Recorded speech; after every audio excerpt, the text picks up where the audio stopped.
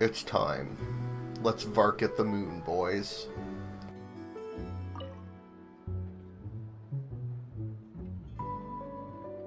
Any updates on the commission from last time?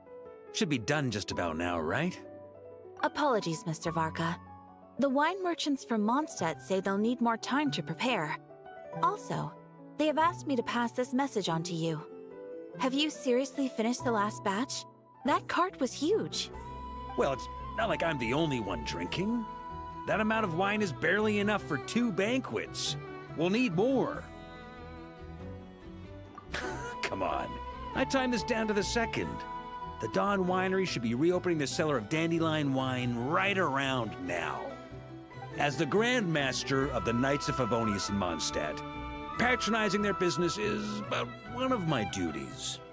Don't worry, I've left some for them. I didn't clean it all out, or Charles would have nothing to work with. The trouble with long journeys, though, is that wine tends to lose its flavor in the process. Next time I get back, I'll have Charles mix me the strongest drink he's got. Now, who to drink with? Kaya would definitely come if I called. And D-Luke? Well, if I can catch him, I'll have a couple of drinks with him, too. Well, might as well get those two to have a drink together, perhaps.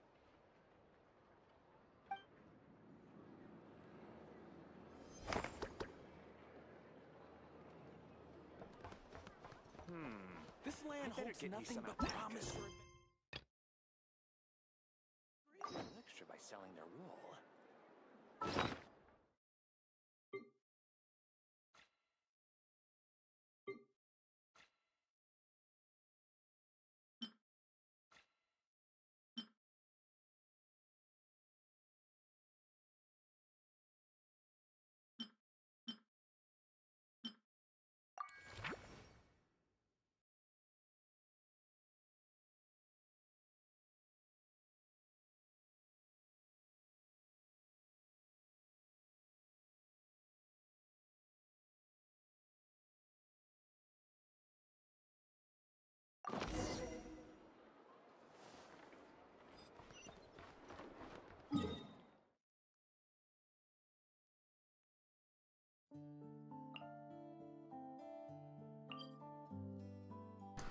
Back to where it all started, huh?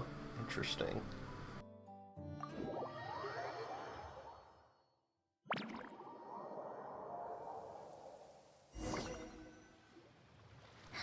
That's weird.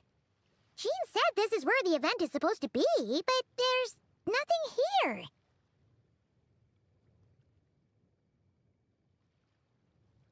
Oh yeah, now that you mention it, this is where our journey officially began. That sure brings back memories. Kinda nostalgic, really. Even after all this time, this place hasn't changed one bit. Worker's getting all sentimental and poetic. Well, we still need to find Jean and the others. Let's have a look around. Yeah.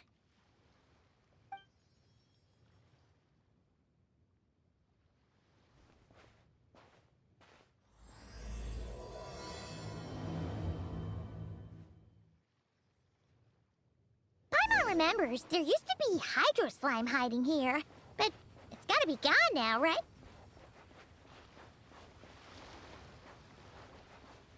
Whoa!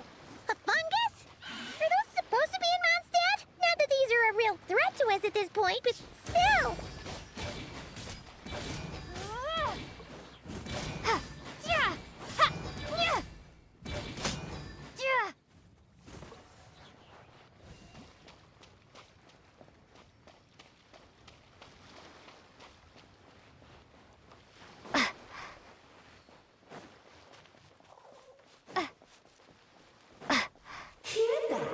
They said this isn't hard enough. Should I grab a geofishing for the next round then? Is this really the time to get competitive? Did you hear that, Paimon? Hear what? Must have been my imagination then.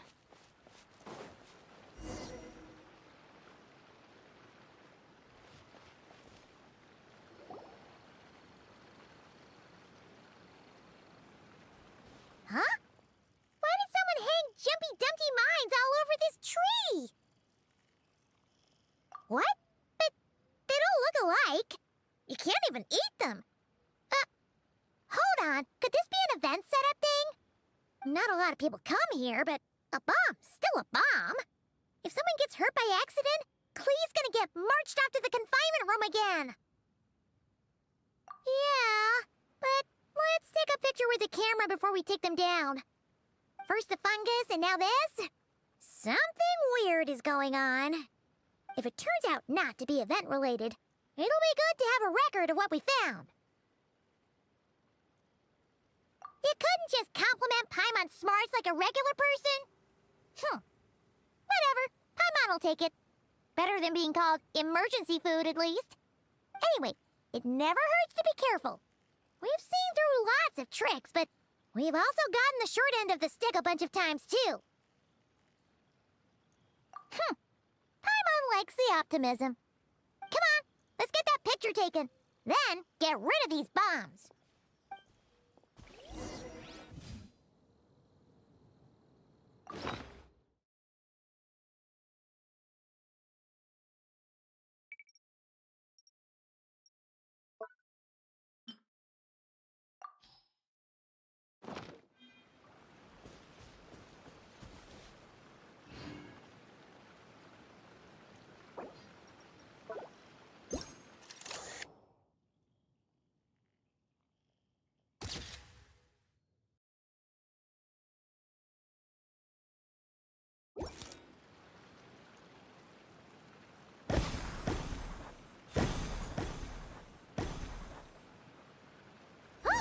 Fireworks!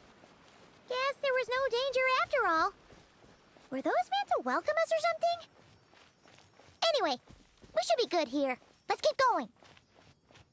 Huh. What was it Paimon said back then? Ah, right! Oh, wow!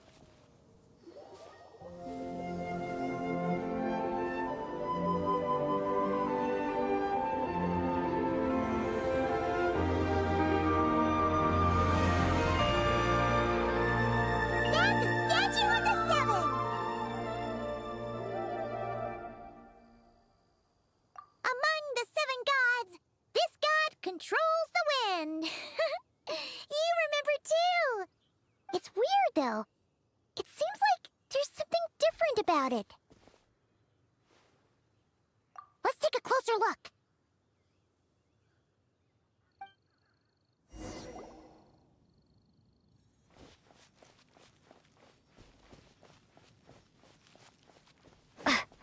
Huh. Paimon's next line was... As we all know, Right! Poetry and language flow like the wind!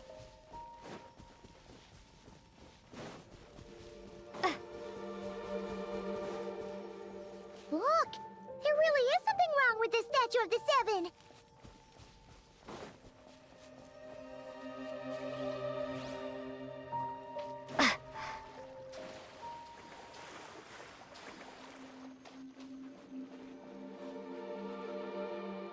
Okay, Paimon's sure of it now. This can't be for an event. No one in their right mind would replace that huge statue of the Seven with a statue of Klee. Yeah, and well made too. But that's not the point. You're not weirded out by this? Oh, you're right. This must be Alice's doing. She could put 100 Klee statues all around Mondstadt and Paimon still wouldn't be surprised. That explains the other weird stuff we saw up till now, too. She must have asked Jean to write that letter so we'd lower our guard. No, wait! Maybe that was Alice just pretending to be Jean. Paimon wouldn't put it past her. Yeah, Paimon's not upset. The surprises were nice, and this statue is pretty cool. Plus, we got to take a little trip down memory lane.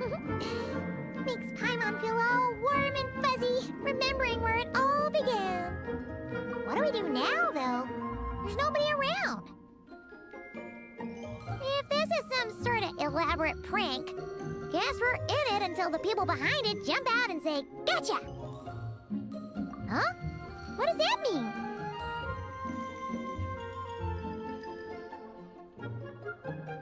Oh, yeah. And there could be even more. Guess all there's left to do is touch that statue and find out. Maybe it'll give you the power of pyro or something.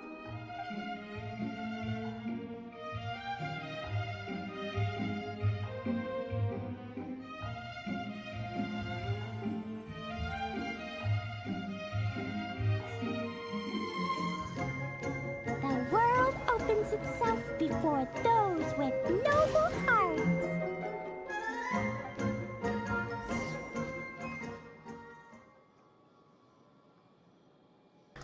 Okay, well, I guess I went to the wrong quest, but, yeah.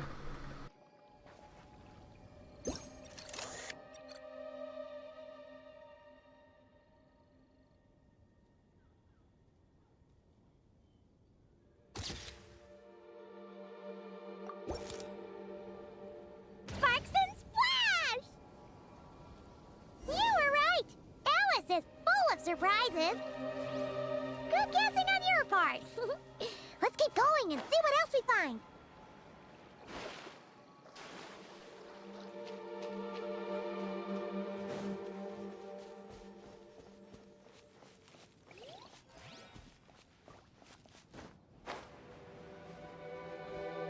Go now.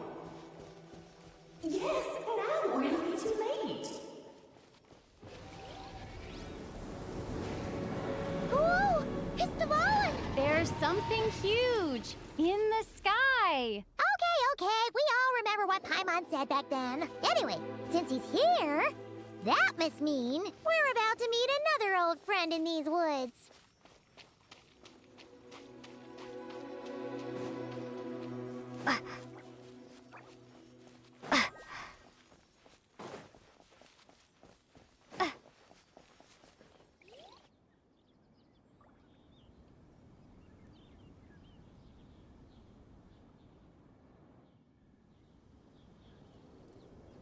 Look! There he is! Back then, the Valen was tainted by the Abyss, and Tone-Deaf Bard was about to heal his wounds. But your control over Animo wasn't so great, so they noticed you and ran off. But you've had tons of practice since then, so mistakes like that should be a thing of the past, right? Sure. Here goes nothing.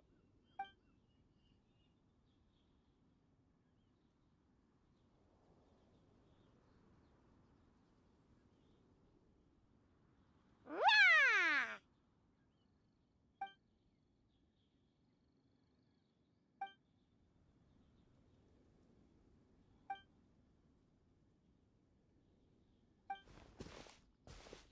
Well, this is awkward.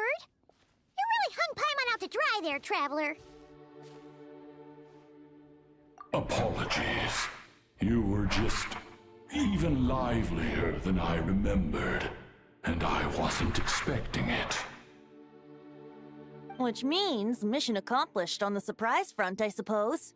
What do you say, Alice? Hi, Marks. Oh, yes, indeed. That was fantastic. I've recorded it all, in fact. Huh! So you were watching us all along. And hold on. You can't just record people like that. What a delightful reunion. Welcome to Mondstadt, you two. The place where it all began.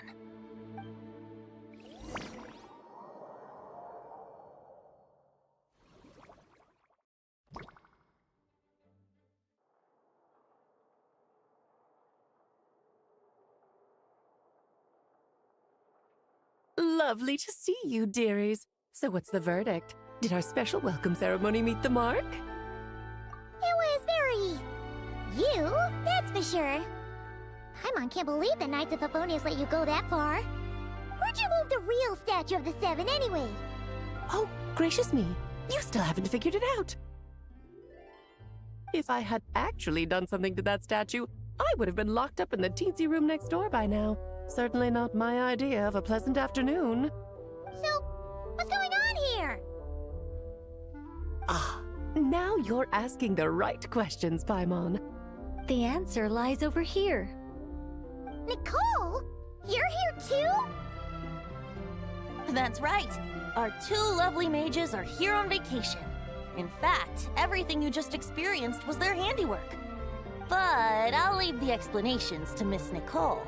I trust you're well acquainted with her skill at explaining all manner of magic and phenomena. Yep. We experienced that firsthand in Notcry. This bubble is a new kind of magic Alice and I invented. Inside it is a small world created using a person's memories.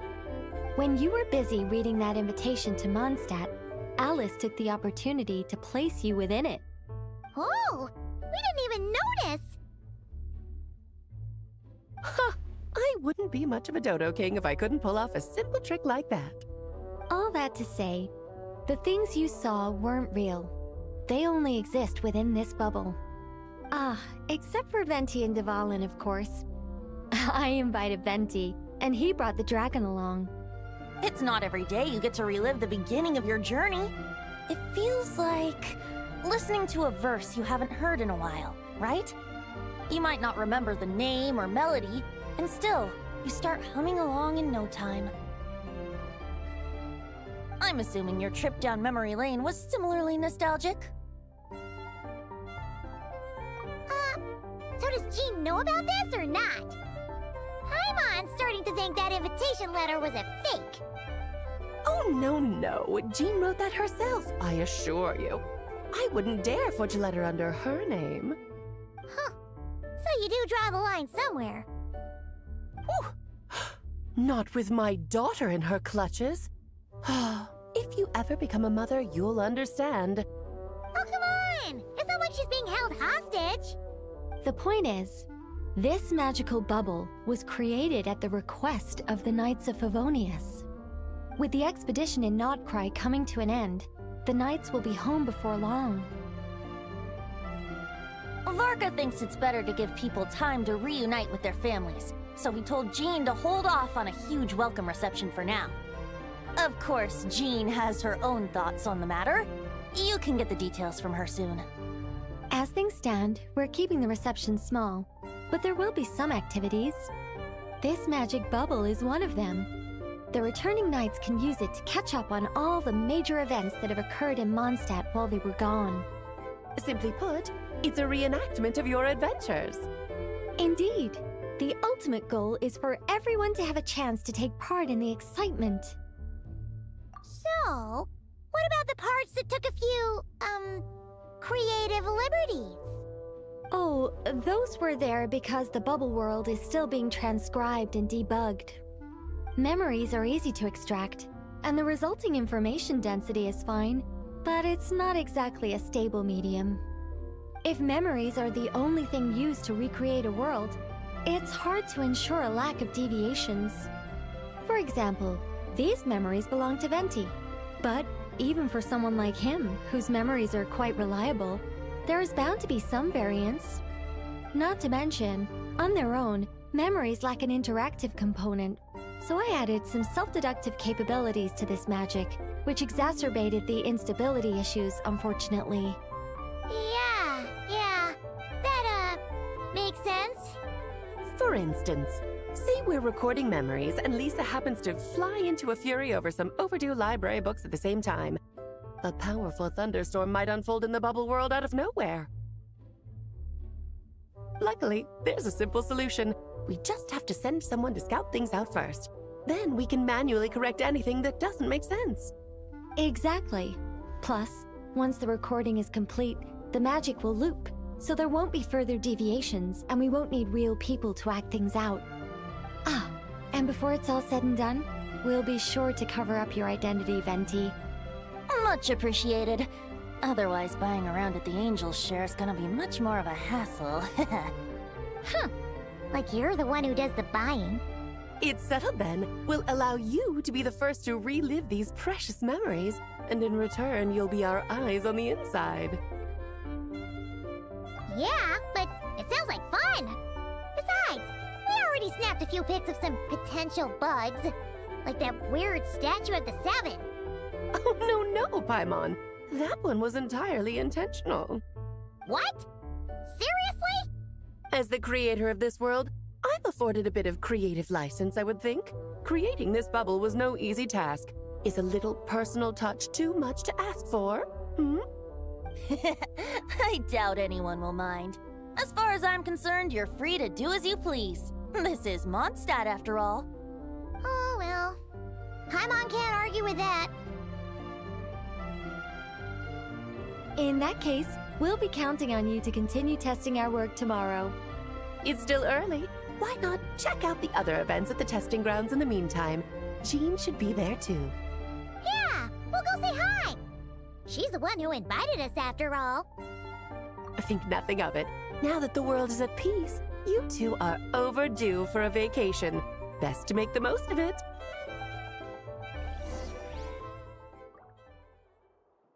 Okay, the statue of the Cleaven is kind of funny. Oh, and didn't you say Kleiner would be making the trip with you this time, Alice? He's been delayed, I'm afraid. Troublesome happenings on another planet.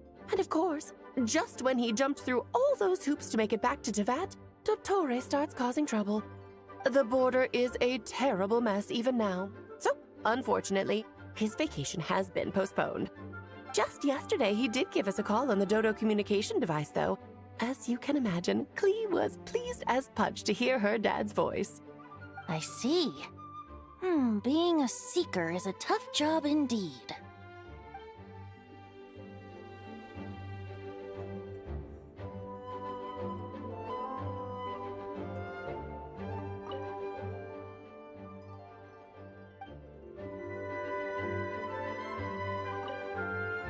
Dvalin appeared a little late, but his sparks and splash triggered a deep magical reverberation. Background music needs to start half a second late. I should put another instance if now the diagnostics are failing. I just don't get it. Nicole, dear, stop fretting. You're projecting rather loudly, you know. Every detail is within your control, huh? Color me impressed.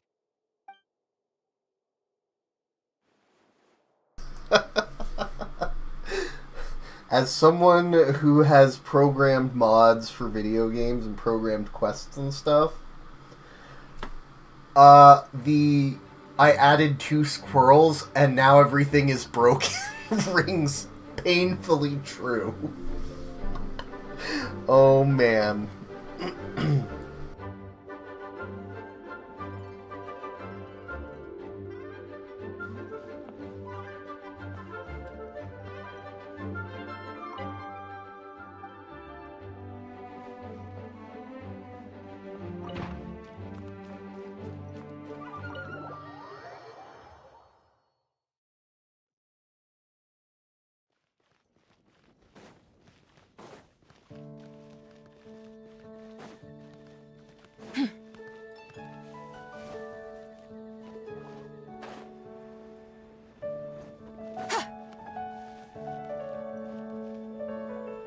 Yes, good work.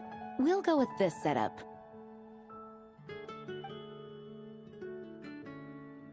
Hey, Jean! We're here! Honorary Knight, Paimon, welcome back. Did you have a good time in Alice's magic bubble? Yeah, it was so cool! Paimon's looking forward to getting back in there tomorrow! I'll be sure not to spoil it then. I imagine you might be interested in what went into the preparation, though. I loved the idea when Alice brought it up, but I knew it would take a great deal of reenactors, not to mention recruiting Dvalin. Luckily, Venti, or rather, Lord Barbados, agreed to help. After that, I opened up recruitment to the people of Mondstadt. Countless volunteers jumped at the chance to reenact your stories, Honorary Knight. It took me 2 days just to read through all the applications.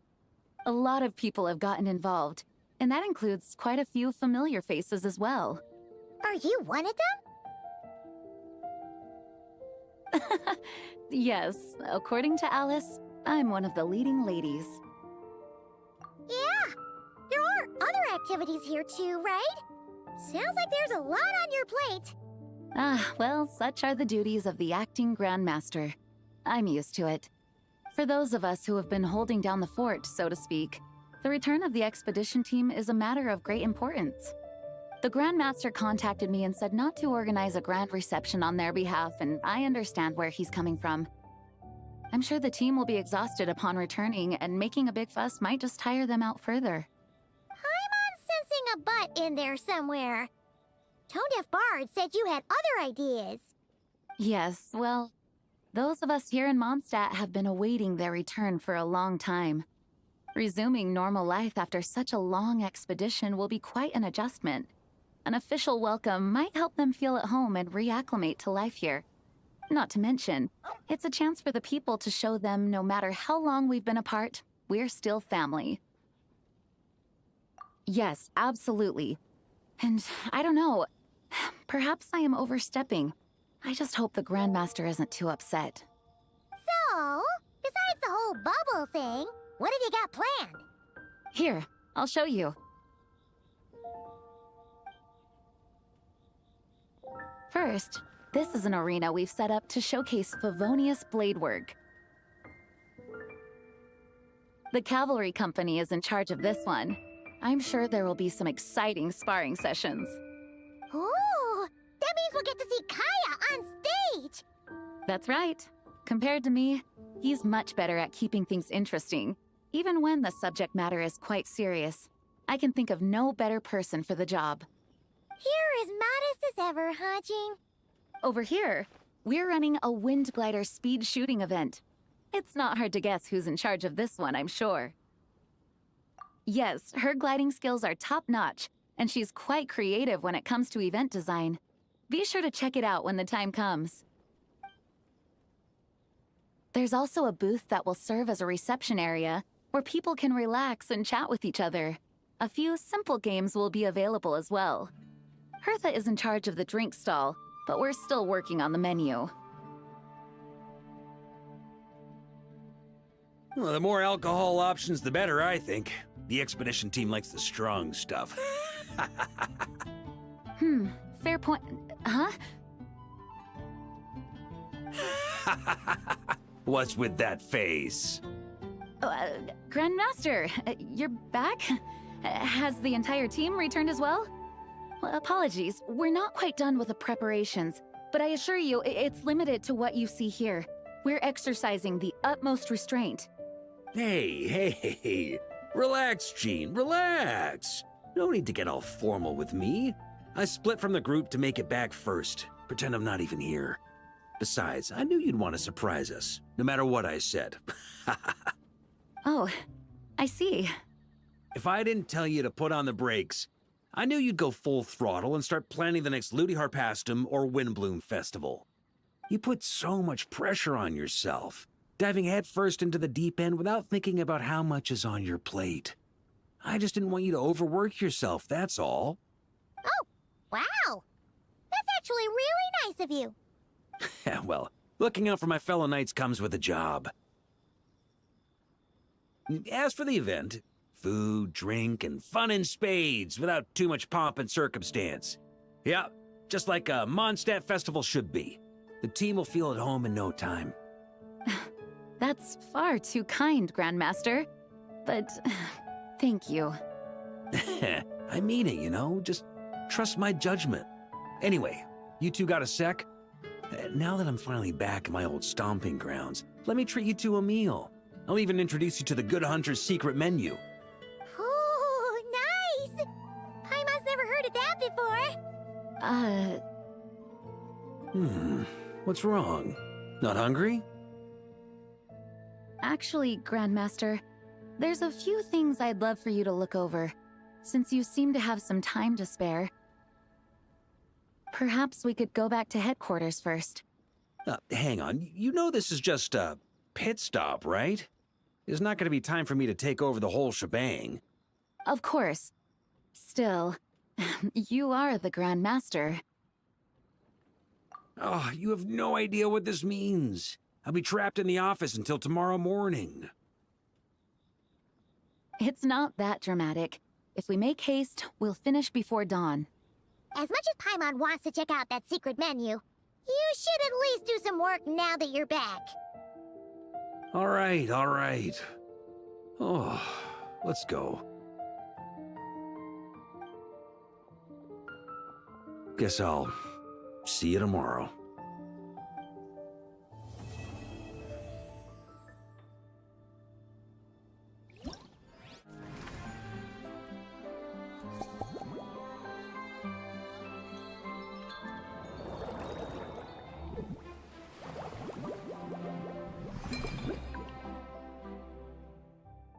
Alright, I'm gonna take a second to go grab some water. I will be right back.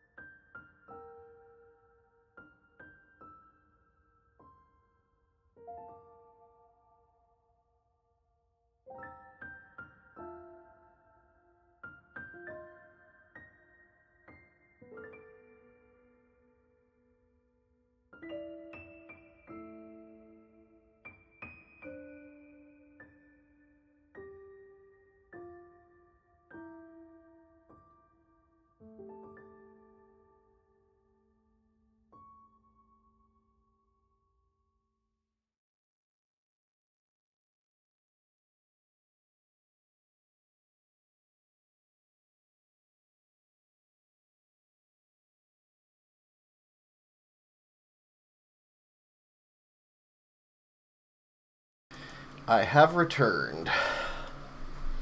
Let's see what this is all about.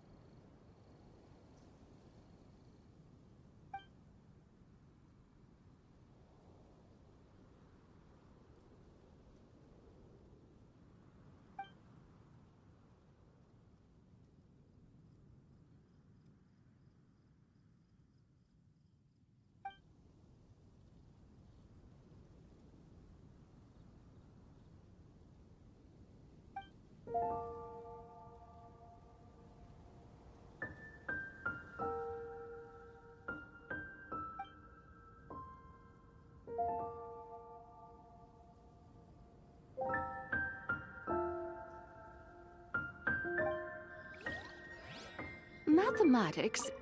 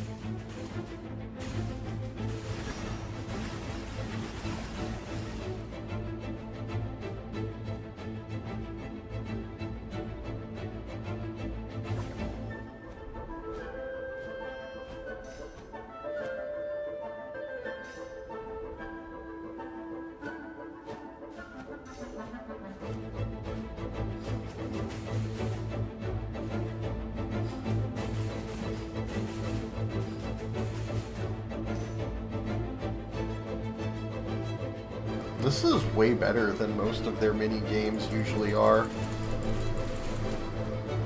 to be honest.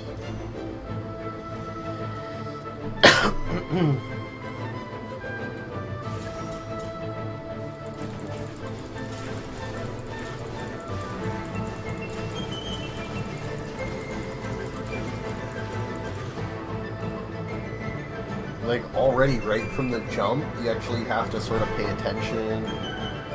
Yeah, okay. Like, I'm feeling this. This is pretty cool.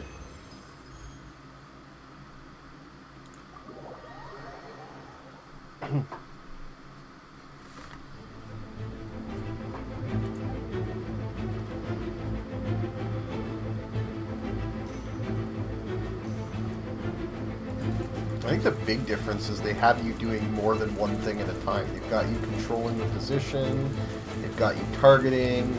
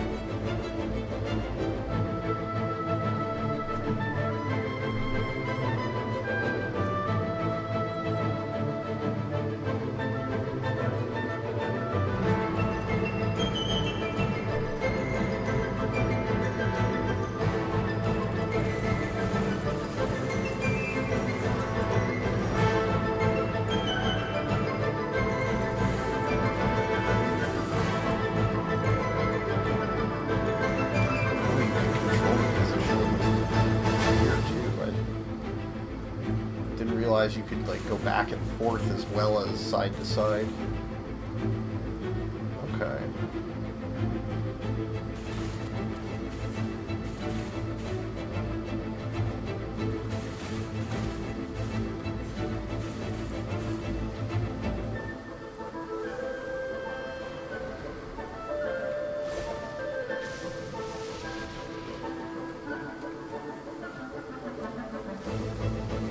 Oh, the controls get inverted. Okay. Interesting.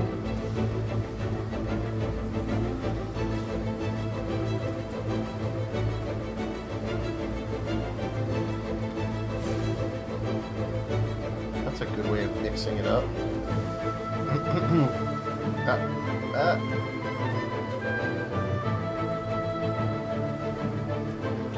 Oh, now they're back to normal.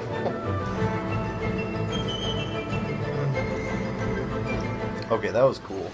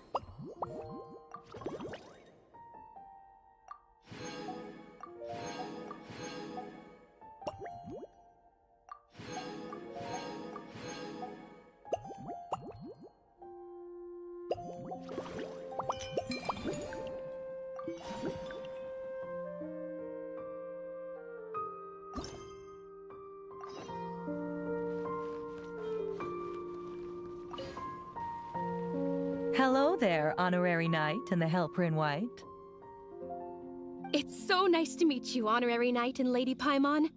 Glenfidia, at your service. Looks like you're in a good mood, Hertha. And nice to meet you, Glenfidia. By the looks of things, you're about ready to open? Indeed. Thanks to some help from the Angel's Share and the Cat's Tail, our drink stand is ready to go. Besides all the classics, we also mix cocktails to order, and are currently offering a limited time delivery service. Cocktails? Do you remember that time we served as bartenders at the Angel's Share? And recently you've also shown off your skills at the flagship in Nocry. We sure have come a long way, huh? The only thing is, our current drink selection is quite traditional, and it stopped feeling fresh long before the expedition began. To offer everyone some more exciting choices, we're planning to revamp our menu. But I need to get back to handling resident requests, and Glenfidia doesn't have much experience mixing drinks. Plus, we've got a whole bunch of outstanding delivery orders on hand. Honorary Knight, if you're free, could you maybe help us out for a while, just until my other squad gets back from the Stormbearer Mountains? You'll be amply compensated, of course, plus double pay for overtime, depending on your performance metrics. Paimon's not sure what performance metrics are, but she's happy to help with deliveries. As the best guide into that, Paimon needs to keep up with the changing times. Besides, this'll give her the chance to explore the city and stay up to date with all the recent goings-on. Working with you two is always such a breeze. I'll do my best to support Lady Paimon in any way I can. I'm very skilled when it comes to things like portioning out drinks. All right. Well, if you're ready too, then let's get to work.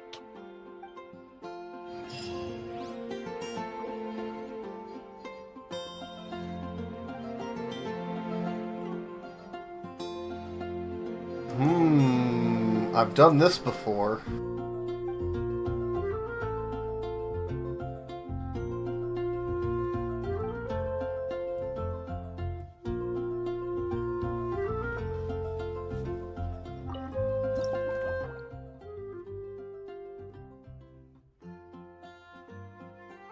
But you know what? I don't think it's a bad thing when they take something that's interesting. And honestly, they did do it first, I think. Maybe just not in this particular way.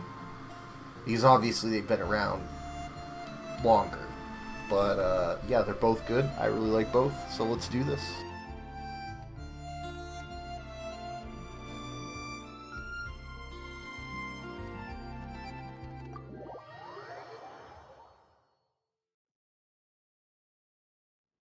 Oh my, it looks like Hertha has gone back to her duties, and Glenfidia is away somewhere too. Has our dear cutie taken complete charge of the drink stand? Wonderful. Now I can order without worrying about ending up with one of the logistics company's specials.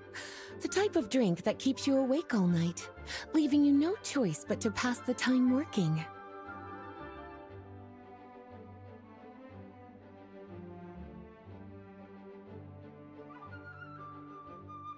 That's right.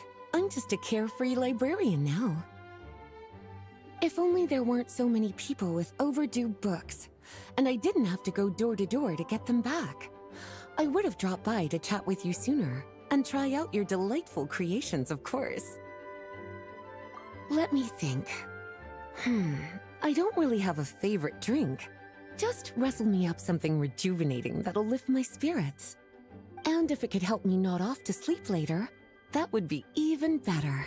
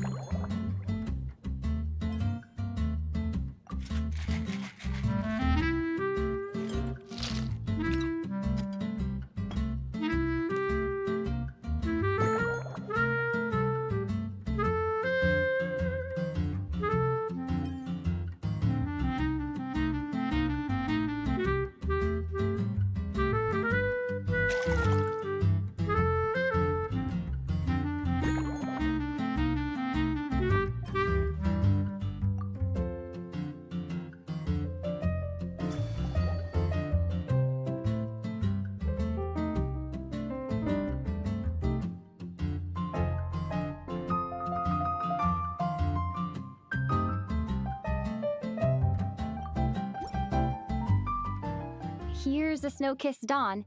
I hope you like it. It's delicious, cutie. Pleasantly tart, sweet, but not cloying, smooth on the palate, with a refreshing aftertaste. If anything, though, I seem to be feeling a little more energetic than I'd like.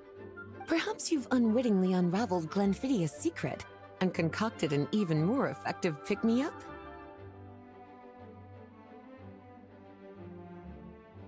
Don't worry, there's no rush. Your eyes are aglow with curiosity, as though you have many more questions to ask. Let's chat for a while. Take your time. Inspiration will come soon enough.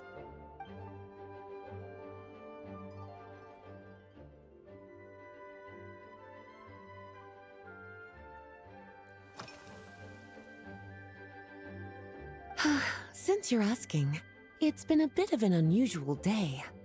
There's a chef, fresh out of training in Fontaine, who's recently taken up a position at the Goth Grand Hotel. She borrowed our most valuable book, the Mondstadt Millennial Compendium of Desserts. Apparently, she plans to use dessert-making techniques to improve the taste of various savory dishes. Something about reducing their greasiness. Indeed, and judging by the results, she rather overdid it with the caramel sauce. What should have been fragrant meat slices ended up tasting nauseatingly sweet. Caramel sauce is such a fantastic ingredient, you know? It never fails to please when added to drinks. Sometimes, I even add a spoonful to my afternoon tea. Improving food, I suppose, isn't always about being as creative as possible.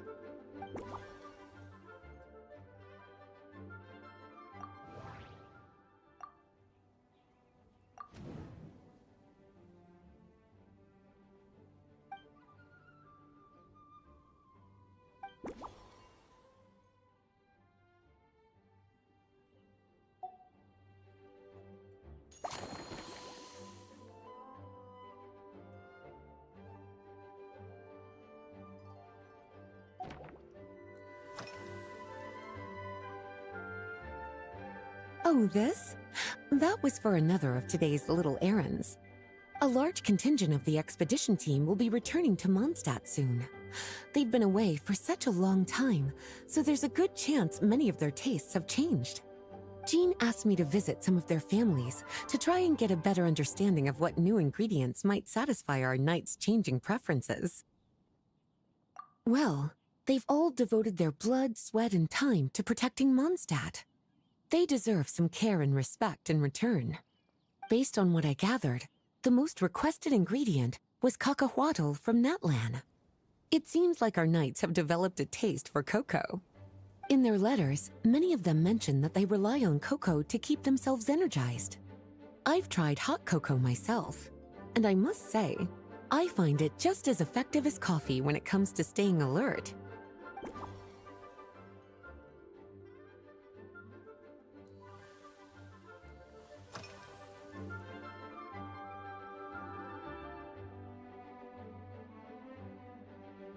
Lately? So careful with your wording, cutie. Is that because you think that I, too, might have changed since we last met? Or simply because you can't remember? Not bad at all. A flawless answer. Back in my student days, I might have been drawn to every new and exciting ingredient I read about, constantly expanding my horizons and stepping out of my comfort zone. But now, I've grown accustomed to a life of comfort and routine. To paraphrase a certain Leo-Ed legal expert, my life is fast approaching a state of living out one's golden years in peace and comfort. I'm no longer so easily moved by adventure and excitement. I'm sure you remember, a few years ago, when we were adventuring together, you found me that sweet-tasting alchemical ingredient. Well, my tastes haven't changed a bit since then.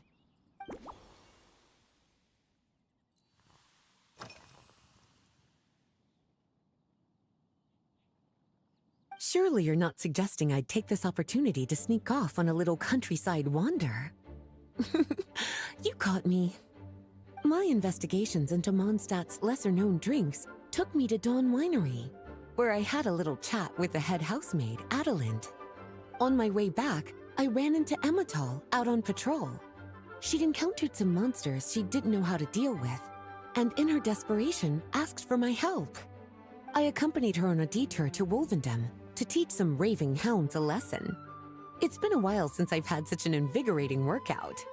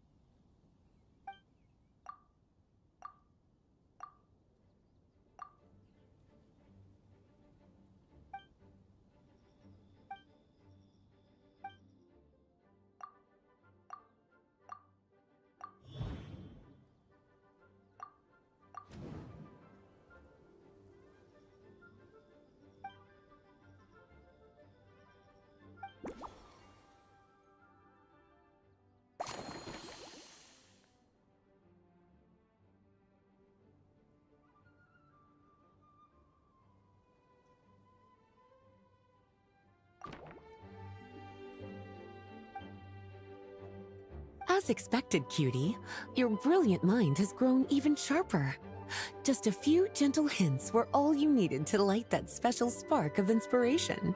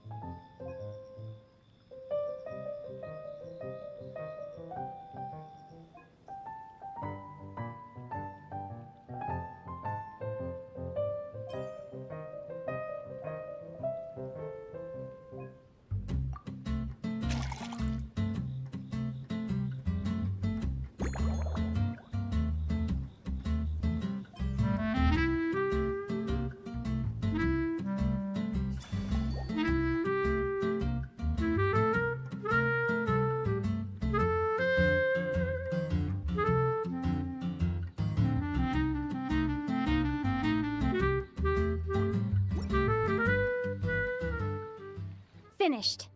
A new creation, custom made for you. This should help you fall asleep quickly and guarantee you peaceful dreams.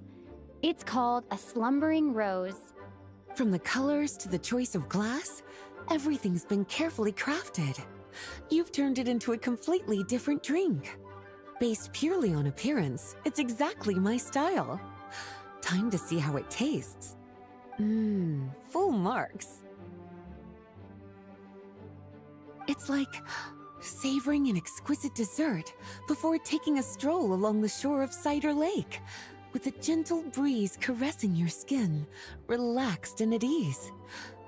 I no longer feel drained of energy, but neither am I overstimulated. I'm actually starting to feel a little sleepy. As a bedtime drink, this is pure perfection. So good, in fact, that I feel like writing an article to extol the virtues of the slumbering rose. I can use it as an opportunity to crown you the new Maestro of Mixology. Speaking of lakeside strolls, why don't you join me next time there's a clear, warm day, when the sun is bright but not too harsh? Any walk would be more relaxing with you to talk to along the way, cutie. Then, when we get back, you could fix me up another glass of slumbering rose. And I'll make just as sure to hold you to that. When the time comes, I won't accept any excuses.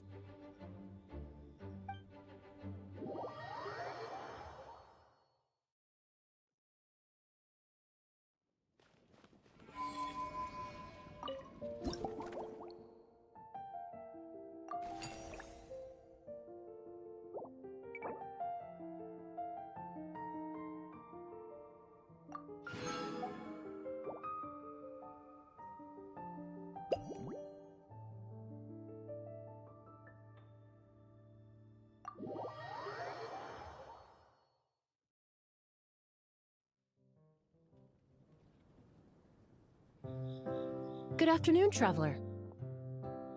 I didn't expect the honor of witnessing your harmonizing talents here in Mondstadt. Both, actually. A lady calling herself a mage asked me to come manage her flower shop. At about the same time, the Cat's Tail commissioned me to create a new fragrance for their establishment. Ending today's busy schedule with a drink crafted by you in person is truly a wonderful reward. I have faith in your choice.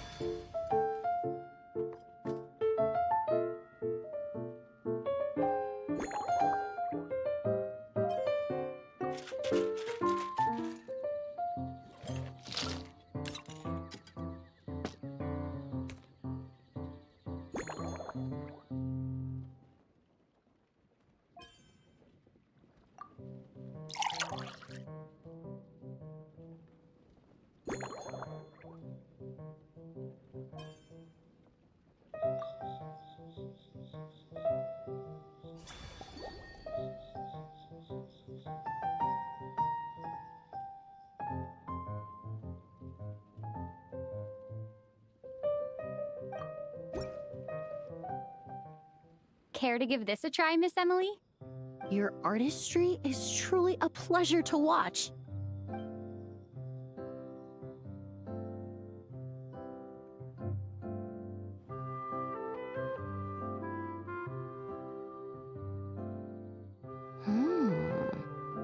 This tastes like a local variant of a Lumiduce Twilight. Am I right?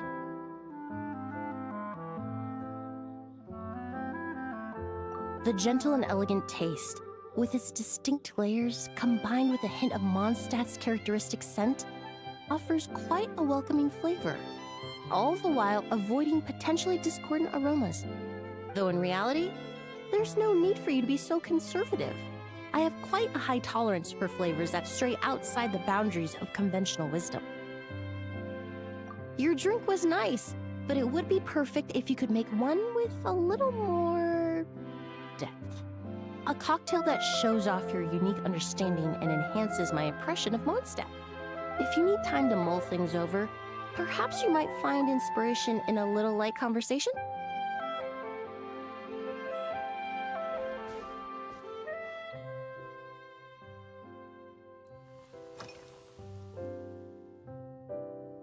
They're part of my reward from the flower shop owner. important ingredients for making perfumes. Thanks to these, I was able to complete my commission for the cat's tail. I studied Mondstadt's Cecilia flowers many years ago. In fact, the fragrance of Cecilia in certain fields has become synonymous with Mondstadt itself.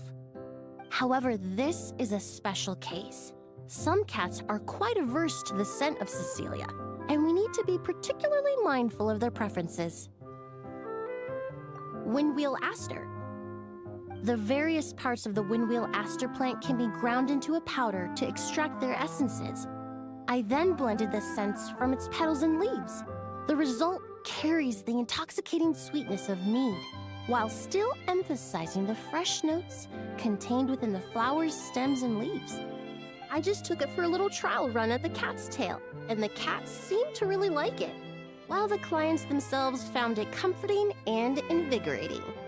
Extracting exquisite fragrances from ordinary overlooked ingredients? Oh, that's what truly brings me joy.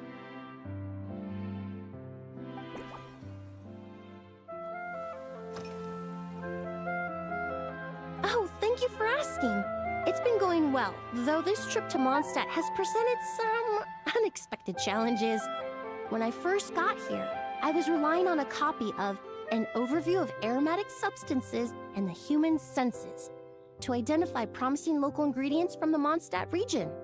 To my surprise, my trial fragrance, which used valberry as the primary note, proved far too sweet in the context of a tavern, relaxing people so much that they ended up feeling drowsy. The bartender with the beautiful ears, for instance, fell asleep right at the bar. Let's just say that sweetness isn't always a case of the more the merrier. Maintaining an appropriate balance is beneficial for both body and mind. Even in daily life, I rarely eat sweet food, and I try to avoid fruits like berries that have a high sugar content. In the end, I completely eliminated valberry as an ingredient and turned instead to windwheel aster, with some success, I might add.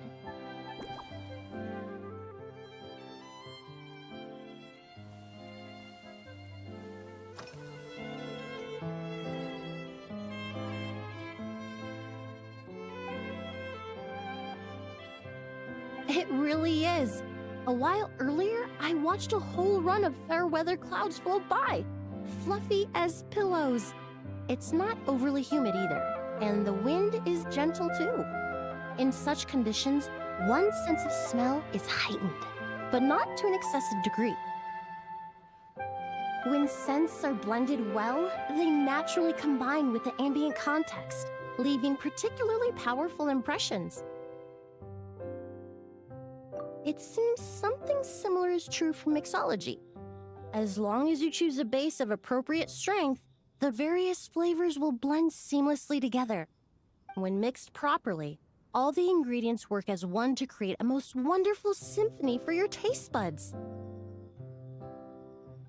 Yes, that's it. Now I think about it, layering distinct flavors doesn't really suit my personal preferences.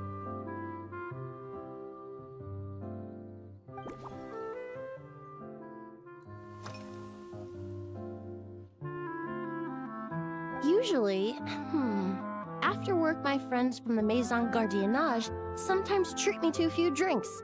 I usually stick to fruit tea. That way I can get straight back to work after our gatherings. If it's before a holiday and my friends are in high spirits, I sometimes order a small glass of sparkling fruit wine.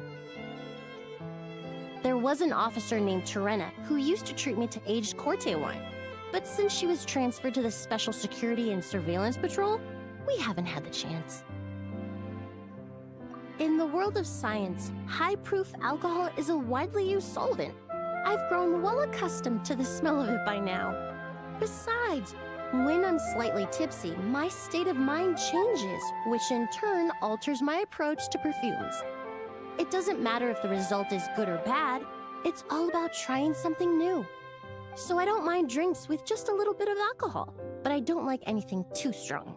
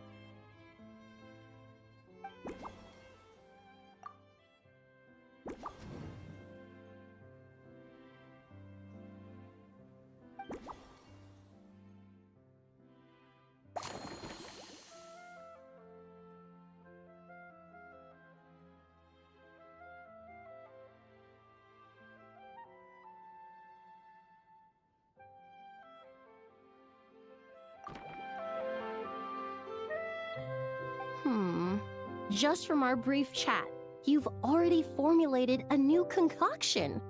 Perhaps you possess a natural talent for this kind of creative work.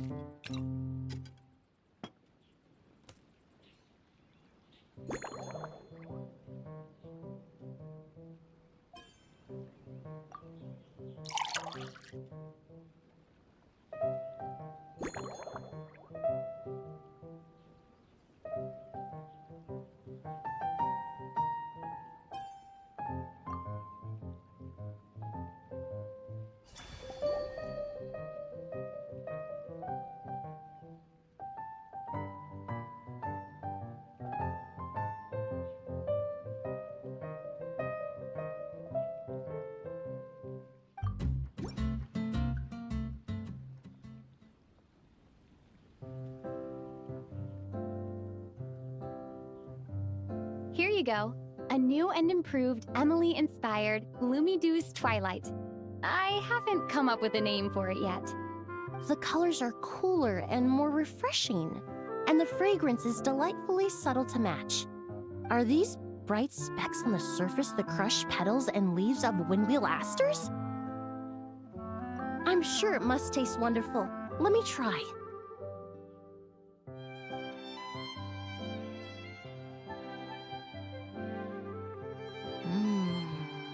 In the language of flowers, the windwheel aster represents the visible winds. Your cocktail not only captures their form, but also the fragrance they carry. Therefore, I suggest you call this drink Windborne Bouquet.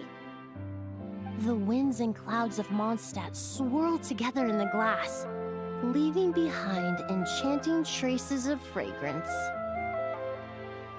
Really?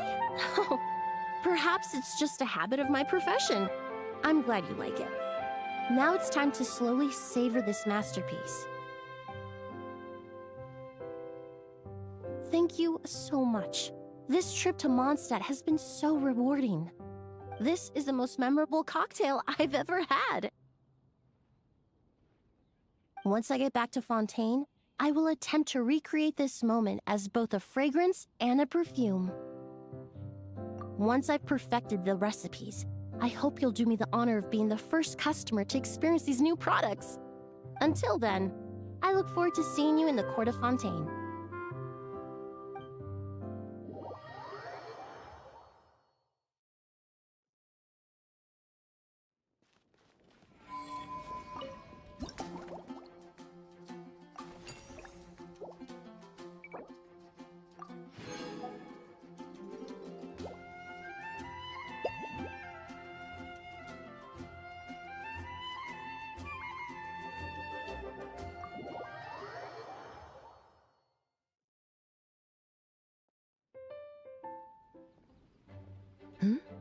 So you're looking after the drink stand now.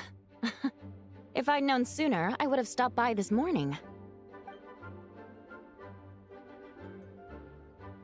I've got to say, I'm getting curious. I've heard a lot about your mixology skills. I wonder what kinds of drinks you can mix with the ingredients Glenfiddich has prepared. I don't have much of a choice. It's just one thing after another right now. First off, the Knights of Favonius annual combat assessment is coming up. And this year, the standards are higher than ever. As the captain of the reconnaissance company, I have to lead by example. At the very least, I need to rank as one of the top 3 captains in the practical portion. So, I've been intensifying my training lately. Being a descendant of sinners means I have to work hard to maintain my position. I'll have you know I've never once neglected my duties. Anyway, on top of all that, the General Affairs Company has invited a renowned champion duelist from the court of Fontaine to come here for a swordsmanship exchange. Since I'm one of the captains with the highest attendance rate when it comes to these things, and I'm fairly skilled with a claymore, I was chosen as our representative. I have to prepare thoroughly to make sure I'm a serious match for the champion duelist. And then after the exchange, I need to write at least 6 different reports based on the results. Oh, I sure could. Anything that'll perk me up would be welcome. I'll leave the details to you.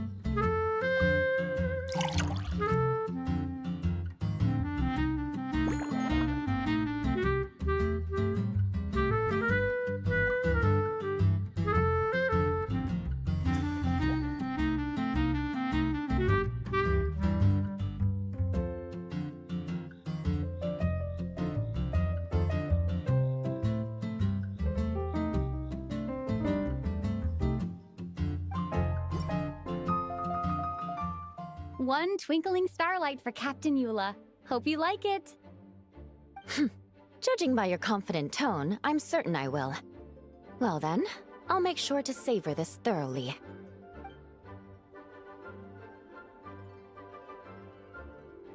Huh, not bad. Sweet and tingly, with a delightful airiness. The fizzy water really brings it to life. I suddenly feel full of vim and vigor. But just one glass doesn't quite scratch the itch. How about something with a bit more bite? Don't hold back. You don't need to worry about putting me on the floor with nothing but a couple of drinks.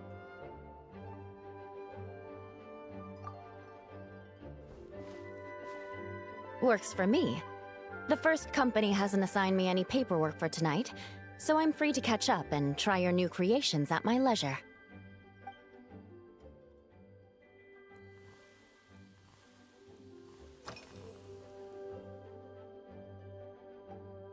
That's right. The merchant I got it from called it Romaritime flower fruit extract. It has a very unique smell. Here, have a bottle. Oh, it's a necessary courtesy. In that book Miss Magistus lent me, The Blade Dancer, 20 Years On, it says, after a duel, a Fontanian swordsman will politely invite their defeated opponents to a banquet. To properly play host to Miss Clorand, I searched for quite some time to locate a rare goods merchant in Dorman Port who sold this juice. I had my doubts at first, too. But Amber said something that makes a lot of sense. She said that even if this custom doesn't really exist, following it still shows I've made an effort to understand Fontaine's cultural heritage. Besides, who doesn't like trying new things, right? I'll treat Miss Clorand to this juice at our post-training banquet.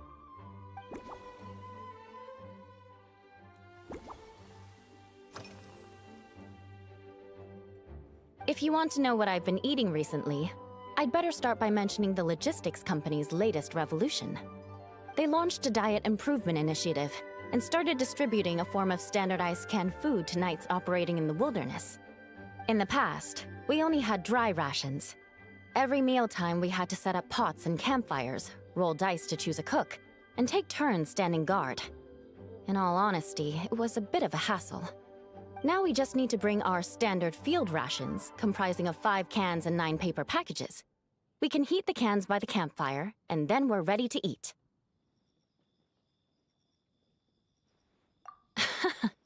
You did say, sounds like, right? Our canned food supplier has quite the stellar reputation, and their regular meals are indeed quite good. The problem is, in order to meet preservation standards, they have to make their military-grade meals way too salty. The vice captain of the 5th Company, who has a somewhat dry sense of humor, went so far as to say, "This food's bad enough to bring down the wrath of Liyue's stove god." In any case, after eating it for a week, my taste buds have gone completely numb. You can hardly blame the logistics company. After all, it is hard to please everyone. Our feedback has already been submitted, and they should be working on fixing the issue. Of course, having fresh meals prepared in camp by a dedicated company chef is still the best option.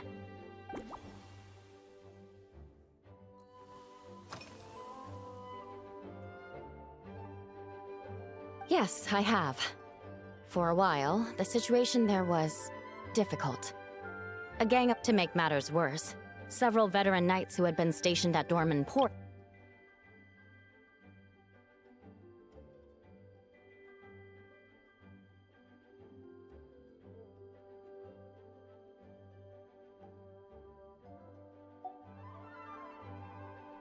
Leading them on this mission was quite eventful. It took 3 weeks of stealth operations in the snow, with no fires to keep us warm, before we finally located the enemy's stronghold. Those veteran knights faced the bitter cold and were almost taken down by the enemy's smuggled battle mechs. Fortunately, the battle went our way, and they had no choice but to acknowledge my abilities. Me? I'm completely fine. But thank you for your concern. It was mentally tiring for sure, but fortunately, the operation wore them down far more than it did me. They won't be questioning my authority again anytime soon. If any new recruits try to make my life difficult, I'll just have my veterans give them a few friendly pointers. I guess you could call them a permanent solution, huh?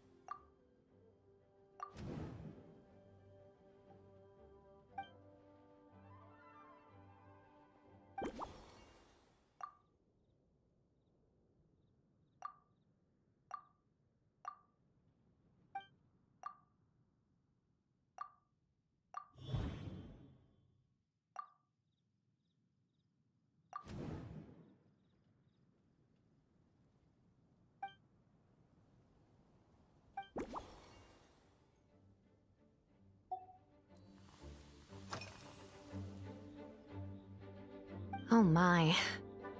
To be honest, I'm eager to begin, but also a little nervous. Miss Cloran's combat style comes from the mysterious Marechaussee hunters.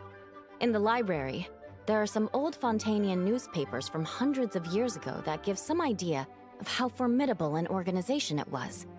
A more recent newspaper claimed that Miss Cloran was an orphan from an underwater kingdom, and that before battle she would perform rituals inviting spirits to possess her sword.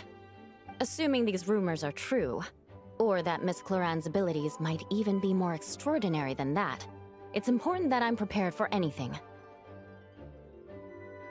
Incorporating elements of swordsmanship into a drink? Huh. Certainly a creative idea, I'll give you that. I sure could do with an energy boost, but how do you plan to express something like swordsmanship with a cocktail?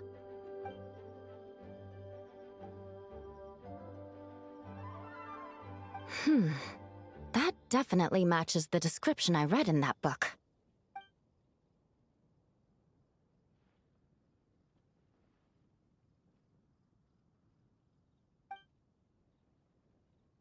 That's right. You really know your stuff. I doubt there's anyone else in all of Tevat who could come up with such a perfect metaphor.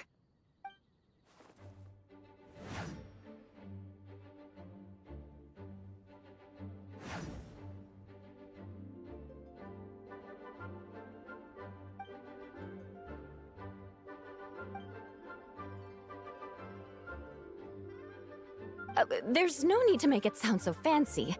It's just an aristocratic variant of Favonius bladework, with a bit of personal flair.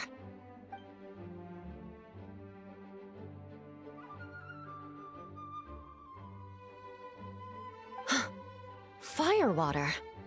In recent years, firewaters gained popularity the world over, following in the wake of prosperous Snezhnayan merchants. These days, almost every tavern has a signature drink that uses it as a base. You really are good. Why don't we try replacing the fruit wine with firewater? As for the alcohol content, that's not a problem. Plenty of the expedition team may have drunk themselves senseless with firewater. But me, I'm full of confidence.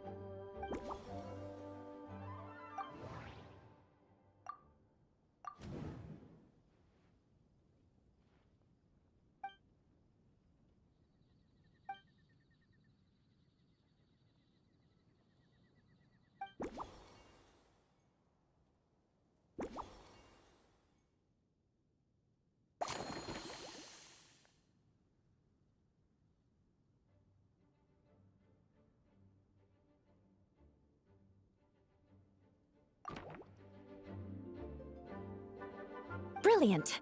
I'm looking forward to seeing how you do.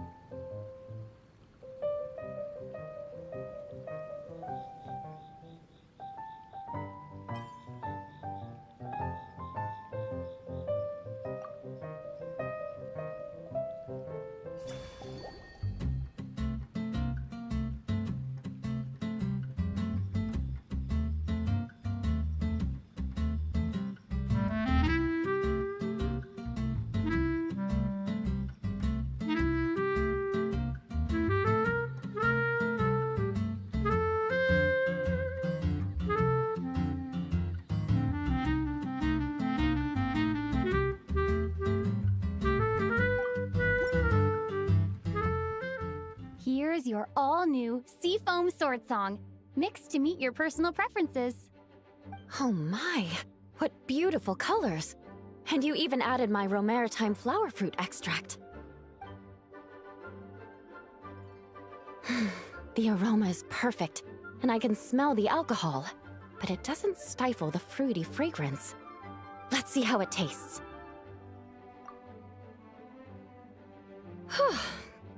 Give me a moment to come up with the right words. I need to think carefully. I know it's unbecoming of a lady, and a proper connoisseur would savor their drinks slowly. But I'm sorry, this is just too good to be true. Can you mix me another?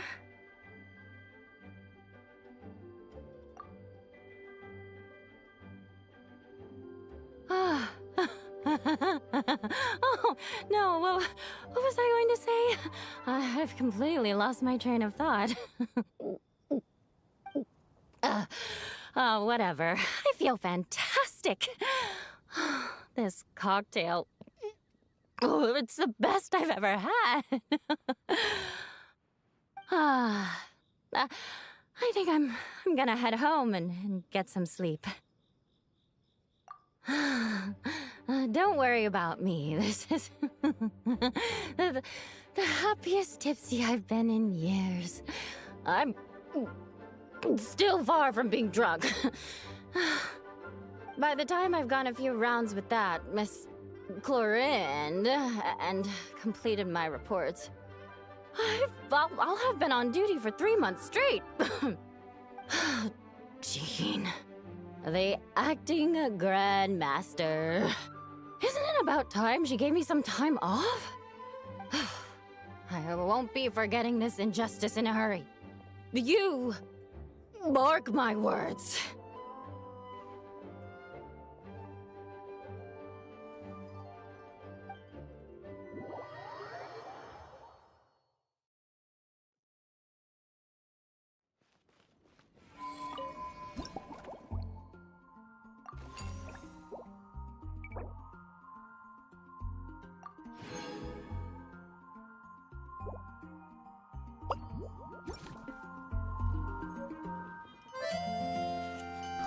Two minutes. Oh wow. Okay.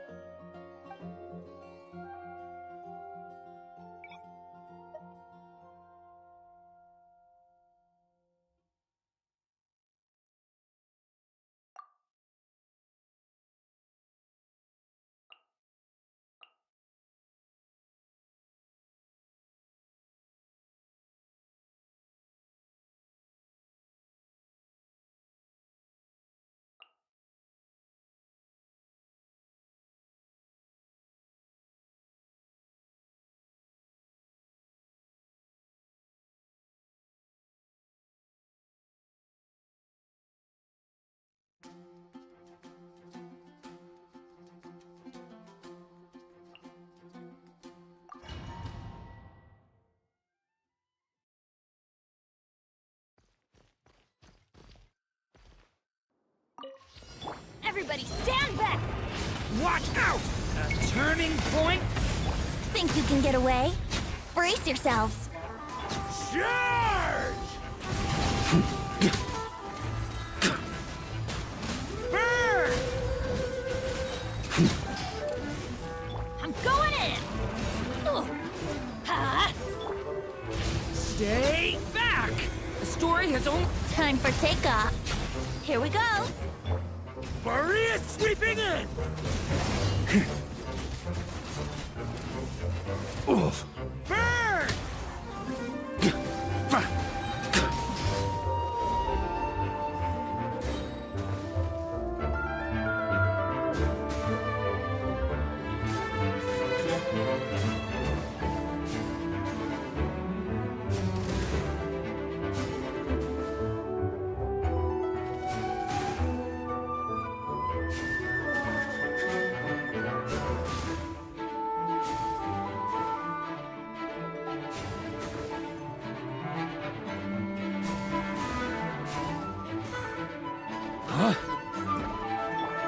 Leave it to me! The story has only just... Teamwork is true. Think you can get away? Let's play.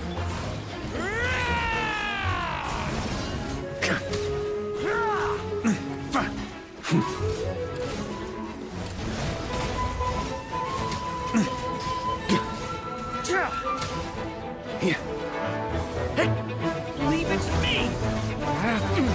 Okay! Get out of here! Time for takeoff. Yahoo!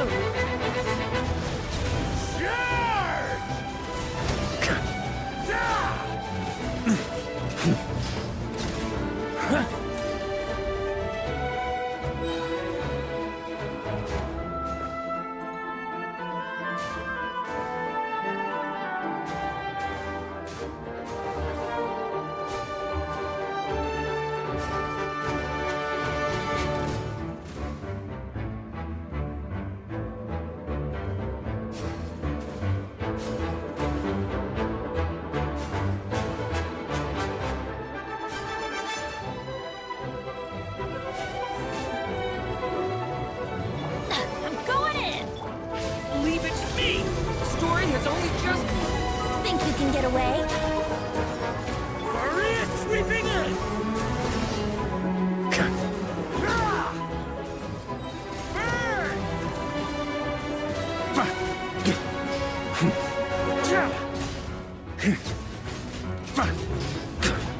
Stay back! The story has... Teamwork is true. Time for takeoff.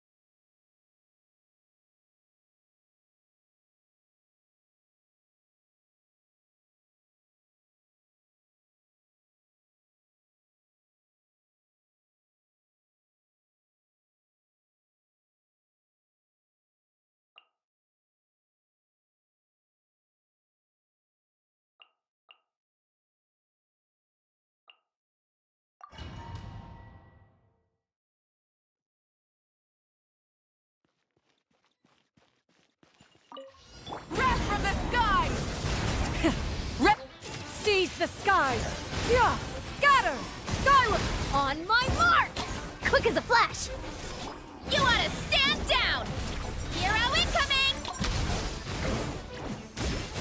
Oof! Heads up! Charge!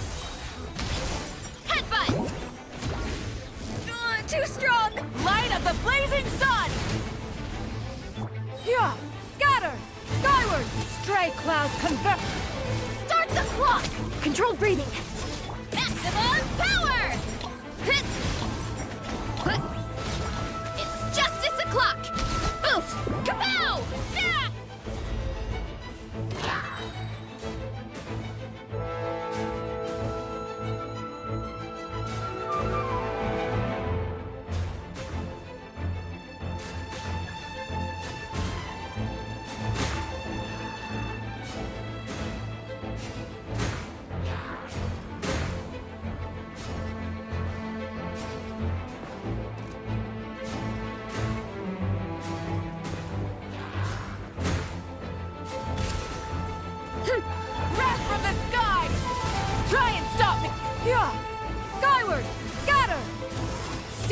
skies!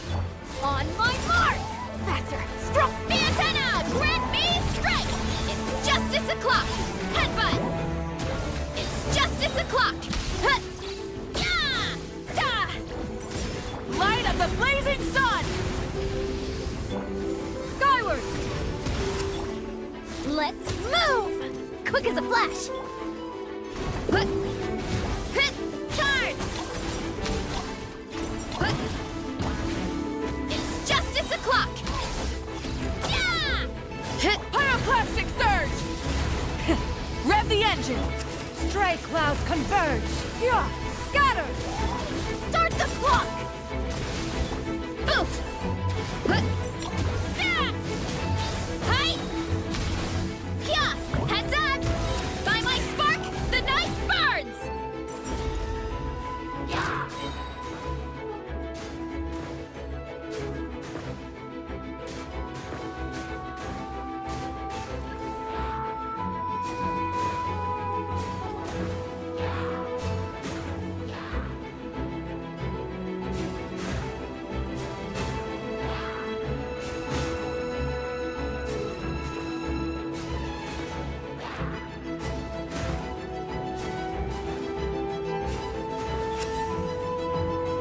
Light of the blazing sun!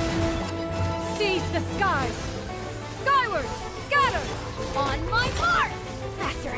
One fell swoop! It's just...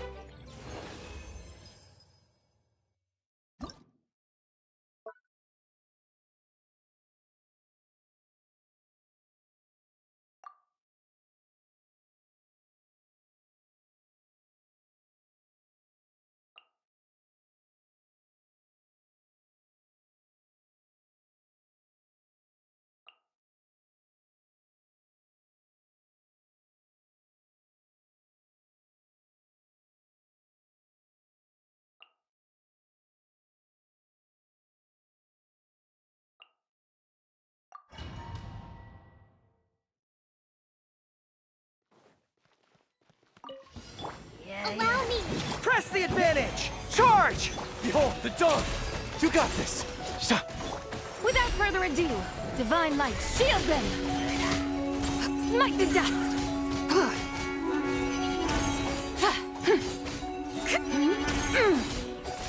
Fall in! Hold the line! Light compels you! Be cleansed! Lofty wisdom will show us the way! Smite the dust!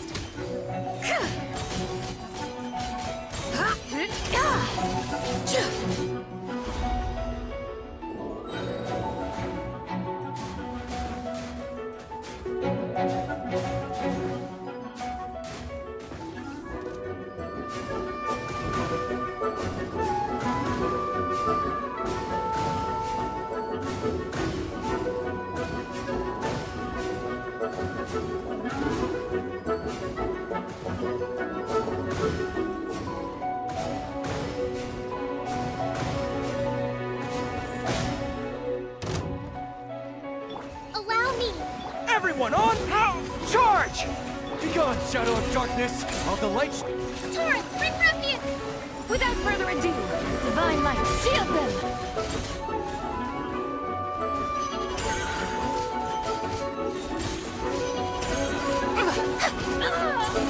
Smite the dust! Advance! Press the advantage! Rest and rebuild! Light compels you! You got this! Billowing surge! Be cleansed! The sky's clear, the glazed moon shines! Smite the dust!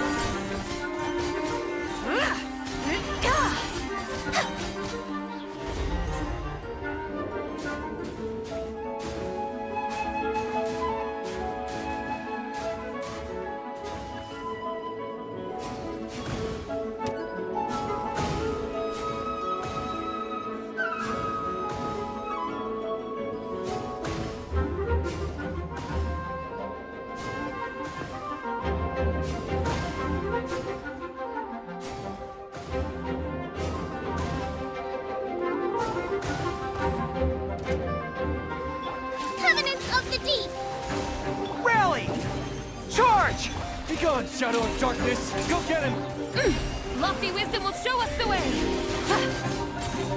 Smite the dust!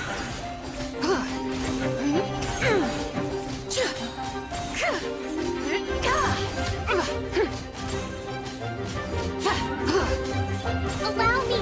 Everyone on me! Light compels you! The sky's clear, the glaze moon...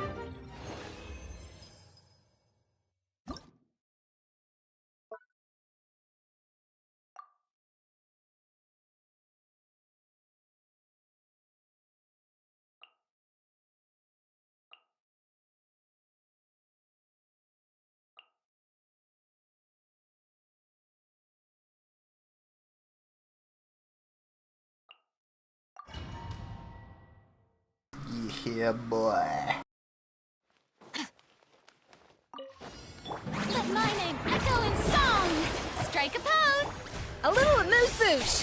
A burst of Cryo incarnate! My will embodied! Power! Ja, ja. Ha. Ja. Ja. Ja. Ha. Let the world come alive! Deuce on the loose! Off to the... By ordinance divine! Transfiguration! Sword!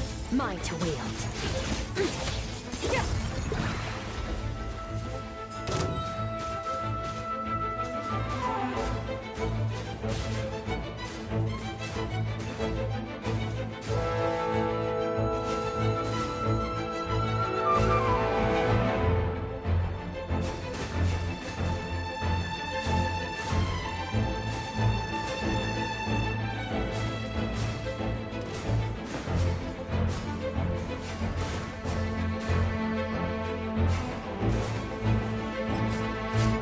Let my name echo in song!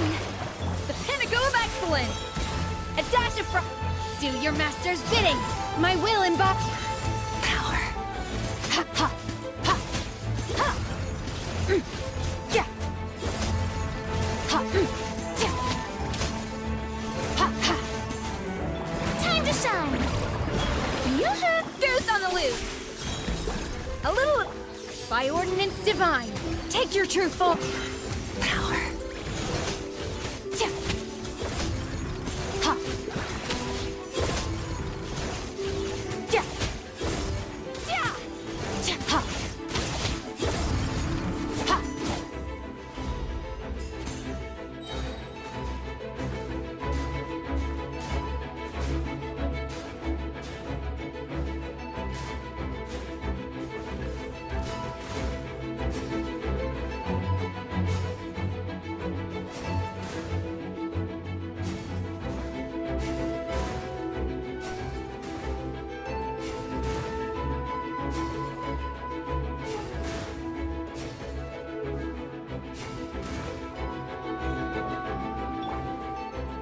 Let my name echo in song! The pinnacle of excellence! Off to the brink! Do your master's bidding! My will embodied! Paradigm shift! Extinguished! Yeah! Yeah! Yeah! Ha! Yeah! Yeah! Ha! Time to shine! A burst of flavor! A little... By ordinance divine! Annihilate! Mine!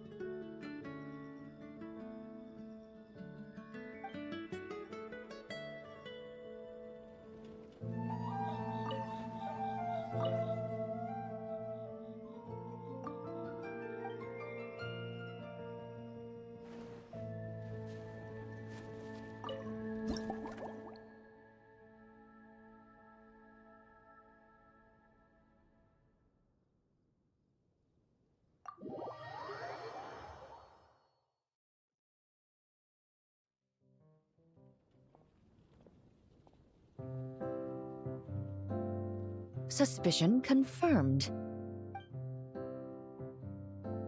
While patrolling the area, I was sure I'd sensed a familiar presence, so I came over to take a look.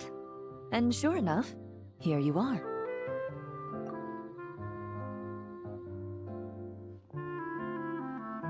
If Miss Charlotte were to see you like this, I'm guessing she'd take 100 pictures and write up a report. Sword-wielding traveler's secret side hustle. Exclusive cocktails from Tevat's Explorer Extraordinaire. You'd make the front pages of every major newspaper. And there'd be crowds of Fontanian tourists flocking to your drink stand, causing gridlock on the streets of Mondstadt. Luckily for you, I turned down Miss Charlotte's request to accompany me here, so you're unlikely to be seeing any scenes like that. Let's quietly celebrate this moment of peace. And on that note, I'd like a caramel glaze.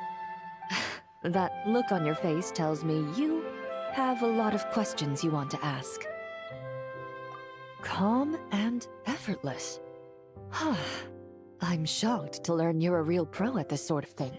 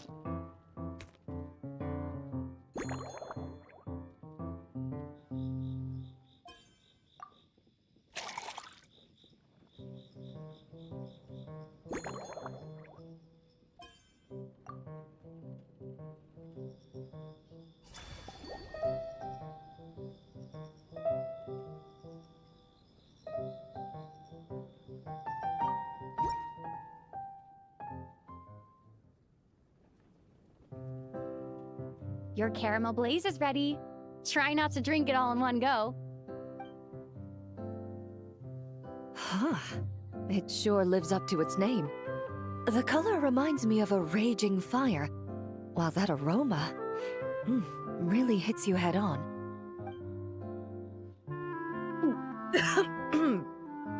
It's quite strong. I'm all right. I just need a little time to get used to it. As I recall, the last time I drank alcohol was at a wine tasting event that Navia invited me to last year. I only had a small sip of Sassica wine, and it was nowhere near as strong as this concoction of yours. From a purely rational perspective, alcohol can cause dizziness and impair one's ability to work, so it's best avoided altogether. But when Miss Farina saw me off at the docks, she mentioned that Mondstadt is the land of wine and poetry. Since I'm here, I thought I should at least try the local specialties. In fact, according to my intelligence, the captain of the reconnaissance company, who I'm preparing to spar with, has quite the refined taste for fine wine. Her publicly available battle reports are truly a sight to behold. Out of the utmost respect for her skills, I feel compelled to deepen my knowledge of Mondstadt's wines. I truly appreciate all the trouble you're going to.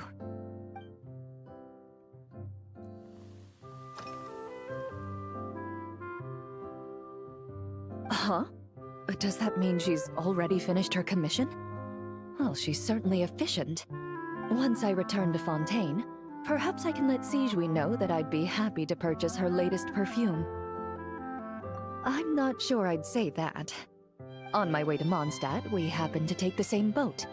Naturally, we got to chatting. I've often heard Sigewinne praise her work. After conversing with her on the journey over, I must say, she is indeed a rare and refined individual. She's gentle and composed, yet keeps others at a distance. Perhaps it's due to her profession. I find this approach ideal. It allows one to maintain a lasting sense of inner peace. Oh, thank you, but there's really no need to set anything up. Our work rarely intersects, and our social circles hardly make for a Venn diagram, if you know what I mean. Best to just let things take their natural course.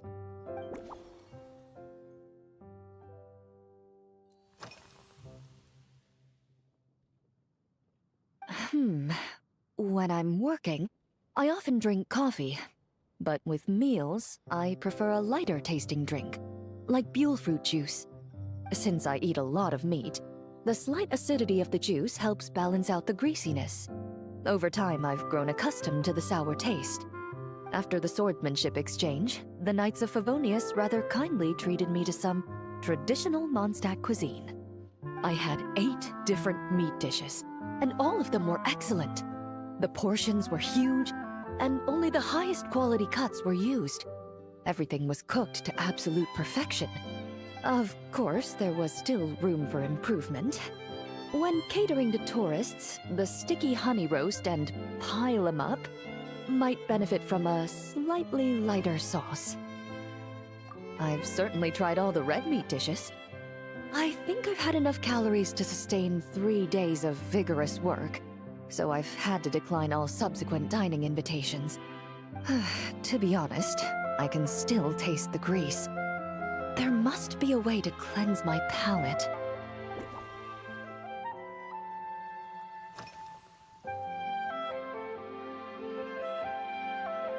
I've seen a little.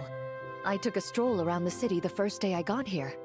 Navia's done some rather extensive research on this place. Many of the scenes and illustrations for the tabletop troupe were inspired by views of Mondstadt. However, the way she describes the atmosphere in her world building is quite different from the real Mondstadt. The deepest impression I've got since arriving here is one of swords and shields. Perhaps because I've mostly just visited the blacksmith and the training grounds. Recently, the newer weapons and armor produced in Mondstadt have been created using a completely different heat treatment process from those in Fontaine, with a higher carbon content in the surface layer. While this has slightly reduced their overall toughness, their impact resistance has greatly improved. These newer weapons give off a smell like overbrewed coffee. Perhaps it's because that scent gave me such a positive first impression. You see, Fontaine's signature metalwork is often coated with a protective agent that contains Marcotte. Over time, the faint fragrance becomes overly sweet. And for some reason, it makes my teeth feel funny. I don't imagine the scent of Mondstadt's swords and shields would cause the same level of irritation. Of course, there is a solution to this problem. The next time you find yourself in Fontaine, there's another protective agent I can recommend. One that's as neutral as water, without any excess fragrance. If you also dislike being bombarded with sweetness, this protective agent should suit you well.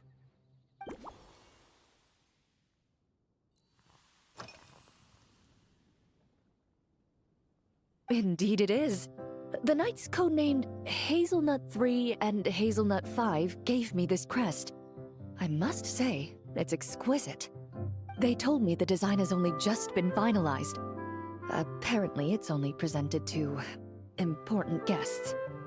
They said they're making a badge for you, too, but it hasn't been finished yet. You're not wrong.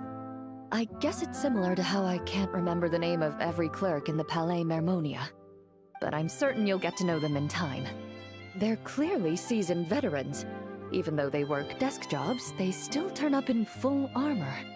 After handling my affairs, they headed to the tavern for a gathering, saying they wanted to continue last night's duel and determine who had the highest alcohol tolerance. Drinking barrels of beer the night before, Yet being able to work with clear minds the next day... Whew.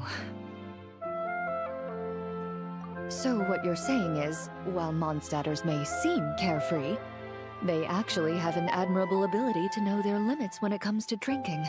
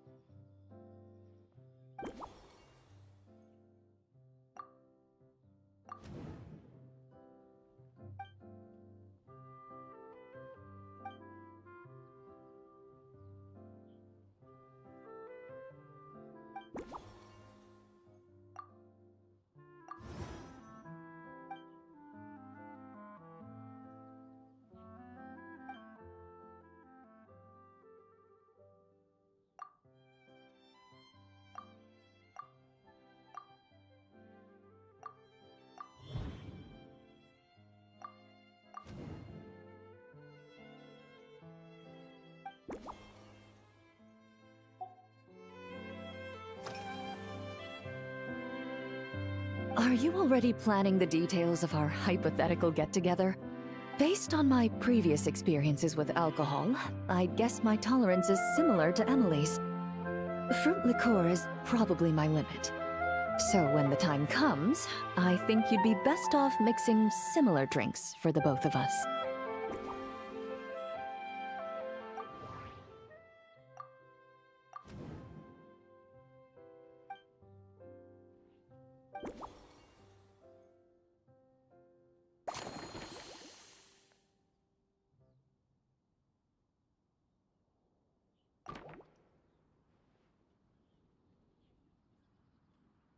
All right, I'll make sure I'm mentally prepared.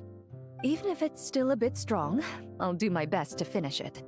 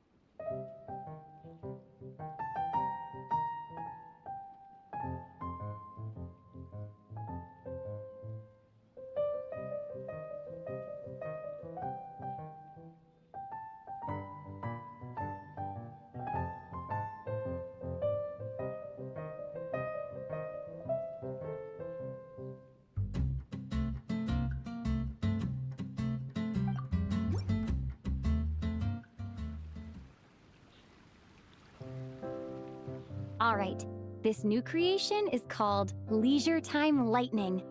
A cocktail made exclusively for champion duelists. Enjoy!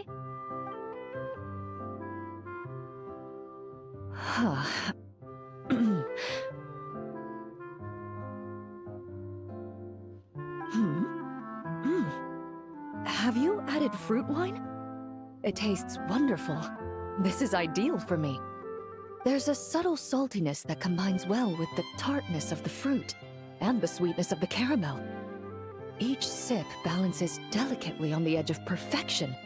The color of the wine also fits well with the name, and the lightning imagery contrasts with the fiery nature of the caramel glaze. But where does the leisure time part come in? I see. That certainly matches the impression this cocktail gives me.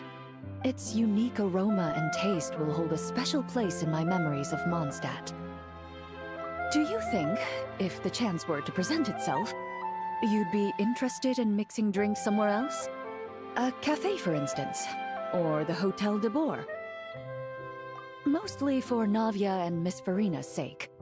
Though obviously I'd be more than happy to try more of your masterpieces myself.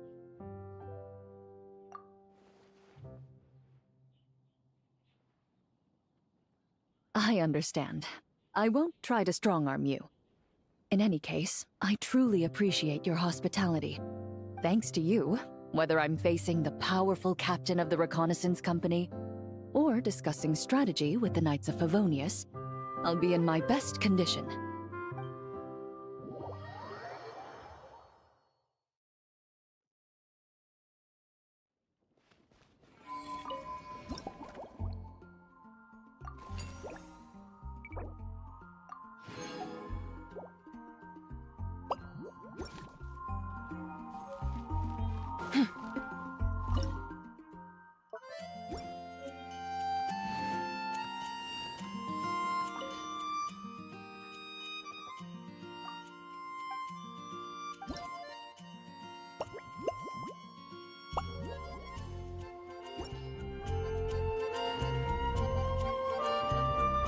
Alright, now that we're done being sidetracked,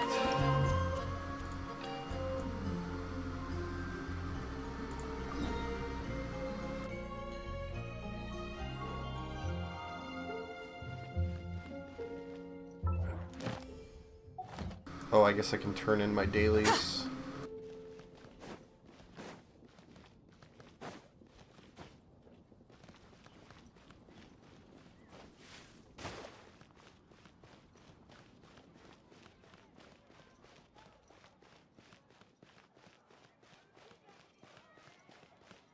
Add Astro. Thank you for complete. Haven't you heard? There's a strange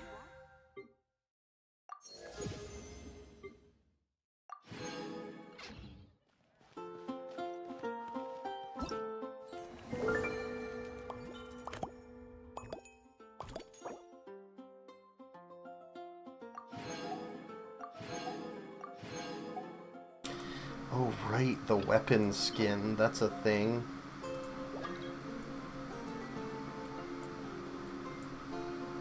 I wonder what he's looking for. Sorry, guy, but I'm kind of in the middle of stuff.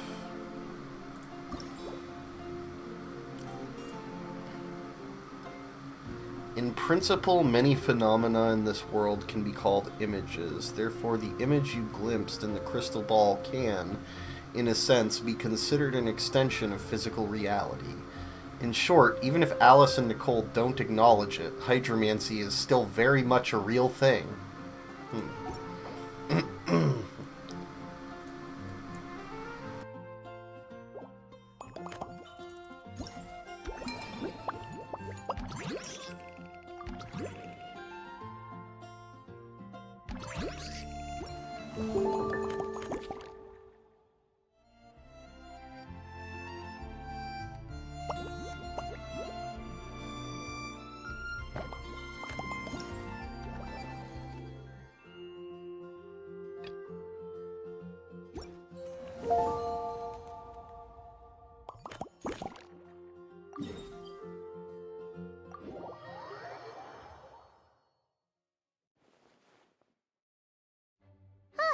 We made it!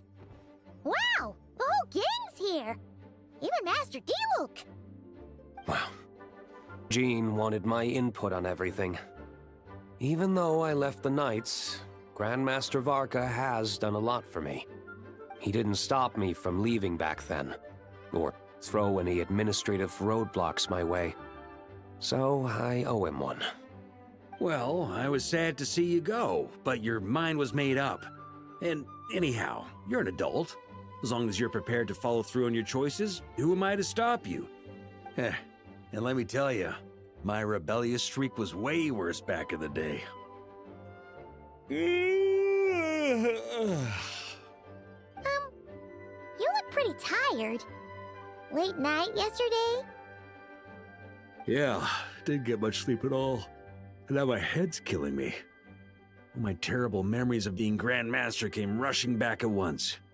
The Grandmaster's wording is somewhat misleading, so allow me to elaborate. We made quick work of our tasks yesterday, much to the Grandmaster's great pleasure, so he hit up his friend Charles for a few drinks. You know how it is.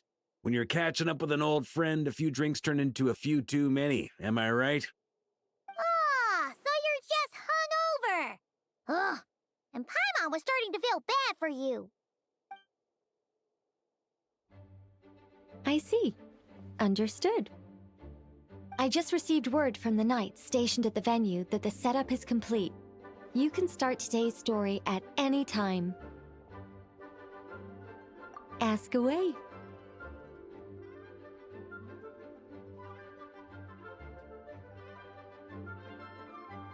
Ah, you mean like how only you could have purified Dvalin's tears? That ability is unique to you, and to be honest, a lot of people might not even know you're capable of something like that. So they might get stuck at that point in the story. Don't worry, I thought about that. The story told within the bubble has some jumps. I've deleted the parts that might complicate things. The remaining content doesn't require the participant to do much of anything, actually. It should be like watching a play, except you get to walk around as you enjoy the performance. Wait! But we ran into a combat encounter yesterday when that fungus jumped out at us! We'll take care of that. Alice and I want this to be an experience even a child can complete without trouble. The parts you're testing today are more stable, so there shouldn't be too many bugs. Of course, when you access the dicier sections, be sure to keep our vision in mind. Speaking of Alice, where is she? Klee demanded some playtime with her mom. And, of course, as far as Alice is concerned, nothing is more important than a request from her daughter. Yep, that checks out. Ha ha ha! Well, let's get this show on the road. I'm ready to witness our honorary knight's story firsthand.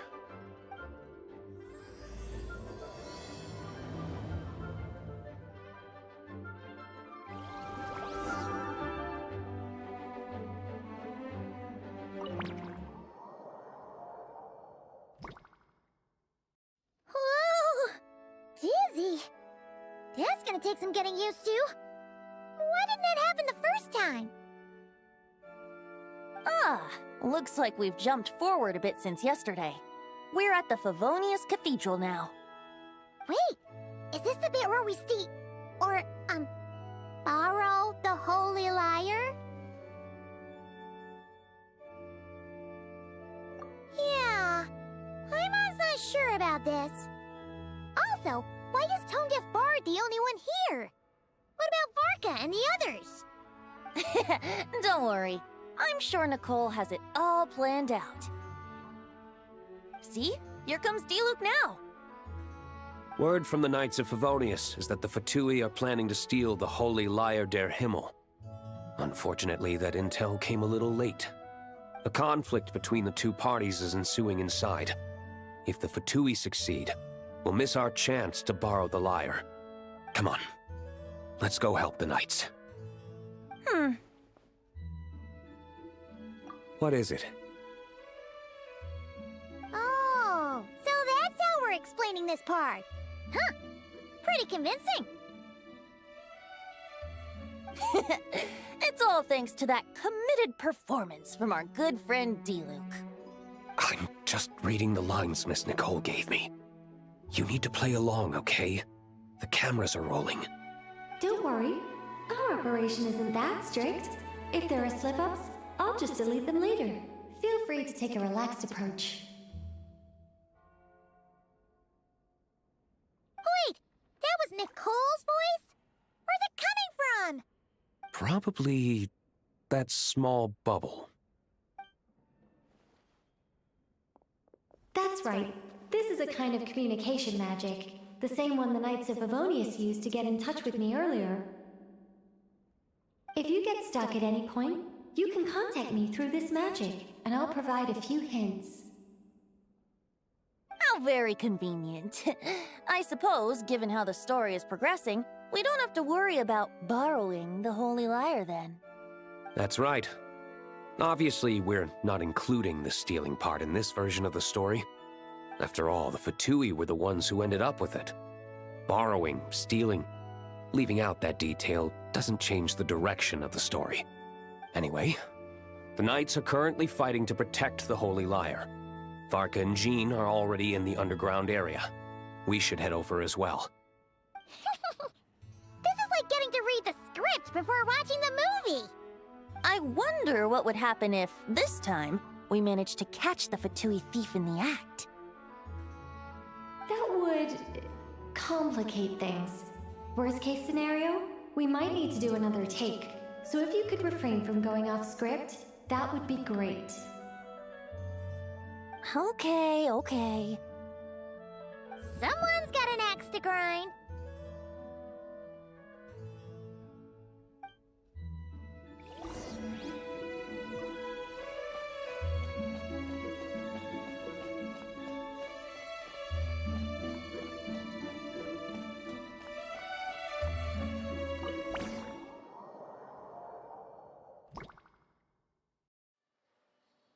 You're just in time. The situation is not looking good at the moment. The Fatui brought much more force than expected.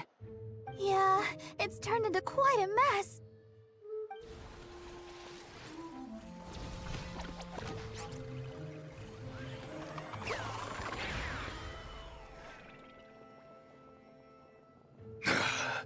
You're not bad, boy. Against the Fatui, though, you'll need to try harder than that. You ain't messing around, huh? Take this! Oh no!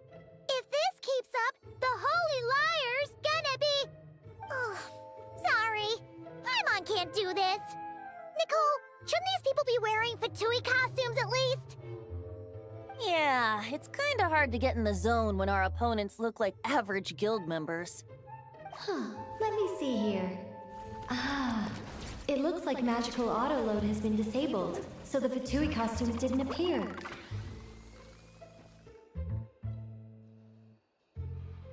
I'll get that fixed. Just ignore the problem for now and continue with the scene. Remember, this is a tense moment. Got it. In that case, I'll evacuate the members of the church right away. All right, thank you. As you see, Traveler, the situation is dire. We need to retrieve the Holy Lyre and get it back to headquarters. Looks like the Fatui are tied up fighting the Knights. I doubt they have the manpower to spare to deal with us. Which means, if we rush in, we should be able to retrieve the lyre. You all sure are getting into character. Okay then, let's go!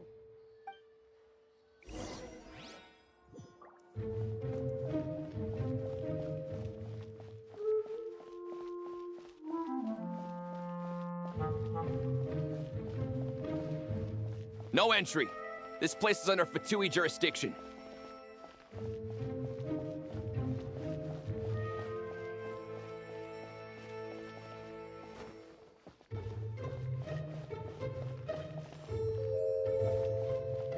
How dare you stand in our way! You'll face our Harbinger's wrath soon enough!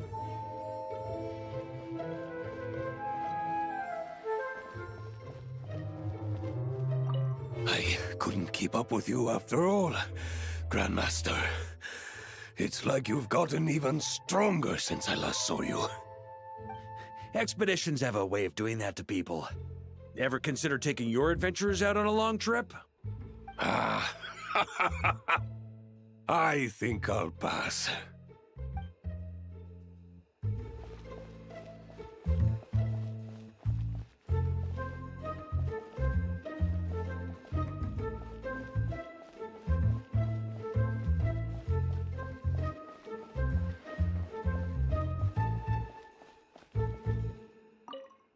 I never thought I'd get the chance to spar with the cavalry captain. I'm always up for a duel. As long as you treat me to a glass of wine after we're done.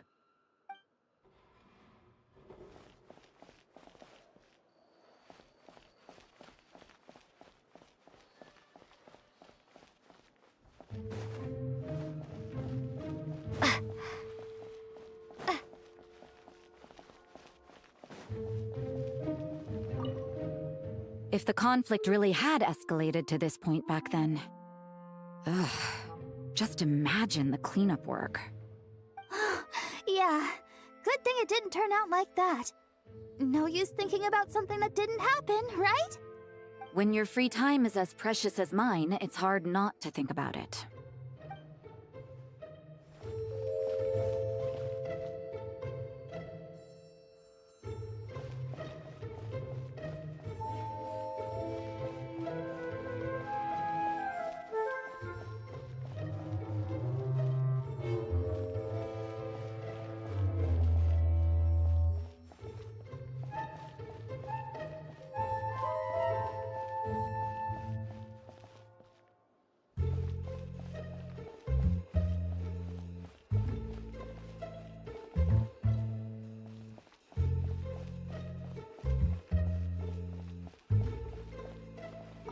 What a coincidence.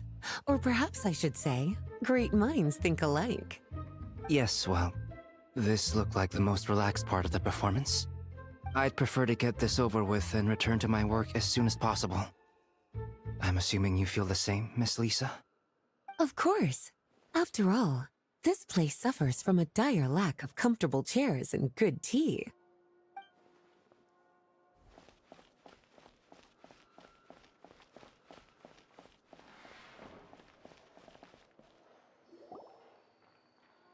The Holy Liar!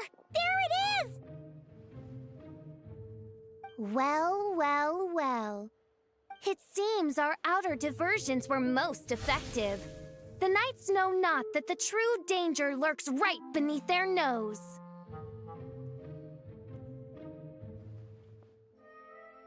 It's no wonder you're known as the youngest, most capable Electro-Sisson mage in your unit. You can read our enemy like a book. No! We're too late!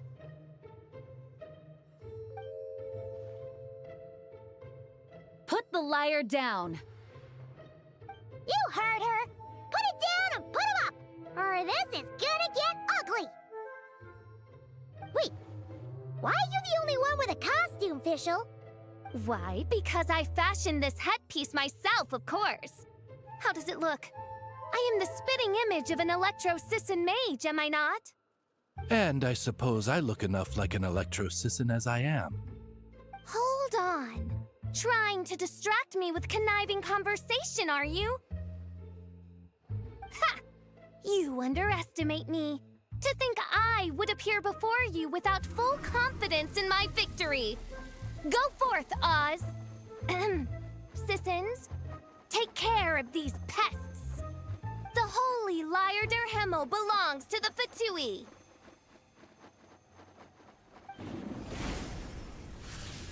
Whoa, that was fast.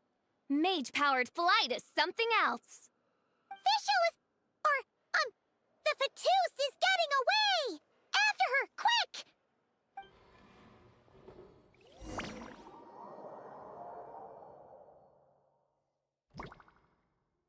Here, take it away, and don't let them catch you. That's nothing the gliding champion of the Fatui can't handle.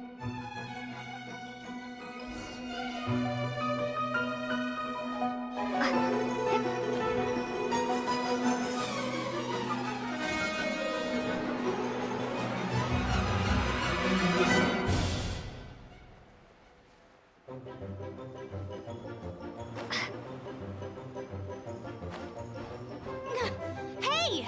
That goes against gliding regulations!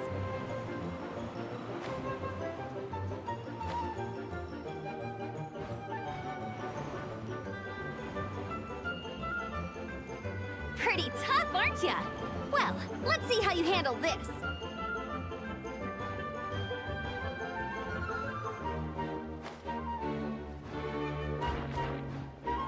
Oh, I'm on Everyone thought the Adventurers Guild were the only ones role-playing as Fatui. Just thought I'd lend him a hand.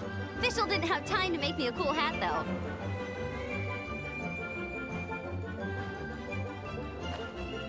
Amber's over there! Let's get ready to land!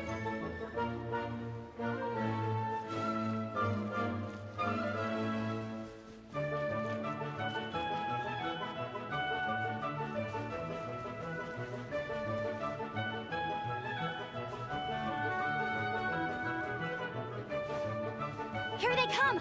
Positions, everyone!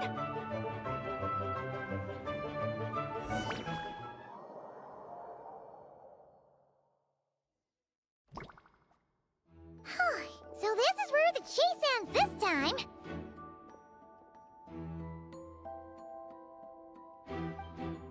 Wait a minute. This isn't what their hideout looked like. It's at least a few times bigger. Yes, I remember it being much more run down. This place has far more structural appeal. The Lawrence clan lived here for a time, but this doesn't look like their handiwork. And I know for sure it's not the work of the Knights. Must be a bit of creative license on the part of our dear mages, then. Alice said the original was too run down and didn't fit her aesthetic taste.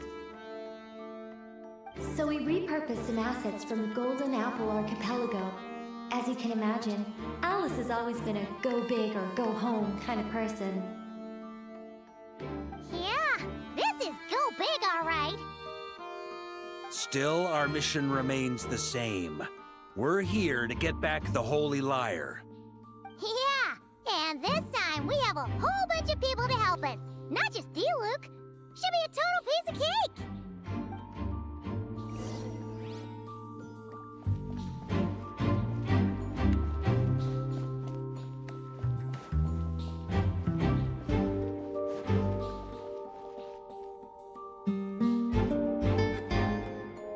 A human never doubts what their eyes see or rejects the ground beneath their feet. Both now warn you that this is the end of the road. Give up and turn back while you can. That voice! Is that Mona? Mona? Oh, you mean Barbarloth's student. You know about her? But Mona came to Mondstadt after your expedition left. Well, I had regular contact with the Hexen Circle, so her name came up now and then. The whole thing about her messing up and being too afraid to go back? Yeah, I know that too. What? But how? No one in the Hexen Circle should know about that. For real? Sorry, but I'm pretty sure all the mages know. All of them? I'm afraid so. Oh, except Rhindaughter, I suppose. Fine. That's just fine. It's not like the old hag's gonna come find me in Mondstadt to settle the score, right? Anyway, how do we cross? I'm not telling. Aw, come on. Don't take it out on us. I'm not. This is unrelated. Besides, I'm playing a Fatus whose job it is to issue riddles. You can't just ask me for the answer. All right. Almost forgot about that. If you want the answer, think back to what I said at the beginning.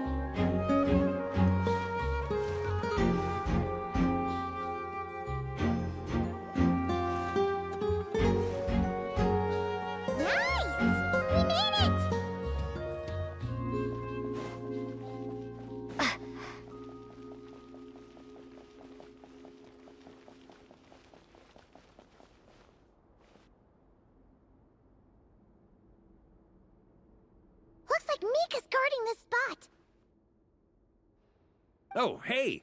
It's been a while. Hello, Grandmaster. Hello, everyone. No. Wait, my line. How did you get in here? I would think you have bigger concerns right now. Tell us where to find the lyre. It's locked in the back room, but good luck getting in there. 3 crests are needed to enter, and each one is guarded by a Fatus. Wait, but in real life, we only needed 1 key. Yes, but there are 3 locations to visit. If there was only 1 key to be found, there's a good chance the encounters set up at the other 2 locations would go to waste. All our actors worked so hard to memorize their lines. It would be a shame if their part got skipped over. A fair point. They're playing through the story just like us, after all. To be honest, when I first read my lines, I was kind of confused at how I just give up the intel without a fight. But when I actually had to stand up against all of you, it made sense. I mean, Mr. Diluc practically had me in a cold sweat. Really? I only had 1 line. Aha! Yet in a game of cards, it's the ones that remain unturned that strike the greatest fear in your opponent. The same principle applies here. That's right! And I've been told you have quite a few tricks up your sleeve, Mr. Diluc. Anyway, you can head in now. Everyone should be ready. One moment. We can't quite end it like this. I believe you have 1 more line, Miko.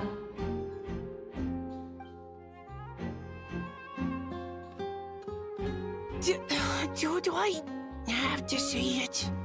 It would benefit the scene. All right.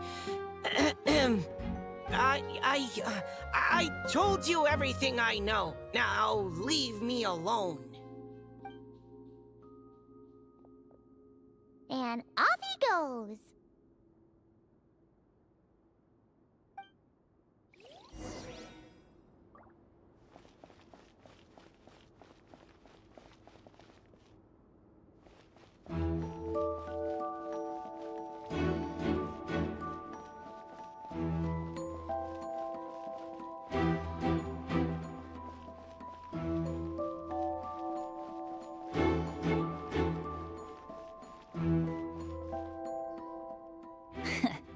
Looks like we were followed.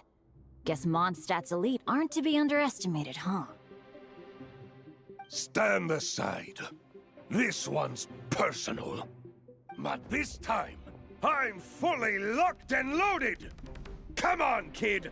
Let's finish what we started!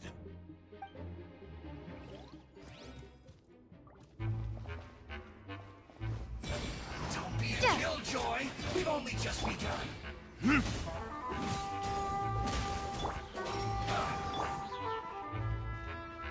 Go as one!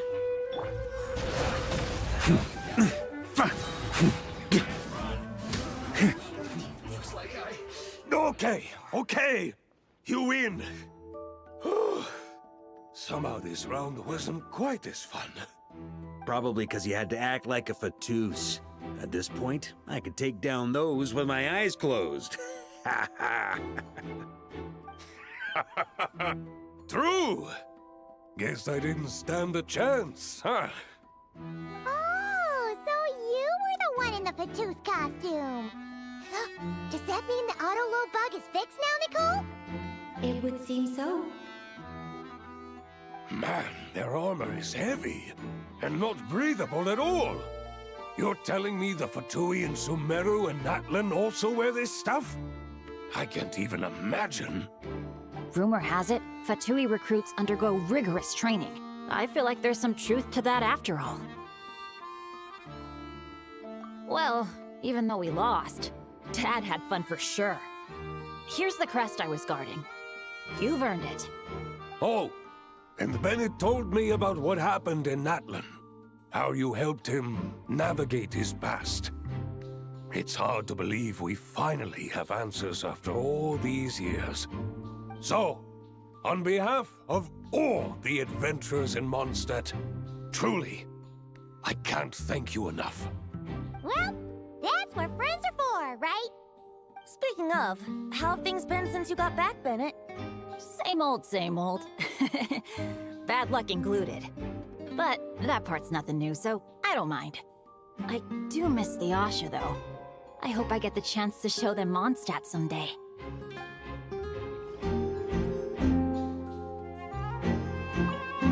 Talk about bad luck. The minute you put on that Fatui costume, the gun stopped working. How weird is that? Yeah, thanks for stepping in, Dad. Guess I'll have to hand it in to Miss Nicole for repairs later.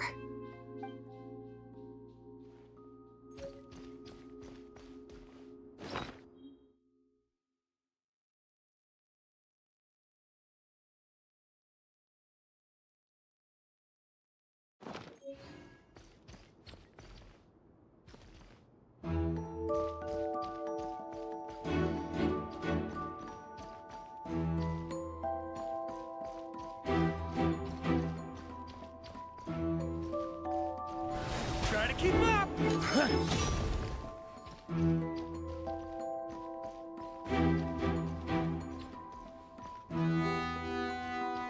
On me.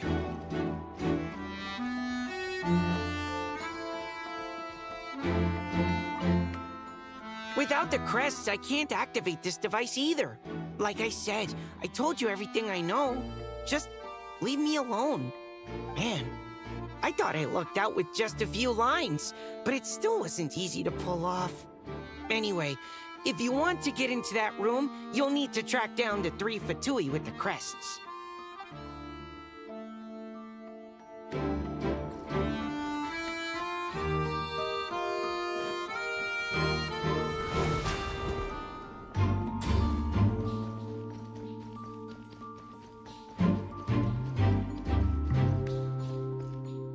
The Vatus up ahead values wealth above all else.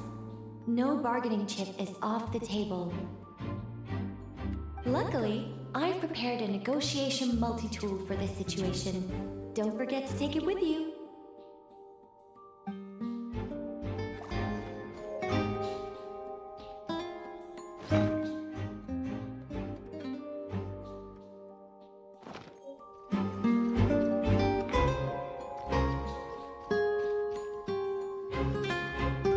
Mona? Again? What? The more roles you play, the more you get paid. That's what Alice said. I was hoping to do even more than this, but it is what it is. Anyway, the crest is with me. All I need to know is how much you're willing to cough up to get it. Let's talk business, shall we?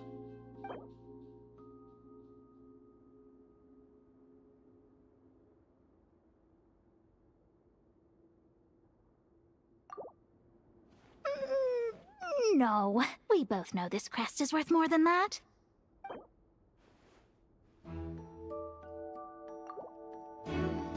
Good enough for me. Gotta know when to fold, right? All right, here's the crest. Huh. And with that, I'm off the clock.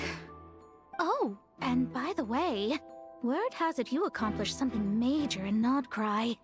You reeled in the true moon from beyond the false firmament.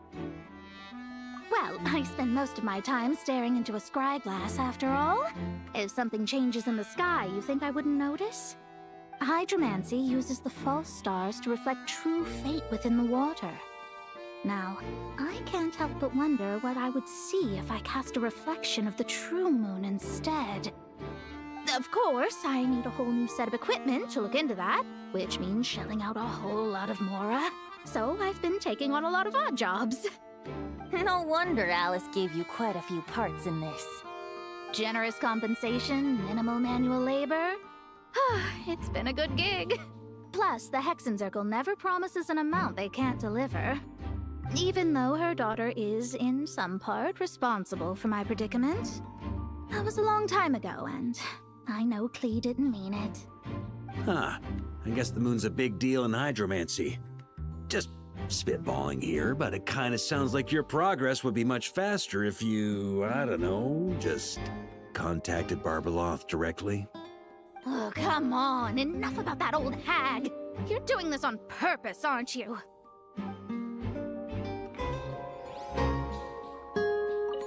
Oh, come on. Enough about that old hag.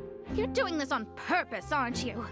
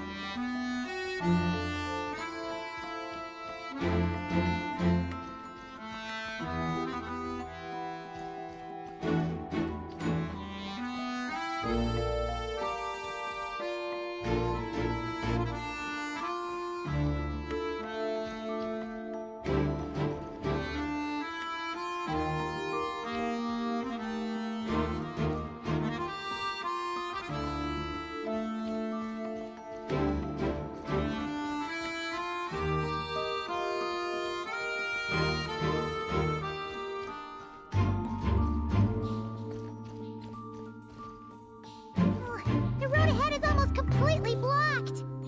Looks like this person isn't taking visitors. Yes, we'll just have to be careful. We need that crest.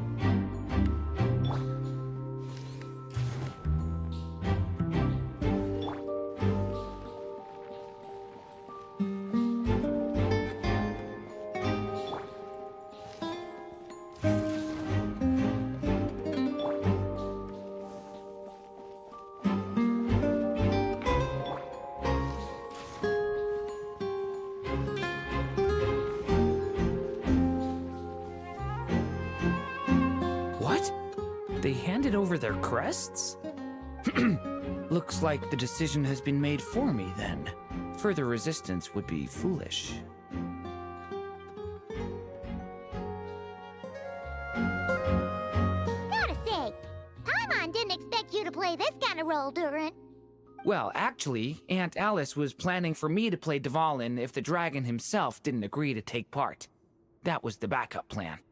Apparently, there's a spell like the one used to make Simulanka that could change me back into an evil dragon. That does not sound like a good idea. I have to agree. That sounds like a disaster waiting to happen. I don't think I'd be very good at playing the evil dragon anyway. I'm not intimidating enough.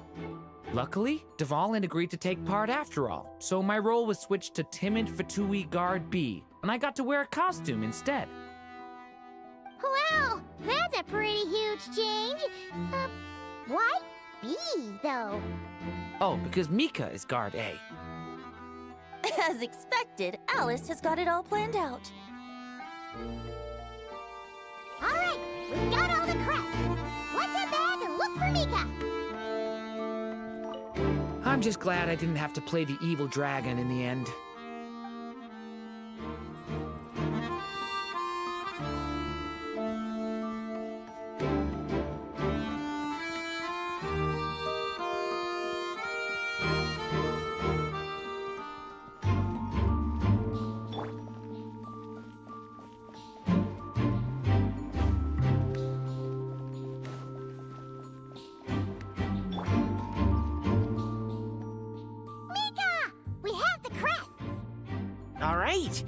This elevator's a bit complicated to operate, so Miss Nicole asked me to help activate it.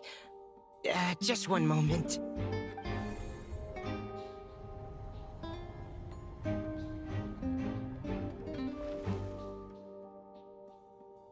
Thanks. No problem. Best of luck up there. Huh. I don't remember Fatui being this nice. Where's the fun in that? Of course you want to make things difficult. Come on, let's get out of here.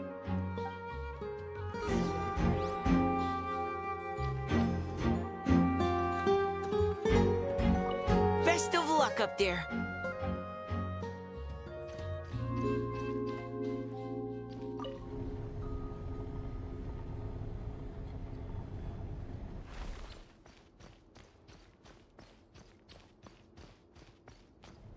Security's tight around here. I hope this is safe.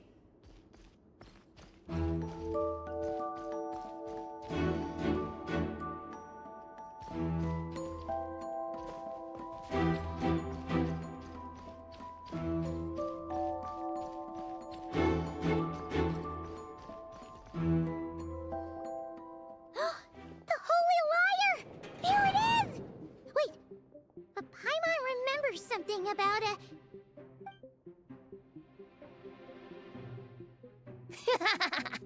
Hot-blooded, careless, and reckless heroes! Despair, for you have stepped into my trap! Wait, what? All it did was lock the liar up!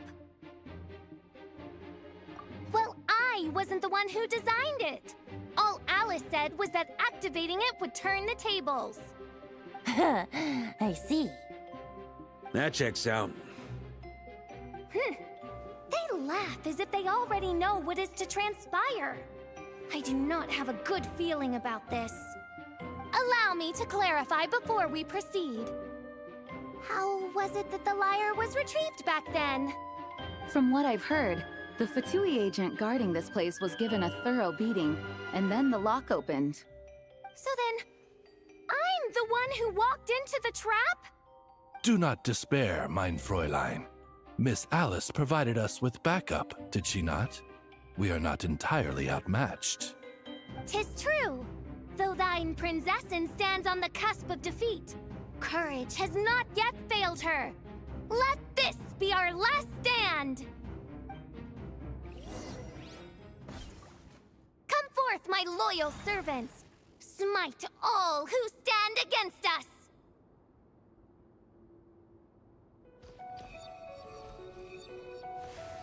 Look! The Ravens get confused if they don't hit anyone. Now's their chance! Group 2, reinforce! Huh?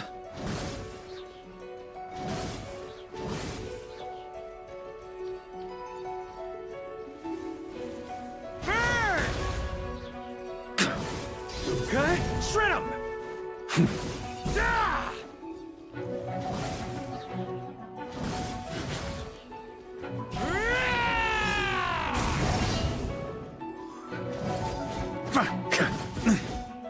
Group 3, Group 4! Oh, forget it. All of you, attack at once!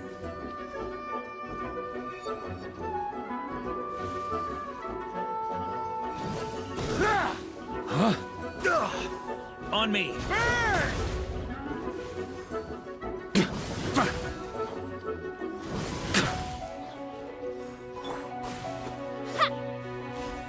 Well, well. It seems I must send forth my most capable servant of all. He shall dispose of you in one fell swoop. As you wish, mein Fräulein.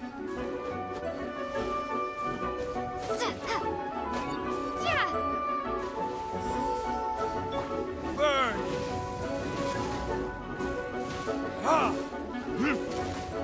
Wind, hear me! Think you can get away? Brace yourselves.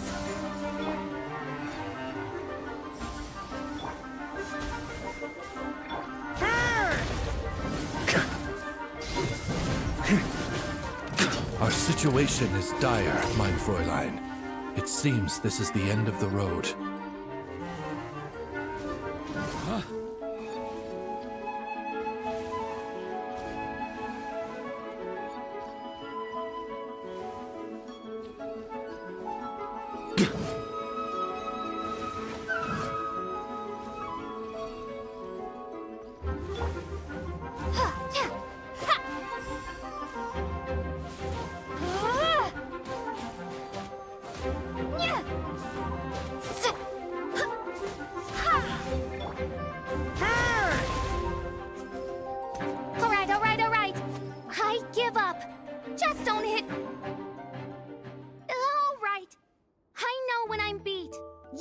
begin! You were brilliant, Miss Fischl. The recording was fantastic. I'm certain future participants will have a great time. Yeah! This role was perfect for you! Huh. Your praise is a compliment to your own good sense. Yet know that this is but the least of your princess's abundant talents. Huh. It doesn't look like the lock is opened, though. True. This isn't what we were told would happen. I doubt the mages want us to just break it open. It's not their style. Perhaps we haven't met a certain condition then?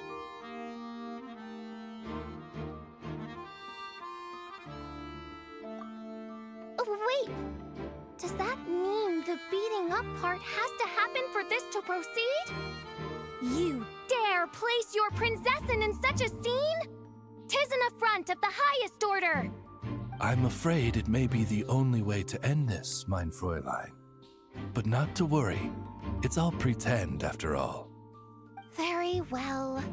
I shall allow this trespass. Just be gentle. Huh? Oh, right.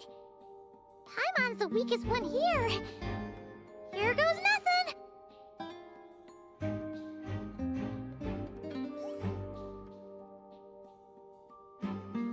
Ah, it's open!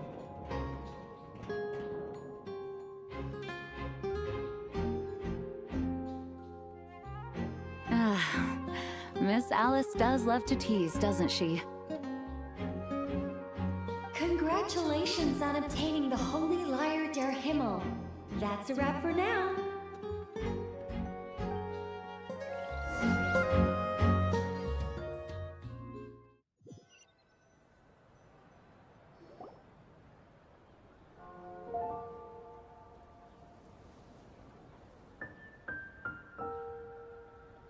Wow!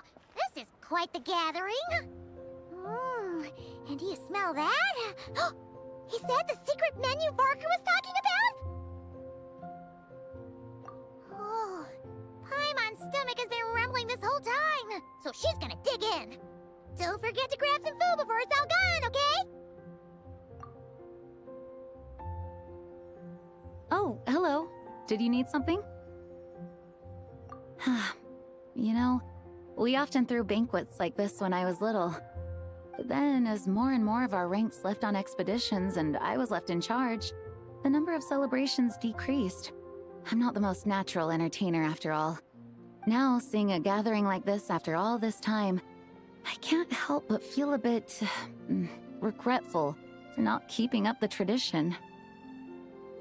Well said, traveler. Barbara? You told me you wanted the expedition members to feel at home. But in my eyes, the feeling of home isn't something you can force. Home is... what happens when we're all together like this? Oh, you're right. And you know what? I've been coming to the same conclusion. The location isn't the most important factor. No matter how far we get from Mondstadt, home is wherever we're together.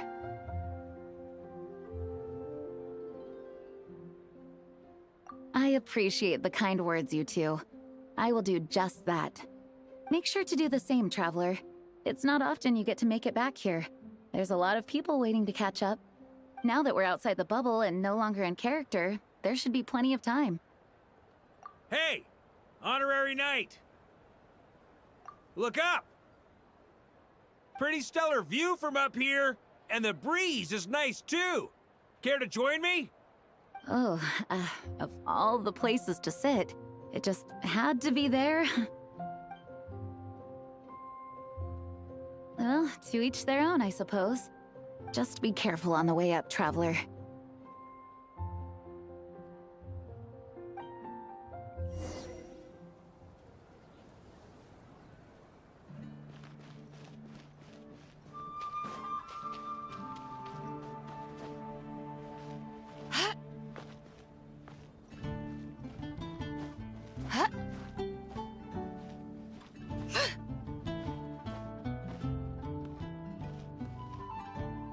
Have a seat. I come bearing drinks. Booze free, of course. You're welcome. Ah, well, that's what being home is all about, right? Letting go, feeling at ease. Figure we both deserve that after all this time. You think so? Glad to hear it. There's no place like home. That's what people say, right? The expedition took me far and wide, and still, little alcohol in my system, it would all come back. The cathedral, the statue, the windmills in the city, the pigeons and dandelions in front of the gate. The further away you get, the more you miss it. I might be biased, but it means a lot that you care about this place.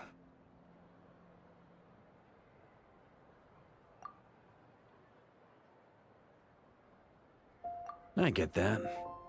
The people are what make Mondstadt what it is, too.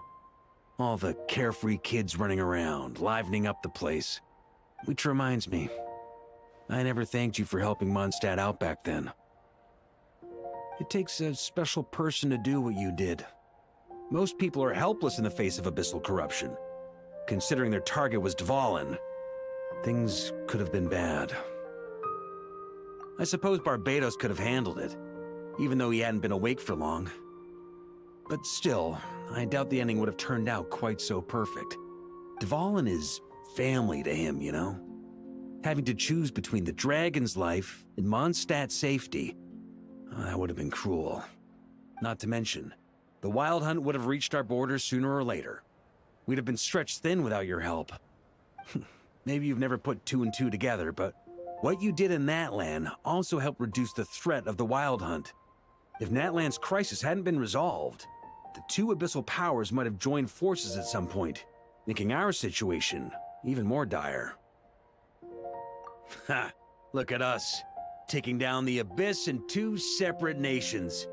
Doing the Knights of Favonius proud, aren't we?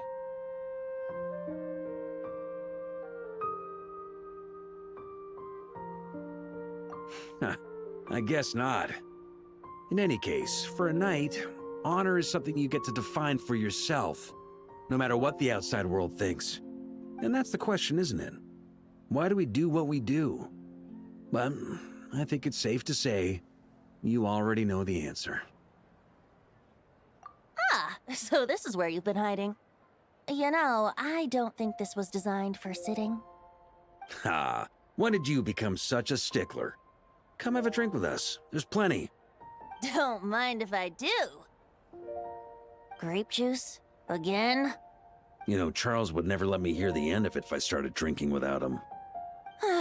Disappointing, but understandable. Oh, I almost forgot. Since this banquet is also for the actors, I invited Dvalin. All right. Might hike up the bill a bit, but who cares? Haven't seen him in too long. Yeah, well, he turned me down. He never did like being the center of attention. The city is a little too small for him to spread his wings. Even if no one is afraid of him, he could still take out a windmill or two. Guess it's better not to risk it. Huh. Maybe it's time to draft a proposal to build him a landing pad. The Traveler's right. If this is what makes him comfortable, might as well let him be. In the meantime, I propose a toast to our honorary knight. To our honorary knight. I often think about our parting at Windrise, you know. And now, almost in the blink of an eye, the final stop on your journey is just around the corner. Snezhnaya. The Tsaritsa's plans have continued to advance. Now, only the Pyronosis remains free from her grasp. But if even the captain couldn't take Malwika's Gnosis by force, I guess we don't need to be concerned about its safety for now. So that's good news, at least. You wouldn't be taking a dig at someone else's ability to hold on to their Gnosis, now would you, Grandmaster? Haha! Of course not. I'm not one to rub salt in old wounds. Her harbingers do often tend to take a rather extreme approach. Just look at Child or Senora. But we would be mistaken to ignore the fact that Senora did not win the Geonosis using force. Right. You told me about the contract Morax signed with her before his death. You're saying she didn't need to resort to violence in Mondstadt either? That's right. If she was able to provide a reason convincing enough to persuade Morax, she could have persuaded me no problem. I suppose she just didn't think there was a reason to negotiate. I had just woken up, so I must not have seemed like much of a threat. Honestly, the Gnosis was of no use to me. I didn't care who it belonged to or what means were used to take it. I just knew if I fought her in that moment, the cathedral, perhaps even the entire city, might have become collateral damage. True. I wouldn't put it past Senora to take civilians as hostages either. In the end, though, it was those same methods that led to her end. After all, her third target, the Raiden Shogun, wasn't a big negotiator back then. Perhaps Senora's success in Mondstadt and Liyue convinced her that she was a match for the Archon of any nation. You did the right thing. It pained me to see Inazuma as it was back then. I'm glad things have changed since.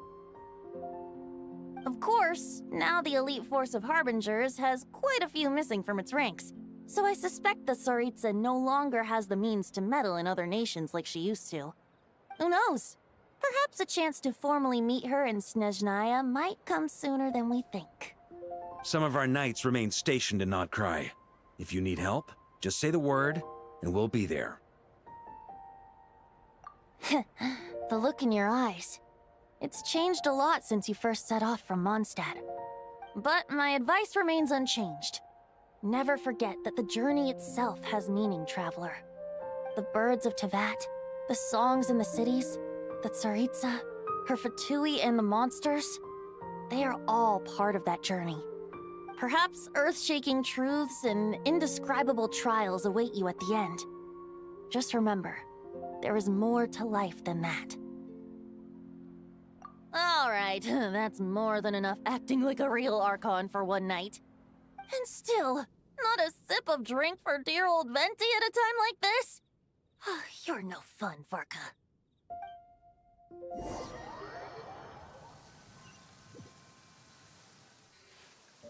Dun dun dun! Dun dun dun!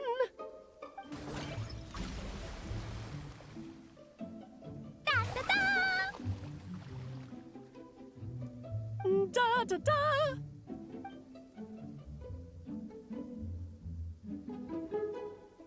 This is so fun, Mom! I think so too. Come on, let's blow them all up. Mom, when can I play with the magic toy you made me? Very soon, darling. In fact, it should be ready tomorrow. I just know you're going to love it. Yay! Can we play together? Why, of course.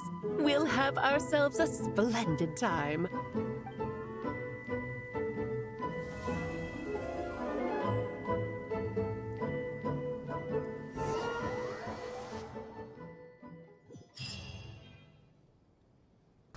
Alice, please. Please don't blow up all the fish in Mondstadt. Oh man. That was actually really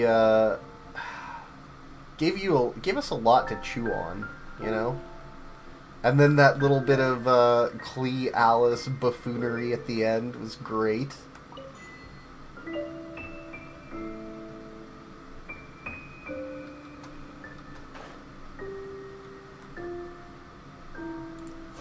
So I guess now I should do the search for discrepancies thing. And I'm guessing that the part 3 of the story... Yeah, another day.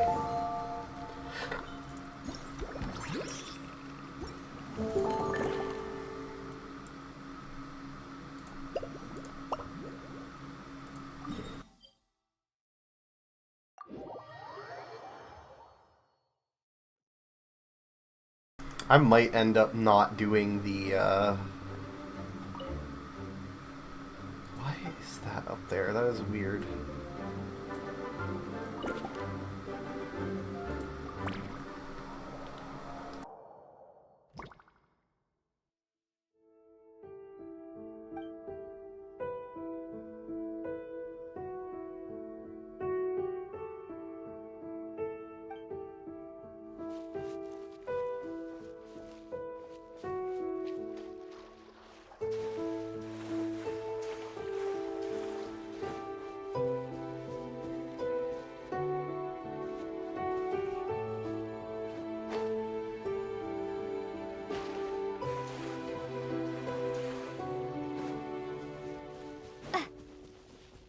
Now, what in tarnation is this?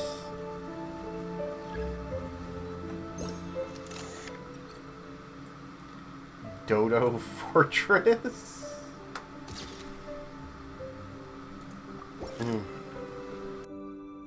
Oh, it's Eula and... Clarand? You're here in Mondstadt? Yes. I received an invitation to exchange swordsmanship techniques. I'd heard of the single-handed sword form of Favonius blade work. But, after crossing swords with Miss Eula, it turns out the Knights of Favonius are quite accomplished with the greatsword as well. You're quite an accomplished swordsman yourself. Although I suppose that's to be expected of the champion duelist. Even over a few short rounds, I feel like we've learned a lot from each other. For sure. You don't have to worry about breaking stuff or accidentally hurting anyone nearby. That's right. There also appear to be automatic harpasta launchers in the area. Ah, that's one of your local traditions, isn't it? Shall we have ourselves a game, then? Why not? You should know, though, I'm not easy to beat at this game. Ah, hold on. No muskets allowed. Oh, why not? Doesn't it still count as hitting the harpastum?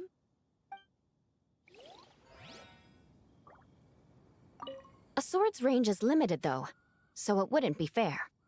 Ah, of course. Then you should use a gun as well. Voila, problem solved.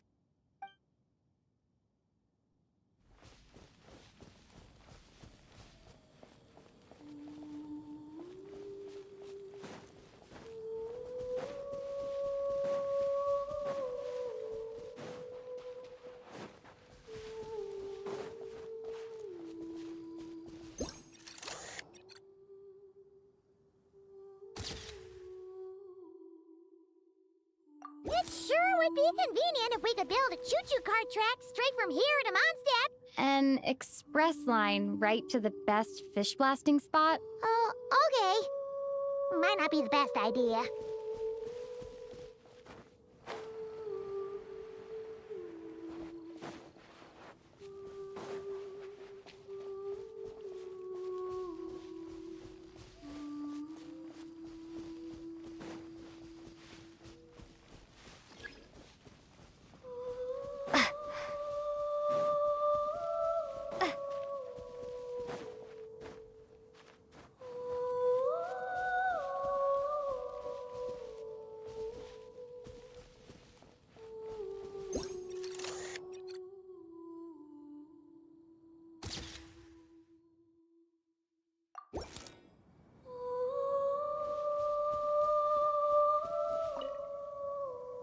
Razor? What are you doing here? And shouldn't this thing be in Wolvenden? Fiery woman came to take Lupical. I said no. She backed down, but then said I would do just as well.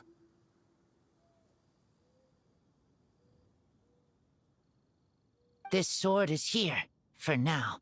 I am here to protect it. Hold on, let Paimon get this straight. Alice was planning to bring Boreas here, but you stopped her. So, she took the illusion of the sword and left you to guard it instead. That would make the trial of Boreas the trial of Razor now, wouldn't it? We fight. I protect Lupical. Wow! Looks like Paimon's guess was spot on. Don't worry, Razor. No one's gonna take this sword. It's not even real. Not real? Alice's scheming claims another victim, huh? Let's take the photo and get Razor out of here.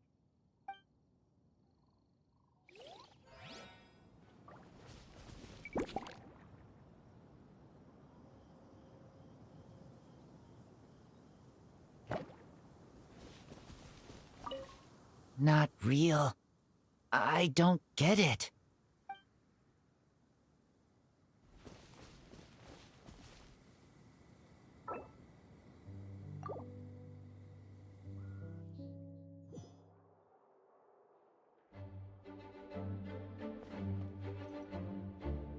Yeah, I might not end up doing Varka's, like, main story since I've been doing this for a while, but this has been pretty fun.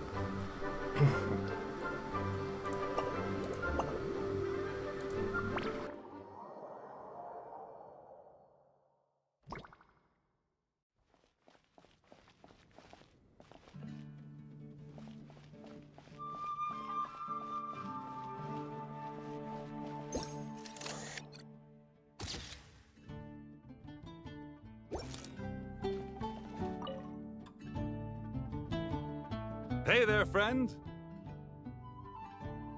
Well, we couldn't just drag Catherine in here, could we? What would the Real Adventurers Guild do without her? Not that she ever shows it on the outside, but she's one busy bee, that's for sure. I mean, just think about how much time it must take to travel between all the different nations. Anyway, I heard this whole world was constructed for magic. Incredible stuff. Even the books on this shelf are real. Not a single prop to be found. I really gotta take a better look around once this gig's done. Not today, I'm afraid. The funds I need haven't transferred in yet. Once I've earned enough more from this trip, I'll open up shop at the usual spot. True, but it doesn't seem like the people who created this place set up anything like that. Hey, why don't I go ask for some, and then we all can have a few? Huh. But could we even take them back into the real world? Well, that's the question. I'll ask for some Prima Gems later, and then we can all have some.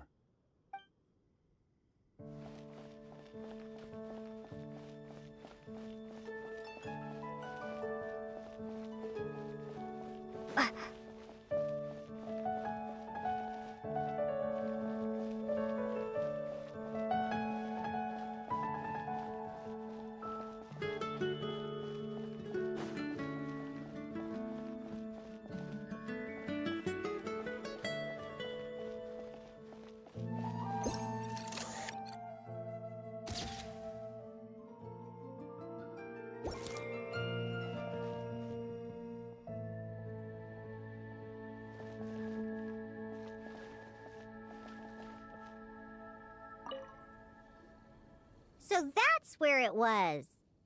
Diona? What are you doing here?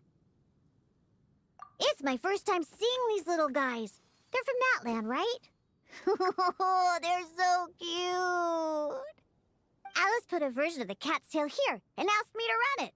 It has the setup I'm used to and everything. Now, all I need to do is make some drinks. And you know what? This is the perfect chance to change all the ingredients to super weird stuff.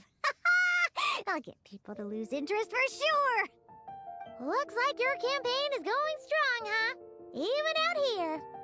Of course, the only thing missing is the cats, actually. They seem to prefer the real cat's tail.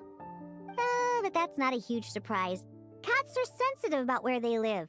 Even if the place looks exactly the same, they'll know something's off. So, Alice said she would find different staff instead. And then these little saurians appeared. Aww. Bennett gave me a few pointers on how to get along with them. Turns out, there's not a huge difference between them and a cat or a dog. Hey, then you should call this place the Saurian's Tail instead.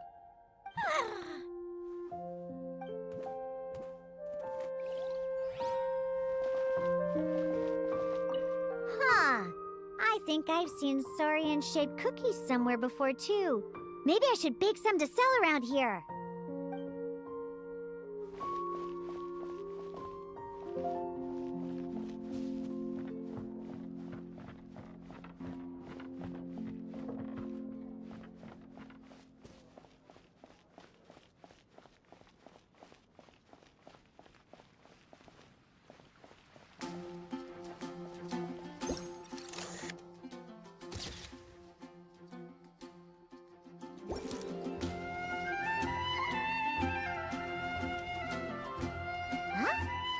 Weird. Did monsters always raise boars around here? Found it! Barbara, over here! Coming! Oh, how did this happen? Barbara and I were just grabbing some food at Good Hunter. But then, how do I even put this? The sweet madame and sticky honey roast we ordered came to life. Sorry, what? That's right. I managed to catch the sweet madame earlier. Come on, let's wrangle this thing so we can head back and eat. Wait, what? Uh-oh. What is it? More pigeons and forest boars! The rest of our lunch is making a break for it!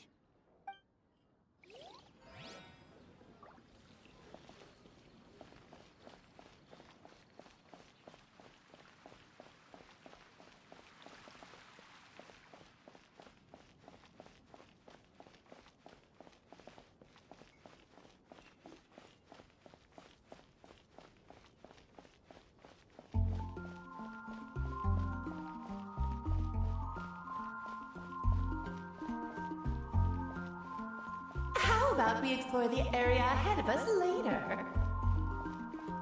Oh my... Okay.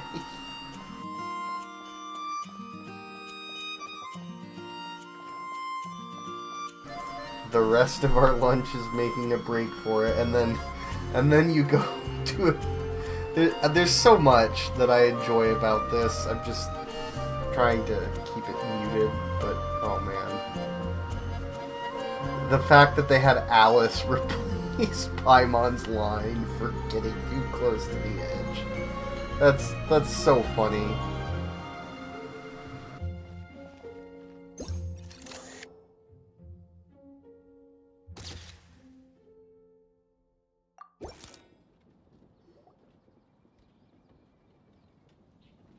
Huh? Isn't this a Fatui tent? That shouldn't be here. Wait! But there are always those two Fatui around here chatting about stuff. You've noticed them too? I've been watching them for a long time. Not that I've overheard anything useful. Guess it's just my luck. Well, actually, they seem to get information a bit slower than the Knights of Favonius. So they usually end up discussing stuff that hasn't been secret in a long time. Have you guys ever wondered why they don't just go home? Their mission's gotta be over at this point, right? Maybe their names got skipped over on the mission roster, so they never got new orders. That's happened to me before. I suppose, but your experiences tend to be quite unique. It's possible the Fatui stationed them here long-term to keep an eye on things. Or maybe they volunteered for this position because they don't want to go back. Either way, we should have Nicole take this tent down. It's making Paimon think we're gonna have to fight someone. I guess you're right. We don't want people getting their hopes up.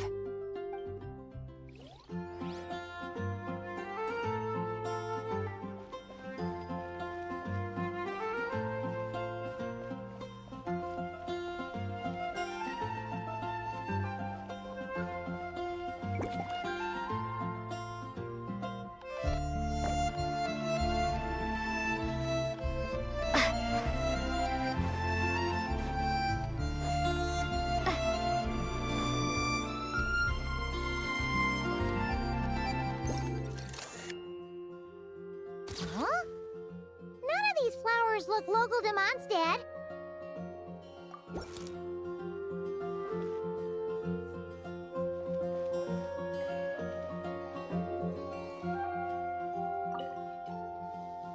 Wait, Emily? Huh, it's been a while. Hello, you two. Looking to buy some flowers? Yes, I came to Mondstadt to collect a few samples for new scent ideas, but I wasn't finding anything. Then, this lady who called herself a mage told me she had a bunch of rare plants she was sure I'd never seen before. All I have to do is manage this flower shop, and I get to research these plants all I want. Nice! That should help you come up with something new for sure. If there's one trait they have in common, I think it would be the feeling of summer. Refreshing and clear, cutting through the full-bodied and dreamlike floral notes. I certainly have a lot to research, so I think I'll be here for a while. Did you need anything? We're looking for things in here that are different from the real Mondstadt. Do you mind if we take a few pictures of these plants? Hey, since you like them so much, why don't we ask Nicole if you could preserve them in some way? Really? That would be amazing. This is my payment after all.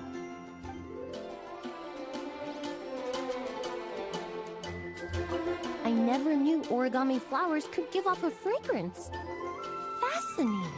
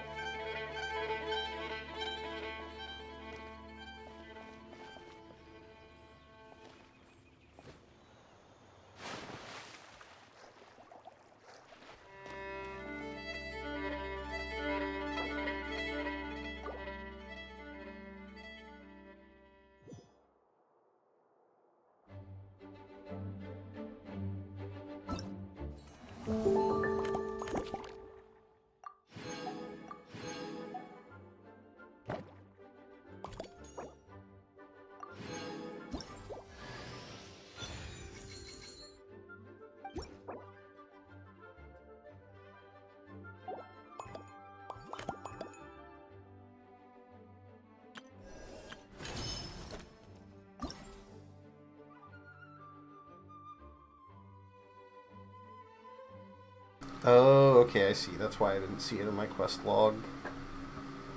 Alright, maybe I will play it, but I'm definitely going to want to take a minute before I begin.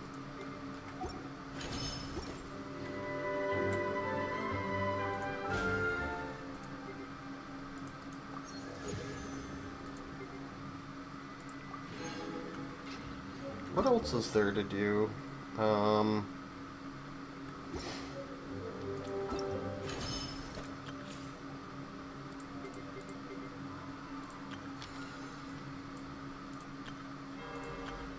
Oh, I still haven't...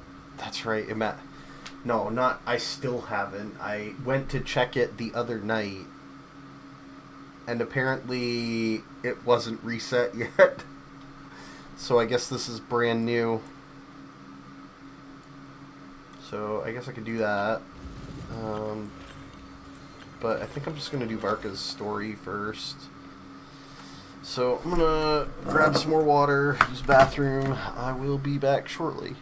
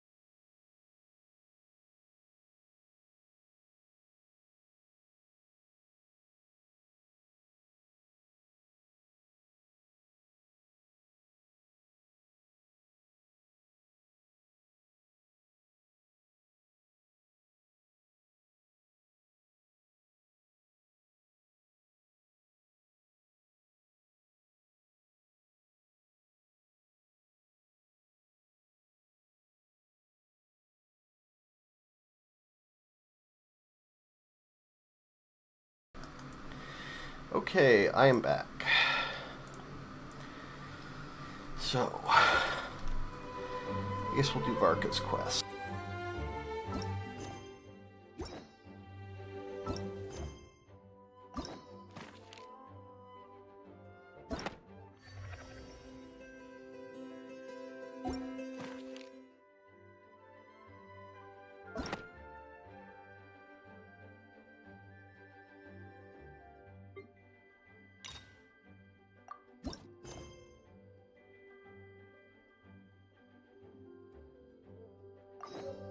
Huh? Where'd this letter in our bag come from? Did it just blow in on the breeze?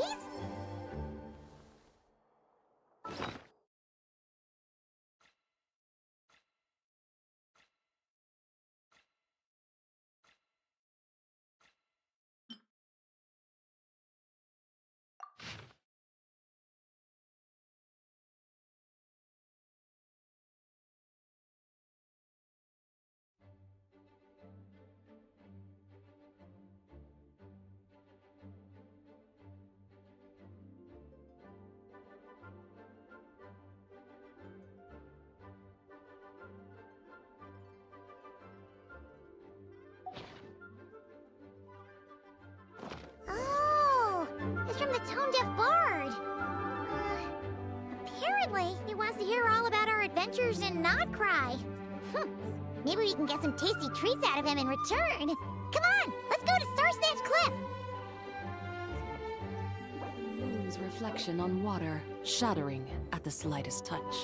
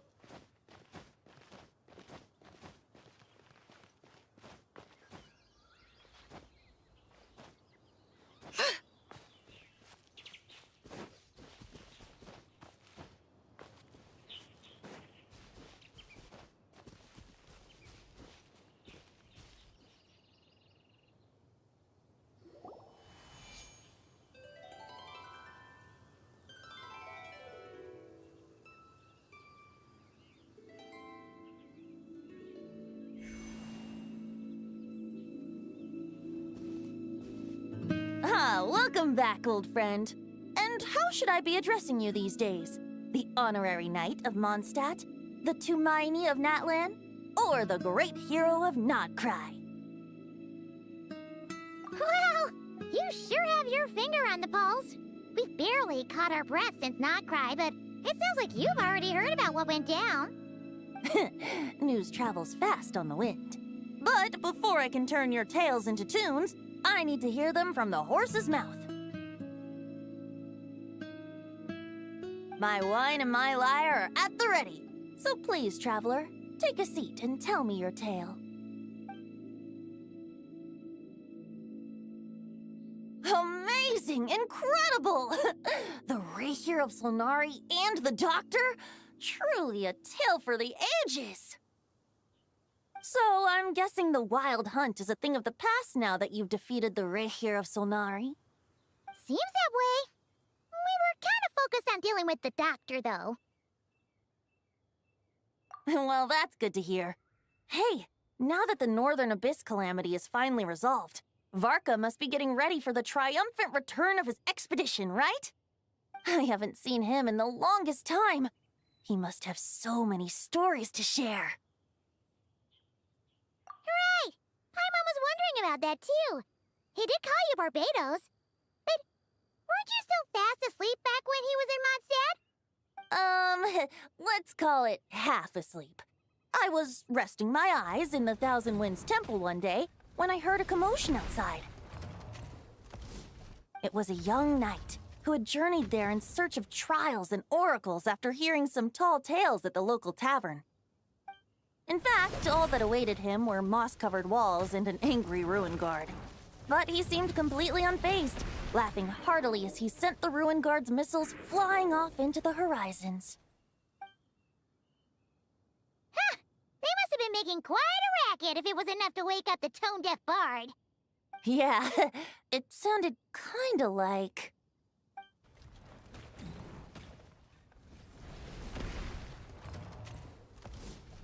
Hey! Is that all you've got? Oh, bring it on! like that.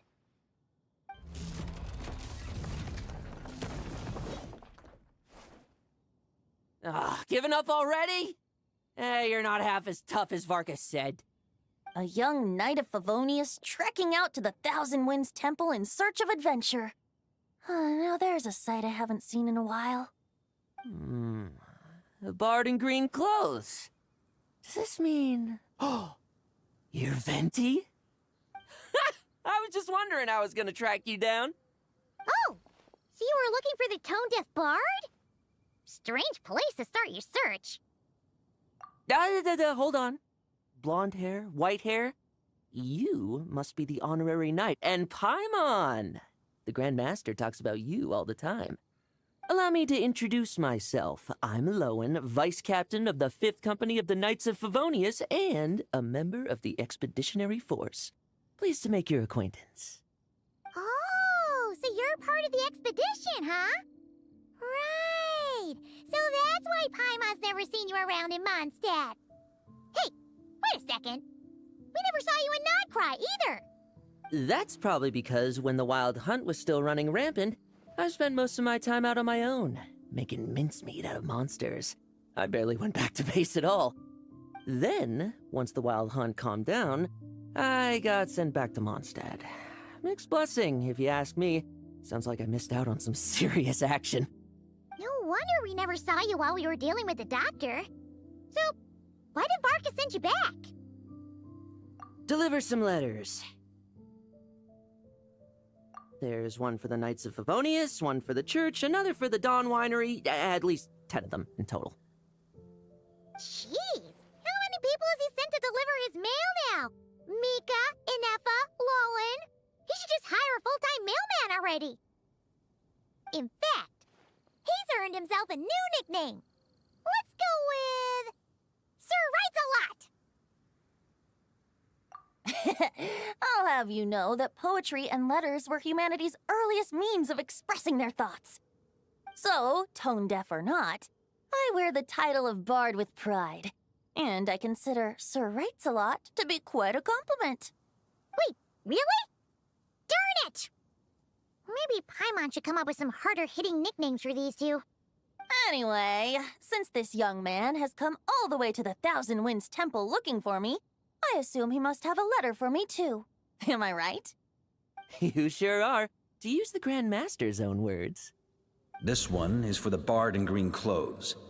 These days, I think he goes by Venti. Doesn't really have an address as such. You could start by asking around in Mondstadt, or maybe try your luck at the Thousand Winds Temple. I figured that since there was this punching bag here, ruin guard, I could get some practice in while I was at it. So, I came right here the second I got back to Mondstadt. That Varker is so slapdash sometimes. It's a good thing we happen to be nearby. Oh, he also said to remind you to write back.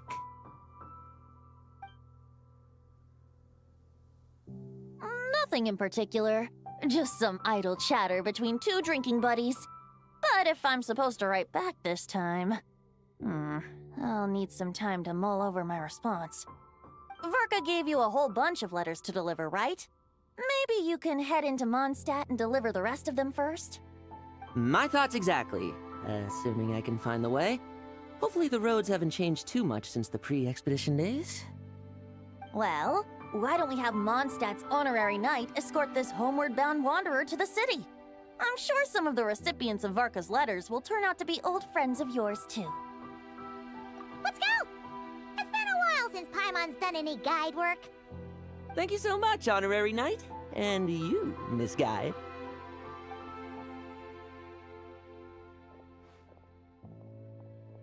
The Abyss. The Wild Hunt. Andreas. Get home safe, Varka.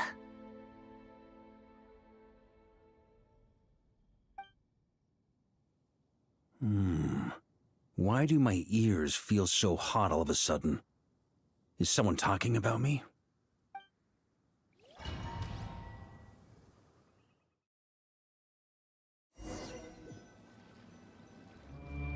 Surely there's no way anyone found the secret stash of cash in my office. That would be terrible. Grandmaster, bad time to get distracted. Watch out! Enemies approaching! Huh? Oh, it's just a few stragglers. They're no real threat to us. This expedition is almost over. We just need to deal with these final few targets, and then we will make our triumphant return!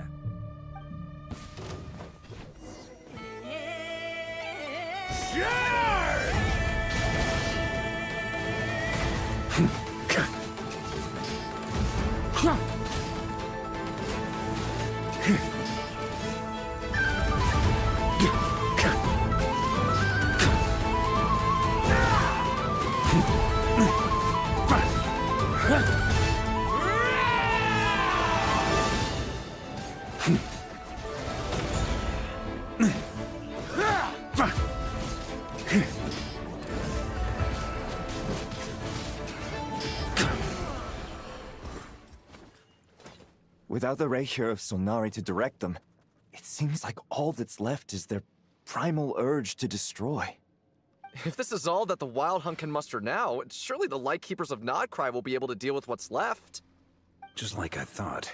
What we should be wary of now is... Grandmaster, based on Lightkeeper intel and our own reconnaissance, one of the suspected targets should be just up ahead. Good. You know the drill. Stay here and stand guard. Leave the rest to me. Yes, Grandmaster!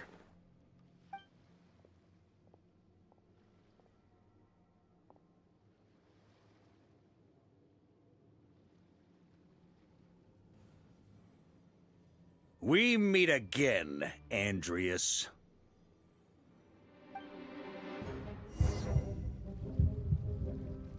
So, you've returned from Mondstadt. Don't you want to see what it looks like now?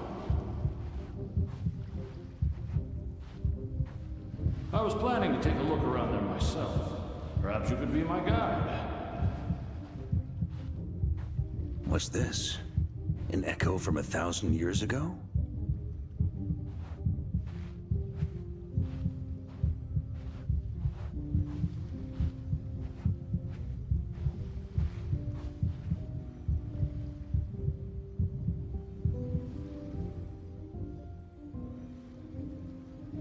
Everything seems normal so far. Here's hoping I'm just overthinking things. There are 2 other places to check. Maybe this will all go smoothly after all. It's your turn, my friend. Come, Andreas!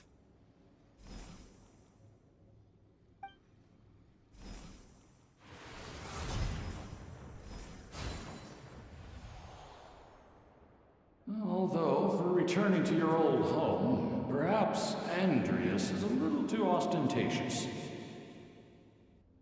Might be better to go by...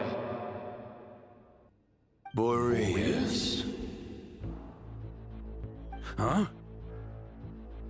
Injustice, corruption, iniquity. Is the surface world still as wretched and foul as ever? Answer me, heir to the knighthood of Boreas. Looks like I'm not getting out of this without a fight.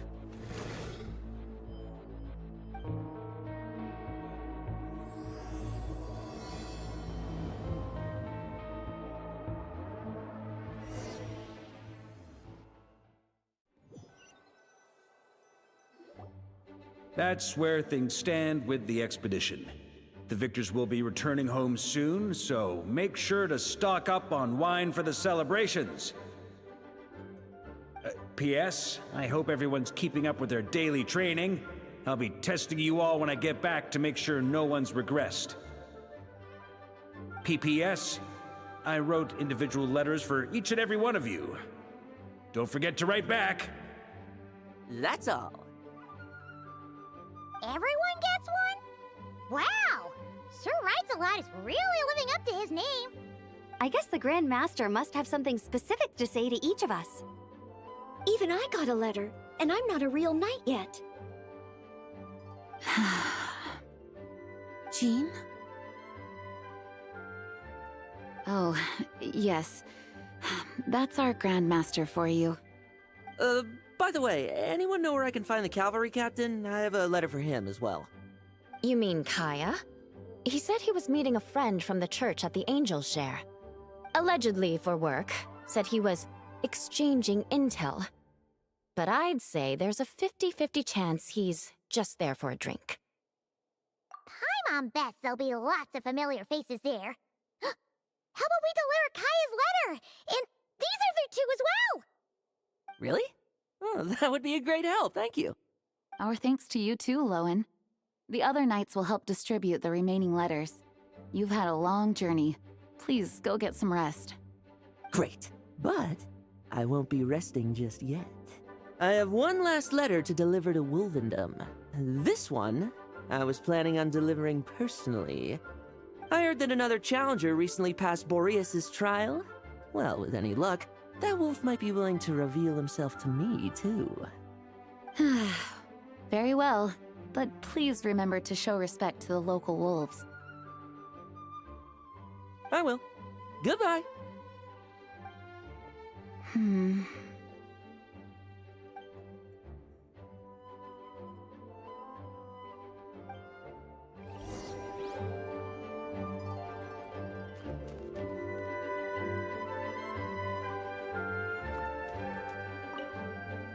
Grandmaster offered lots of advice in his letter regarding my recent assessments.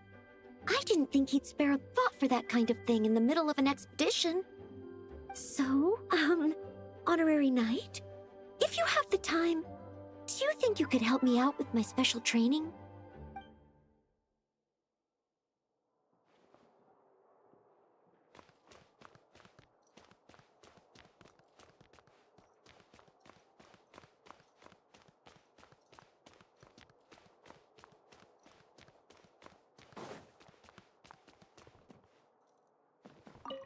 He wants to test me to see if my skills have regressed? I still haven't forgotten how he went easy on me last time. I'm assuming you must have seen him going all out before. When the time comes, you'd better keep an eye on him for me.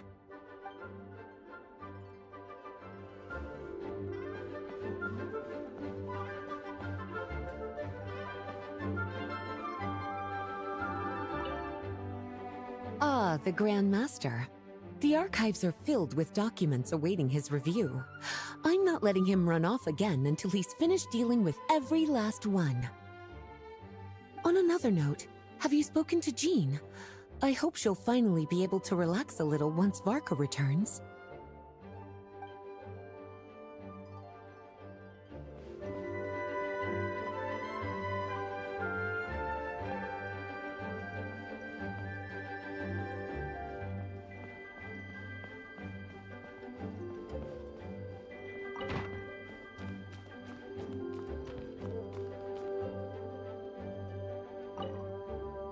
Okay, we'll deliver these letters to the Adventurers Guild and the Cat's Tail.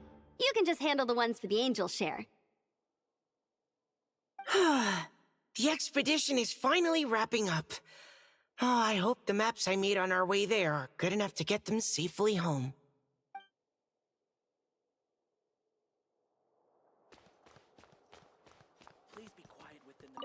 The Grand Master wrote in his letter that the Boom Blossom bombs we sent worked really well.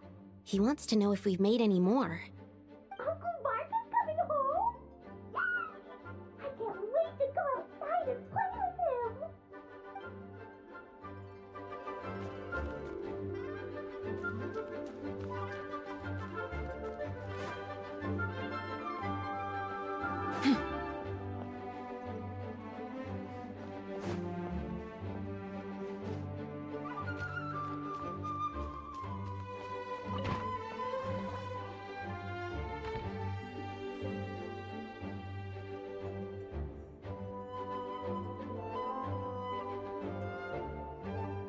Honorary Knight, you're still here? Is it that obvious? Huh? But Vark is coming back. The situation in Notcry is stable. Surely things are looking up. True. From what you and Lowen have told me, the expedition has indeed accomplished its strategic objectives. It seems that Mondstadt no longer faces any threat from the perils of the North, be they the Wild Hunt or the Doctor. And yet, for some reason, I can't help but recall something the Grandmaster said to me before he left. If I don't make it back from this expedition, you'll have to assume the mantle of Grand Master of the Knights of Favonius. If it comes to that, remember to train the next Knight of Boreas in my stead. I've planted some promising seeds in Mondstadt, but they still need time to grow. Some have yet to master the art of social interaction. Some don't yet understand that they too need protecting. And some, well, some might not even want to be a knight yet. What's wrong? Well, there's no need to frown. I'm going on an expedition, not marching to my death. This is all just a contingency plan in the event that I'm unable to return. Until I return, I leave them in your care. The lineage of the Knights of Boreas has nearly been extinguished twice in Mondstadt's history. The first wandering knight to claim the title arrived in Mondstadt 1,000 years ago, along with his wolf companion. He was as free as the wind. He left no succession plan behind. Even his name was lost to history. The title of Boreas could have disappeared from Mondstadt just as he did. But he had an informal disciple, a knight named Ravenwood, who admired the Knight of Boreas greatly. Ravenwood's valor and swordsmanship earned him the Wolf Spirit's recognition. When the old aristocracy tried to regain power, Ravenwood came once more to Mondstadt's defense. From then on, the title of Knight of Boreas was passed down from generation to generation within the Knights of Favonius. Wolf spirit? You mean that big blue wolf in Wolfenden? Correct. As you may already know, the Wolf of the North is the surviving spirit of an ancient god, and the Knight of Boreas serves as an intermediary between him and humanity. Lupus Boreas, who had never known what it meant to love, came to understand it through the journey with his human companion. In the end, he chose to allow his power to become one with the land. This was once a well-known tale in Mondstadt, but these days, few people are aware that the starting point of the Wolf King's journey was not Mondstadt, but Notcry. Huh? You don't seem surprised. Did you sense something in Notcry? Once again, you do us proud, Honorary Knight. The great Wolf King of the North came here from Notcry. Although he doesn't like to speak of his past. In fact, he rarely shows himself to people at all nowadays. As such, this tale can only be found deep within the Knights of Favonius library. Even among the Knights of Favonius, few are aware of it. The Grand Master didn't disclose any concrete objectives before departing on his expedition. I couldn't help but wonder whether it might somehow be related to Nodcry's Wolf of the North. I kept my speculations to myself, however. Sharing them would only spread unwarranted suspicion toward the Four Winds among the people of Mondstadt. You experienced the turmoil caused by Duval and the East Wind's actions for yourself. Surely you can understand my concern? No wonder Varga wasn't clear about his motives. Is that what he was worried about? Very possibly. He was probably also reserving judgment. Having heard about your experiences in Nodcry, I now suspect that the Grand Master hadn't yet ascertained the true identity of our enemy at that time. And as it turns out, the Calamity born in the north wasn't an ancient god, but rather the Wild Hunt and the Doctor. I guess we were both jumping to conclusions. Yes, I completely agree. The tide can turn rapidly in times of battle. It's a leader's responsibility to prepare for every possible contingency. Even if his contingency plan never needs to be put into action, I'm sure the Grand Master is relieved to know that it's in place.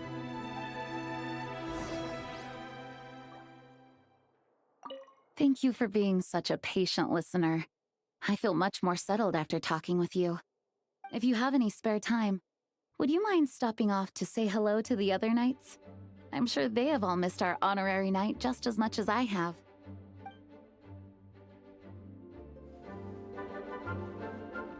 Yeah, should have done this first, but it's okay.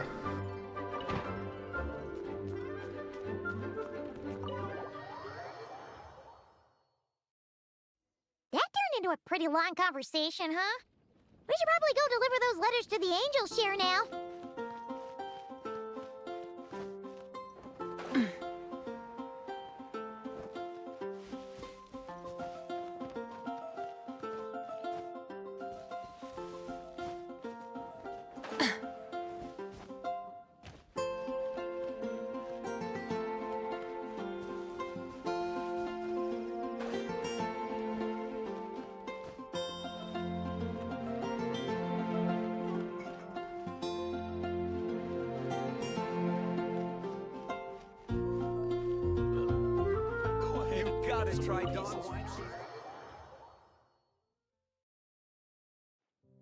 When you're mixing drinks in hot weather, start by pouring in cold water and add ice cubes. Then drain out the water before adding the other ingredients. How's that for a secret recipe? Maybe it's worth a little intel in return. Please. I've known that little trick for a good 10 years at least. You'll have to offer something a little more substantial if you're serious about trading. I know there's no one else in the tavern right now, but do you two really need to talk so loudly? Especially if you're supposed to be exchanging confidential information. Hiya! Rosaria! D-Luke! Paimon knew we'd find you here. Looks like it's about to get even noisier. A little liveliness never killed anyone. Traveler, Paimon, what brings you our way?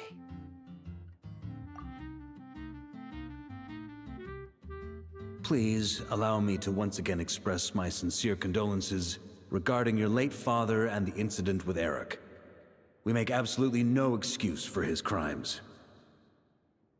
I hope you will give some serious consideration to the question I asked you before I left, though I'm sure you're tired of hearing me ask by now. The Knights of Favonius will always welcome you.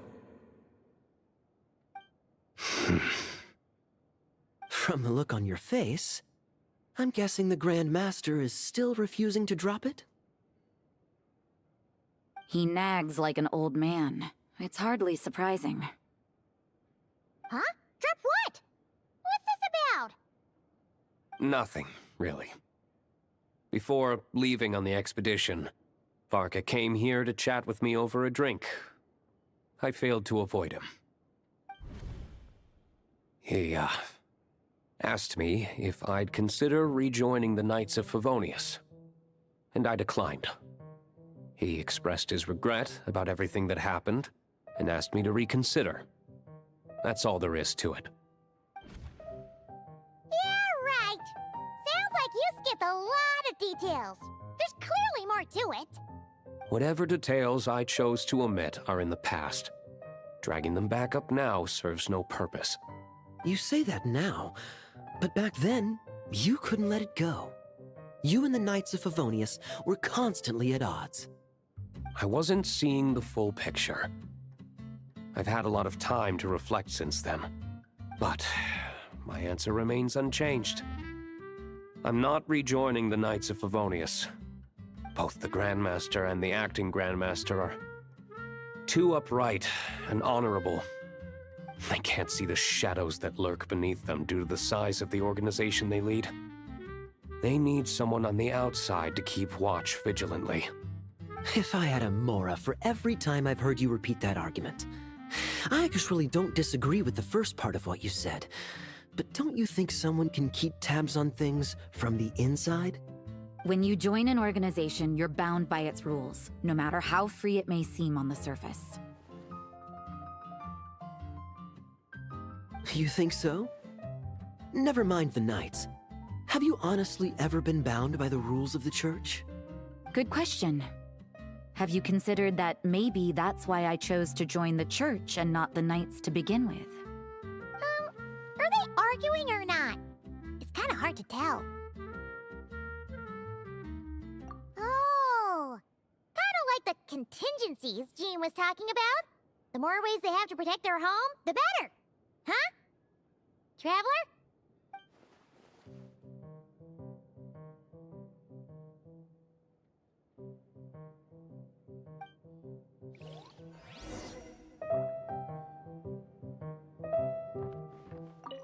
What should I report back to the Grand Master on?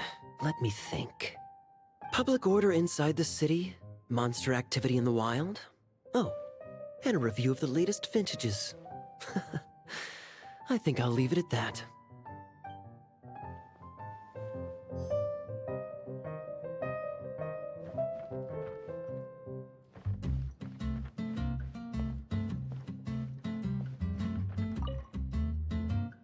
If you hadn't had to deliver that guy's mail, you wouldn't have been subjected to all this tedious arguing. When I write back, I'll tell him to quit making trouble for other people. It's no trouble. Lowen did most of the work. We just volunteered to do the last leg of the journey. Mostly so we could come say hello. So you see what's really going on here? All three of us fell for that old rascal's scheme far too readily. Huh? Scheme? What do you mean? Was Varka lying in his letters then? No. While I'm sure Varka knows full well that Diluc would never agree to rejoin the Knights, I believe the sentiments he expressed were genuine, as was his offer to welcome Diluc back. There are people like Kaya and I, and then there are those who are true champions of justice to the core. Those people are the most susceptible to being driven to extremes by great upheaval. It's happened in Mondstadt before. Not only that, but it happened to a Knight of Boreas. That'll really hit home for Varka. And that's why his nagging is even more persistent than usual. Yeah. So no one's told you this before? The lineage of the Knights of Boreas had nearly been extinguished twice in history. The first was at its inception. The second was the case I was alluding to. Oh! Wasn't Jean telling us about this? Wait, and then we got caught up talking about the expedition, and we never got around to the second time. I happened to hear about it from Varka once when he was drinking and started yammering on. The second crisis in the Knights of Boreas lineage. It was 500 years ago. Although the Knights of Boreas are meant to be intermediaries between humans and wolves, in practice, very few of them have been truly recognized by Lupus Boreas over the past millennium. Of those who have, the best known are the first Knight of Boreas, Ravenwood, the wolf pup Rostam, and Varka himself. But 500 years ago, there was one who earned the respect of Boreas even before gaining the title. He was a disciple of Rostam. They thought he would become the mightiest Knight of Boreas who ever lived. He was the perfect knight. Righteous, principled. His name was Roland, the blood-stained knight. Yikes! Bloodstained Knight? That sounds a little ominous. Well, apparently his original title was the White Knight. But he lost countless comrades during the Abyssal Calamity 500 years ago, including his tutor and mentor, Rostam. The endless bloodshed stained his sword and armor a crimson as deep as black, transforming the White Knight into the Bloodstained Knight. After that, he threw himself completely into battling monsters, leaving Mondstadt and the Knights of Favonius behind. To this day, no one knows his final whereabouts. It's hard to say whether the loss of an important figure in his life is what drove him to the point of obsession, or whether he was already too far gone to save. But had he known that the Knights of Favonius would always welcome him back, perhaps things would have turned out differently. So if you want my opinion, the reason why Varka keeps asking Diluc to rejoin, despite knowing that he'll never say yes, is to let him know you're not alone. After all these years, he's still as persistent as ever. Just like how he used to be with me. Huh. Turns out Vark is a lot more thoughtful than he lets on. Paimon had the wrong idea about him. Anyway, there's still something about this whole Boreas business that Paimon isn't really getting. Wasn't Andreas a god in Mondstadt thousands of years in the past? If so, why did Jean say that Boreas and the Wandering Knight only arrived here just 1,000 years ago? Plus, Paimon's super curious about what happened to Roland. That's a great idea! Jean said he hasn't been showing himself much lately, but he always seems happy to oblige whenever you show up. Let's go!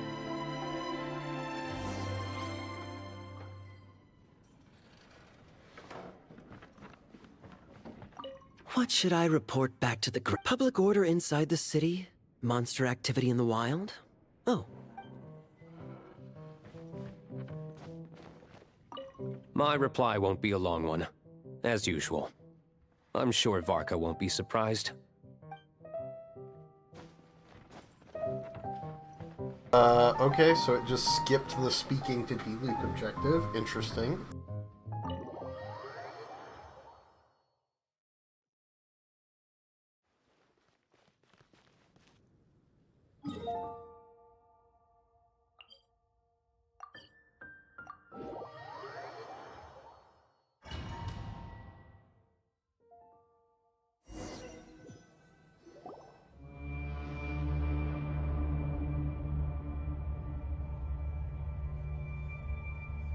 What's going on here? Was Wolfendom always like this?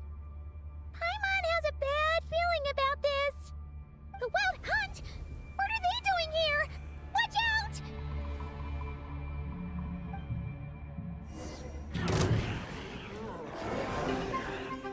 Hold the line! Press the advantage! Advance! Behold, the dawn! All the light shines... Torrent, bring refuge! Without further ado, Divine Light, shield them!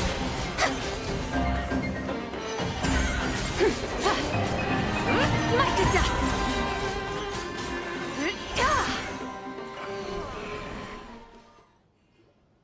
Oh, are you alright?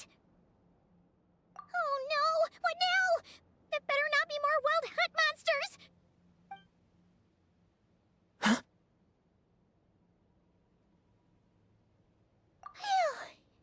You scared Paimon stiff! She thought you were... Stop right there! Answer me this. The 2 letters I gave you, who are they for? 2 letters? Wasn't it 3? Okay. Well, Paimon's coolest naive expression doesn't appear to be an act. Hey! What are you trying to say? Wait, what are you trying to say, huh? Huh? Paimon passed a test? Really? Huh! She didn't even realize she was taking one! You may dispense with your suspicions. The Wolfpack has borne witness. They fought against the aberrations that encroached upon this land, and our attackers showed no ability to disguise themselves this time. A familiar scent. Come. I will await you at the usual grounds. Well, if the boss of Wolvendom has vouched for you, I guess I should apologize for doubting you just now. Sure was. Fortunately, my experience in Nodcry didn't go to waste. Turns out the Wild Hunt all feel the same when you stab them. They didn't stand a chance. Something seems wrong with that old wolf, though. Go on. You should check on him.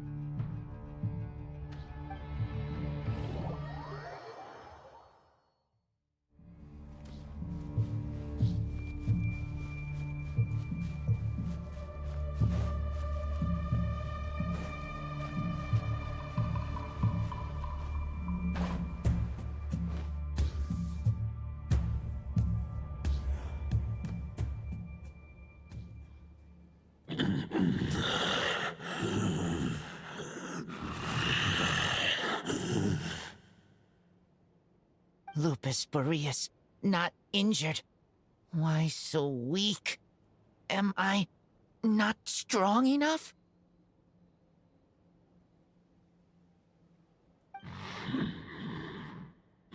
You are not to blame. With your Iron Claw, you successfully blocked their attacks. However, their assault went beyond the mere physical world. They followed my trail from the distant north across the ley lines. They sought to corrupt the territory I protect. But I shall not let them succeed without a fight. We meet again, human Lupical.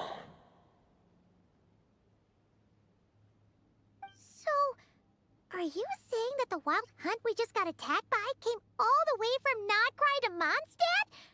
How is that even possible? As you know, I stand before you as an incomplete being. I am but one remnant of the god Andreas' soul. The source of this turmoil. I can sense it. It lies in the north. It is the part of me that remains in Nodcry, from whence I came. Huh? Now Paimon's even more confused. How can he be in two places at once?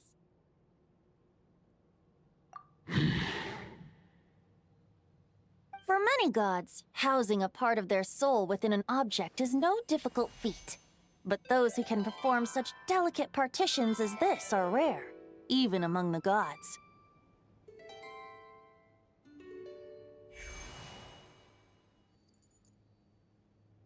The Wolf King, Andreas, was particularly adept in this art. Otherwise, no remnants of his soul would have survived till the present day. Huh? The bard's back?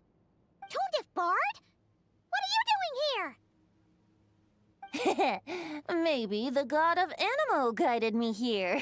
For it appears that someone is in need of a tale from the distant past. And our wolf friend doesn't seem too keen on recounting it himself. Who better than a bard to do the honors? Lord Boreas, do I have your blessing to share this story? As you wish. Lupus Boreas wandered the frozen tundra and stumbled into the Seelie Hall. Enchanted by their song, tender as the dawn starlight, and curious about the ways of humankind, the wolf bade farewell to his home and set off for the city to the south.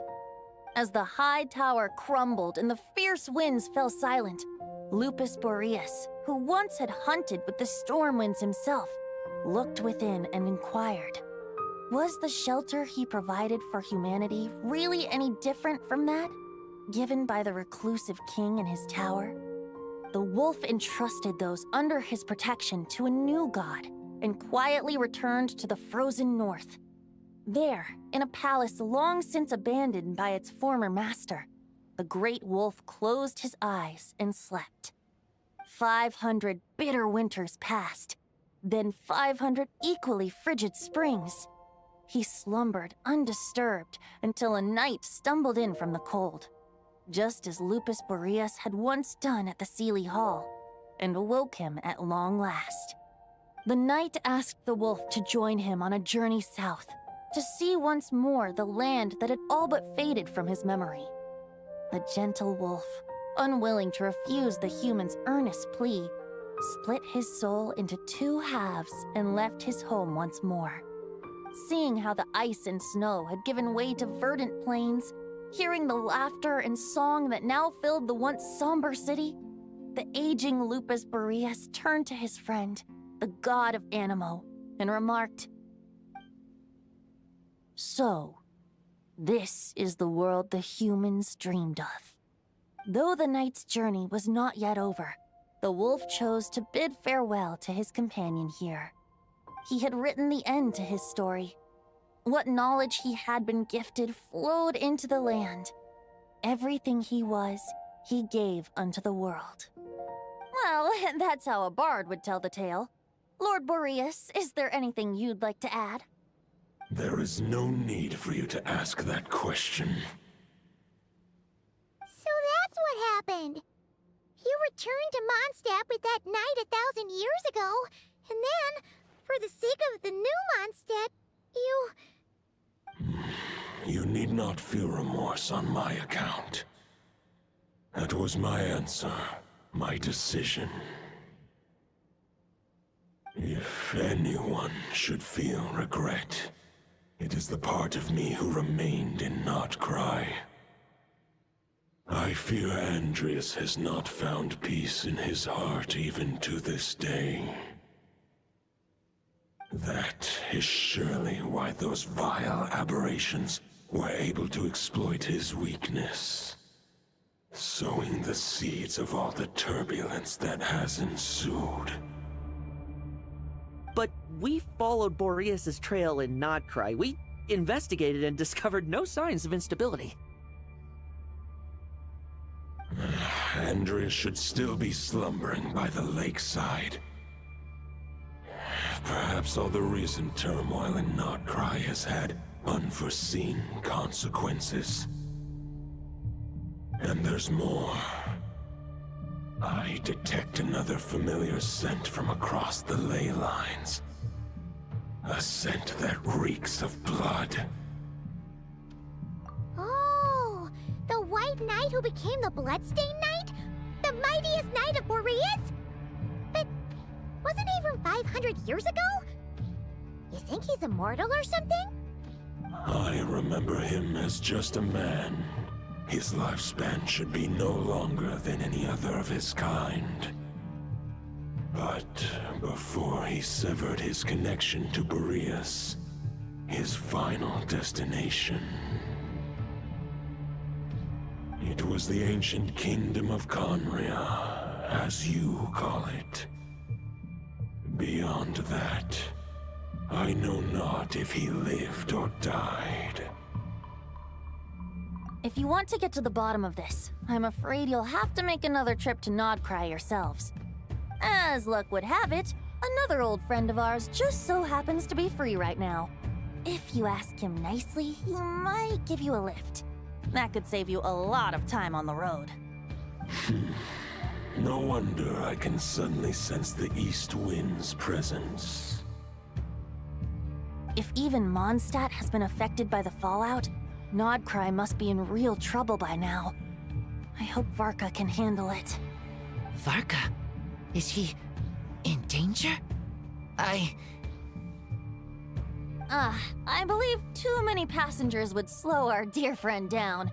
I fear he only has room to carry one person, along with perhaps a diminutive companion. All right. Wish it could be me, but I accept that we should send our strongest warrior to fight Nodcry's battles. I'll stay here and deal with any wild hunt that try harassing Mondstadt. It'll be a good chance to try out some new moves. I stay in Mondstadt too. With Traveler's help, Varka will be safe. Razor, give me your iron claw.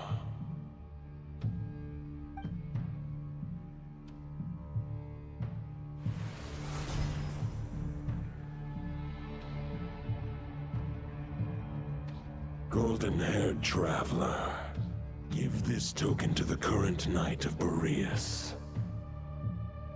It is a wolf spirit. It contains my power and thoughts.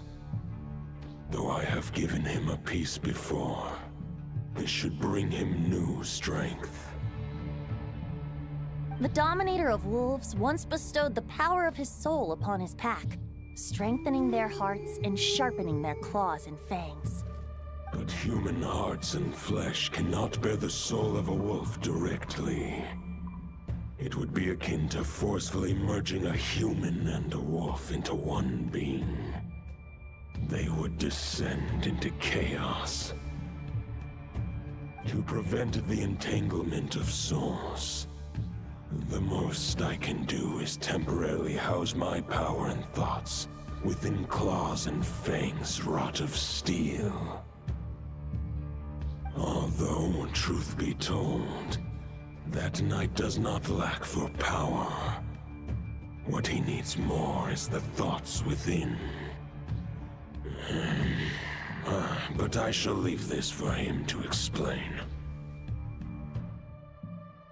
The Great Wolf King of the North remains strong for now. Besides, do I not have the protection of my Lupacol? I will protect Lupacol. The North and Varka, I leave to you. Just give me the word whenever you're ready.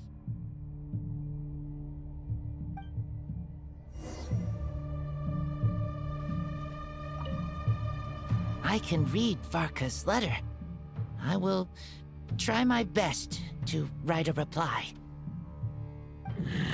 A wolf's claws make poor instruments for writing human words.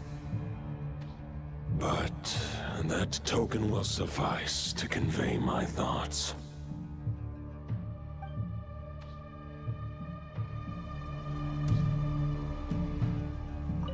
I sure didn't expect my experience fighting the wild-hunted Nodcry to come in handy back here in Mondstadt. Almost makes me wonder if this was the reason I was sent back. Also, how come that bard knows so much, and what was he doing at the Thousand Winds Temple? Well, whatever. I don't really care. As long as I get to do some fighting. I'm looking forward to trading blows with Lupus Boreas when he's fully recovered. I bet he'll wipe the floor with me.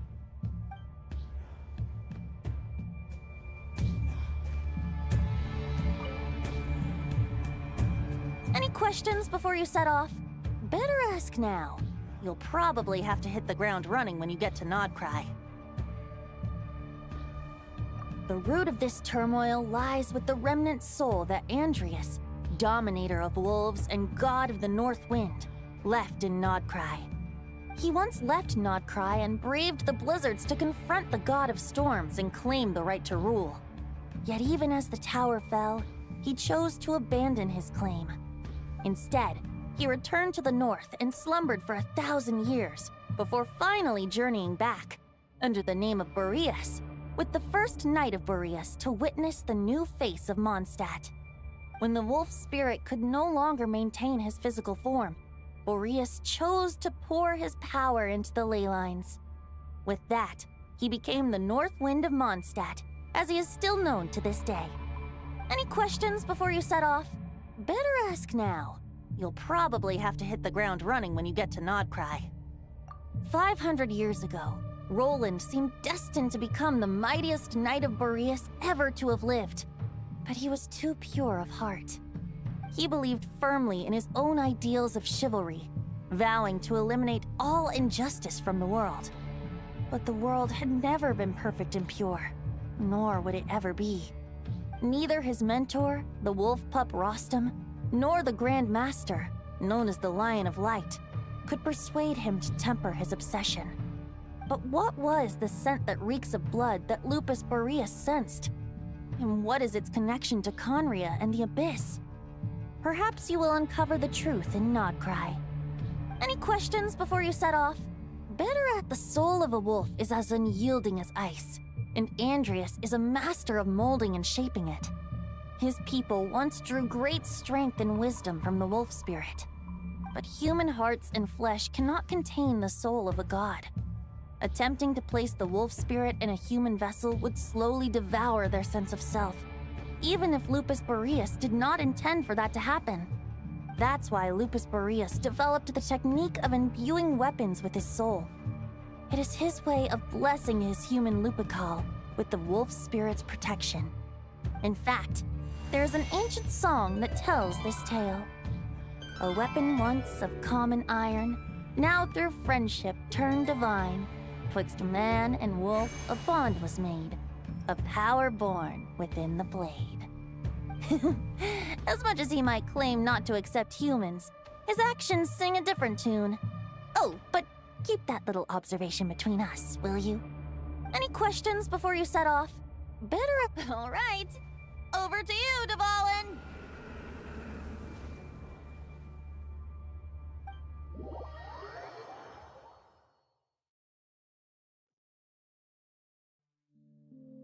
The Knight of Boreas awaits below.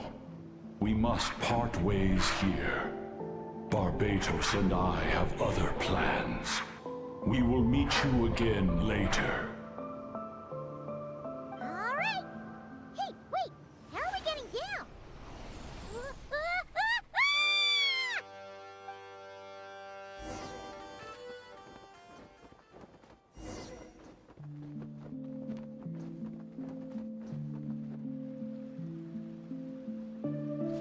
Hold the line!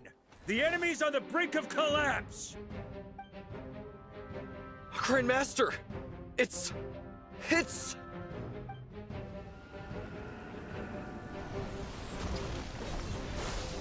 Haha! Reinforcements! It's about time! And Paimon too! We're just about hanging in there. Most of their grunts are taken care of now. Their leader's gonna have to make a decision soon. Fight or flight? What will it be, mightiest Knight of Boreas? As expected, this hastily summoned Wild Hunt horde is nothing but a disorganized rabble. A mere shadow of the forces gathered by the Rahir of Solnari. But they have served their purpose. I now understand your tactics, and you, in turn, understand mine. This is fair. This is the way of chivalry. Farewell, heir to the knighthood of Boreas. Whether you choose to resist me or not, I shall set right the injustices of this world. In the name of the blood-stained knight. Guess they're retreating for now. So that Wolf of the North lookalike, that was Andreas? But why would he be leading the Wild Hunt? And why was he talking about the Bloodstained Knight? Ugh, forget that. We can save the details for later. He was the enemy boss, right? Are we just gonna let him get away? There's no point chasing after him. We've crossed blades already, and it ended in a stalemate. Right now, there's nothing we could do about him. True.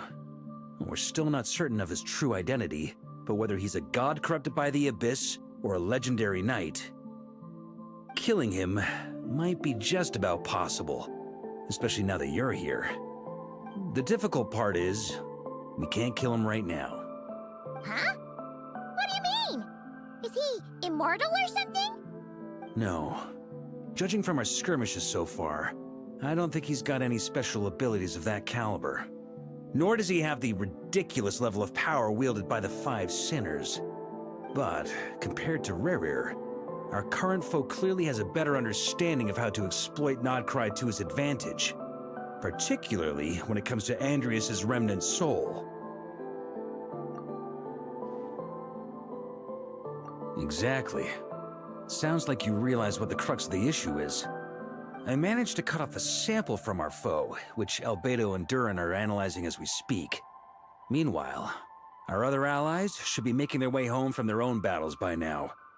Let's discuss this further when they're back. We still have some big challenges ahead before this expedition can finally be declared a victory.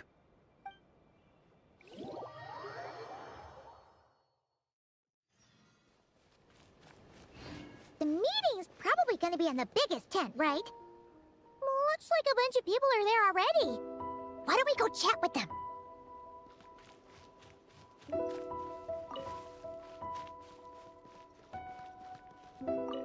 Hey, good to see you again. Oh, Boss Sniff asked me to pass on a message. She went to see Lauma and Columbina at the Frost Moon Scions. Apparently, there haven't been any changes to that space the Rahir of Solnari's in. That means the recent wild hunt attacks have nothing to do with Riri, right?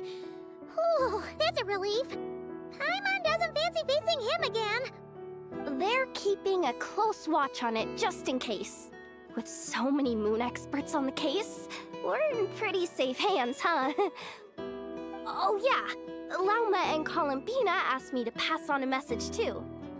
Focus on the enemy you are facing. The moon will protect you all. Huh, you know something? These Knights of Favonius are paying me a pretty nice sum to deliver a few simple messages. Oh, Varka's a generous guy.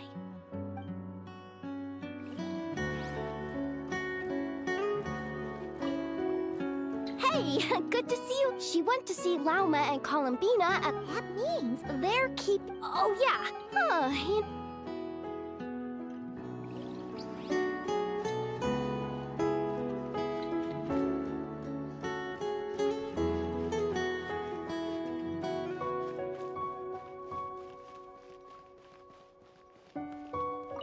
Short distance propulsion module on cooldown. 15 minutes until next departure. Switching to chat mode. Hello there, Paimon, traveler. Varka placed a sizable order with the Clink Clink Krumkake craft shop. Aino is hard at work producing the strategic reserve, while I am handling the deliveries. Secondly, I am also here to attend the meeting in her place.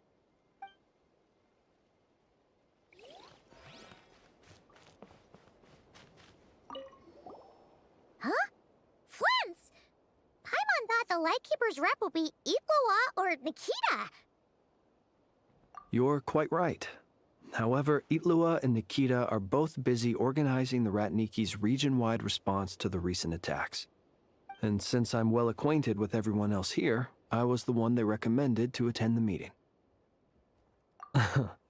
Sometimes you don't get a choice when there might be consequences down the line.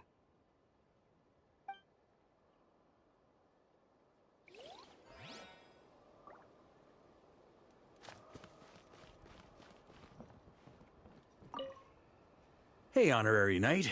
Looks like pretty much everyone's here. Albedo and Durin are just wrapping up their analysis. You want to wait for them here? Great. While we're waiting, could you update me on the situation in Mondstadt?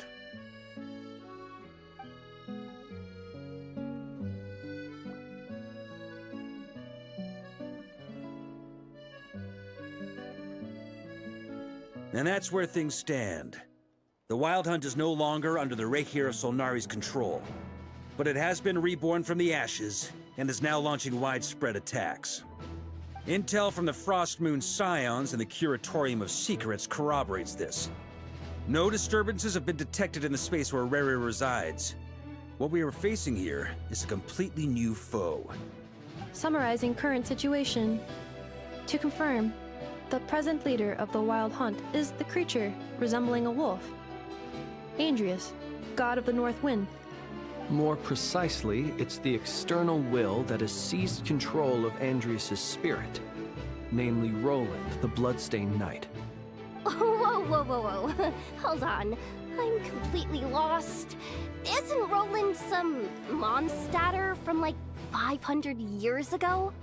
How'd he suddenly get wrapped up with a god from 1,000 years in the past and the present-day Wild Hunt? Allow us to explain that part. Are you familiar with compensation mechanisms? When an organism sustains damage, relevant tissues will undergo changes to offset the loss of function. For example, when one kidney is damaged, the other will be strengthened to compensate. Or, when a main artery is blocked, the collateral vessels become more active. Similarly, when the Wild Hunt lost their leader, the Abyss harnessed the memories that flow throughout the ley lines to fashion a new one, fit for the present circumstances. That new leader is a mirror image of Roland, the Bloodstained Knight. Right. No matter how strong the compensation is, it will never quite match the functionality of the original organ. The Roland replica can't possibly imitate Barir's overwhelming power, nor his ability to disguise himself as others. So, the Abyss made use of the connection between Roland and Boreas to compensate for this lack of power. The replica corrupted and took control of Andreas as he slumbered by the bank of Amsvartnir, ultimately manifesting as the giant beast that you all witnessed. However, exactly why the Abyss chose Roland to mimic, and indeed how it was able to do so, remains unclear.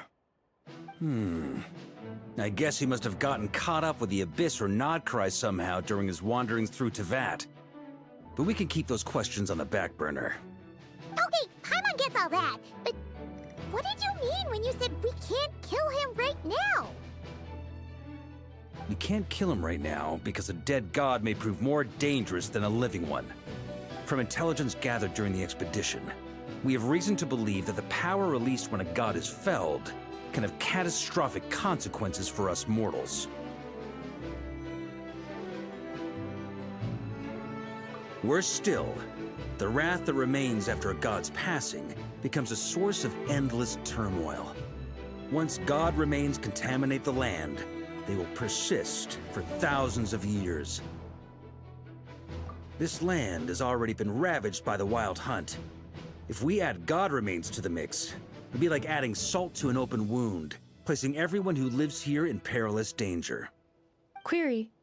While I can indeed find records of disasters caused by god remains in my database, there also appear to be cases of gods dying naturally with no ill effects. In that land, the passing of the Pyro-Archon's flame is a common occurrence throughout history, and even the part of Andreas who remains in Mondstadt has experienced death once before, has he not? Great question. Glad you asked. Honorary Knight, you said Lupus Boreas gave you a token to pass on to me? Please, present it now. It should help explain things faster.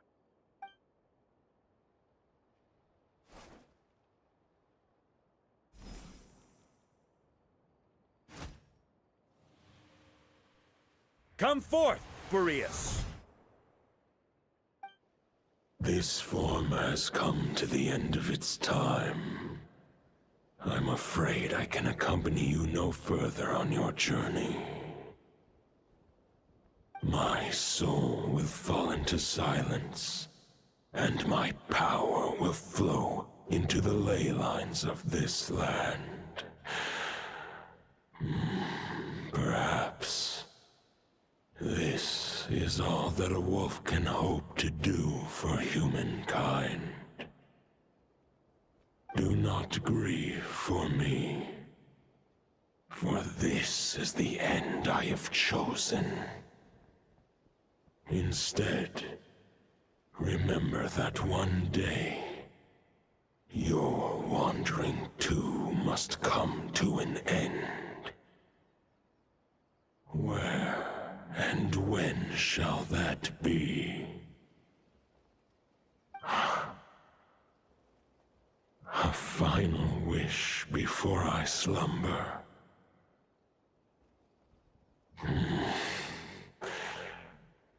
Sing me a song.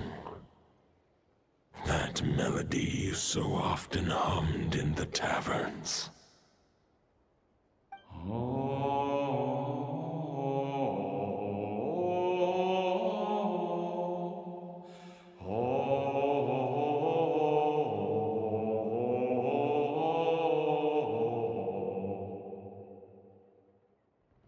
You saw it too. You must have keen powers of perception. Not that it surprises me. That was Boreas's final thoughts before merging with the ley lines. It's the reason Mondstadt remains unharmed by his god remains. In his final moments, he made a choice to give everything he was to the ley lines. All to protect Mondstadt from harm. Sounds like Andrea spent thousands of years searching for his place in the world, too. Yes.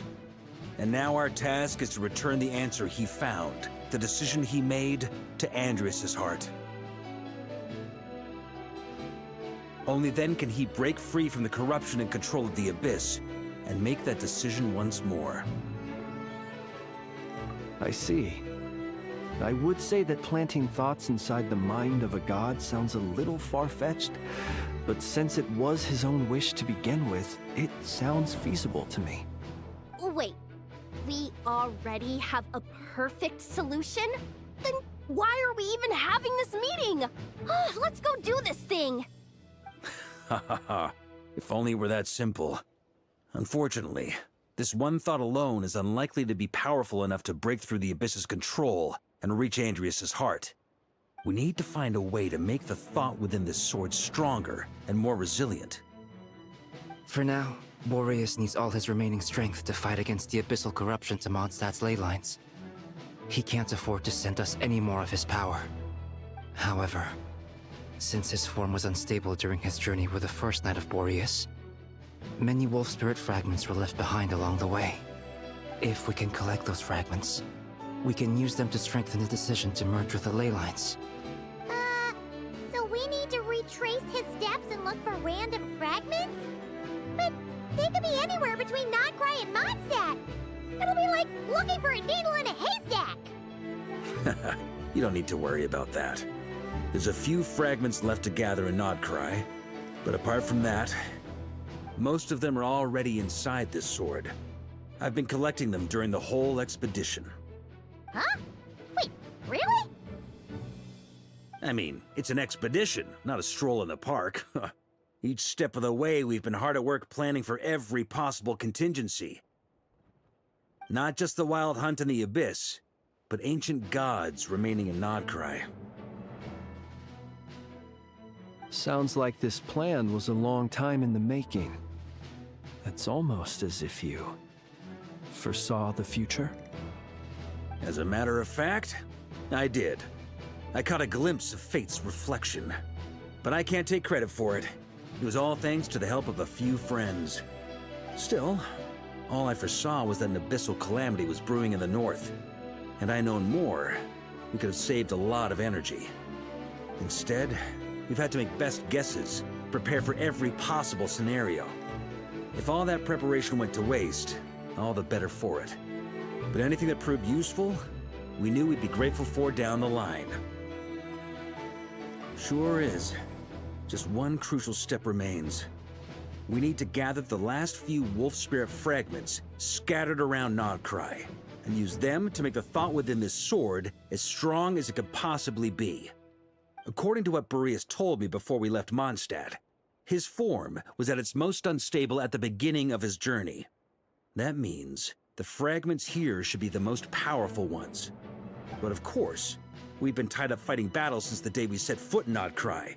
First with the Wild Hunt, then with the Doctor. So, it wasn't until recently that we were finally able to confirm the status of the Wolf Spirit fragments. We now know there are 3 left to find. Okay, so 3 more mini expeditions to go. I managed to gather 1 fragment before Roland reappeared. I also have a confirmed location for the second, which I'll take care of in short order. As for the 3rd fragment, we've identified a general search area to focus on, but we'll need all hands on deck to pinpoint the exact location. The final snag is that since our foe is a replica of Roland, he too will be aware of Andrias' history. He's sure to try and sabotage our plans by any means at his disposal. So everyone needs to bring their A-game. With our foe being from Mondstadt, it's our duty as Mondstadters to defeat him. And since the Wild Hunt is involved, the Lightkeepers will provide their full support. The Clink Clink Krumkake craft shop will also help in any way we can. So what do they need me here for? Wait, I think maybe I signed a contract at some point. Didn't exactly scrutinize it, though. I mean, who actually reads those things anyway, right? Ah, great. Knew I could count on you all. Lastly, our friend from the Curatorium of Secrets will provide intel and relay battlefield communications. Looking at you, Yehoda. So, you'll be darting back and forth across the battlefield, dodging the wild hunt and the shadow of an ancient god. I'm impressed by your courage, Miss Yehoda. Rating for Yehoda updated. Higher quality ingredients will be used to prepare your future meals. Darn it! I should have known this payday wouldn't come that easy. I'll deal with the second Wolf Spirit fragment, which we already know the location of. The moment you make any progress with Fragment 3, be sure to give me an update. Traveler, could you join me in retrieving Fragment 2? I have a feeling that your unique constitution might come in handy. All right, time is of the essence. Let's move out, people. Dismissed!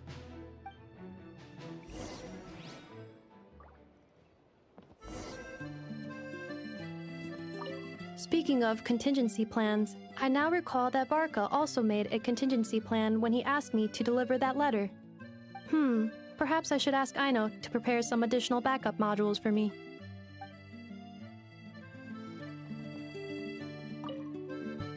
Remnant fragments of an ancient god. Thoughts stored inside a blade. Maybe I'm overthinking this, but I suspect there is more to Mr. Vark's plan than what he's revealed to us so far. Then again, the enemy can harness the Wild Hunt to spy on us wherever we go. As our commander, I'm sure he has his reasons for choosing not to tell us everything.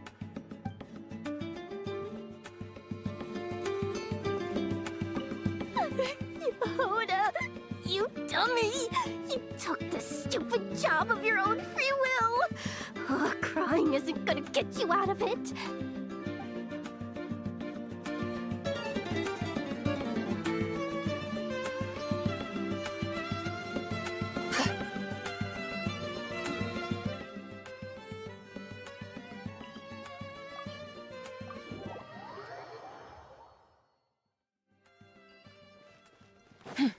Didn't you say Fragment 2 was supposed to be right here? Where the heck is it? Seems like we've run into a slight hindrance. Can I leave this to you, Honorary Knight?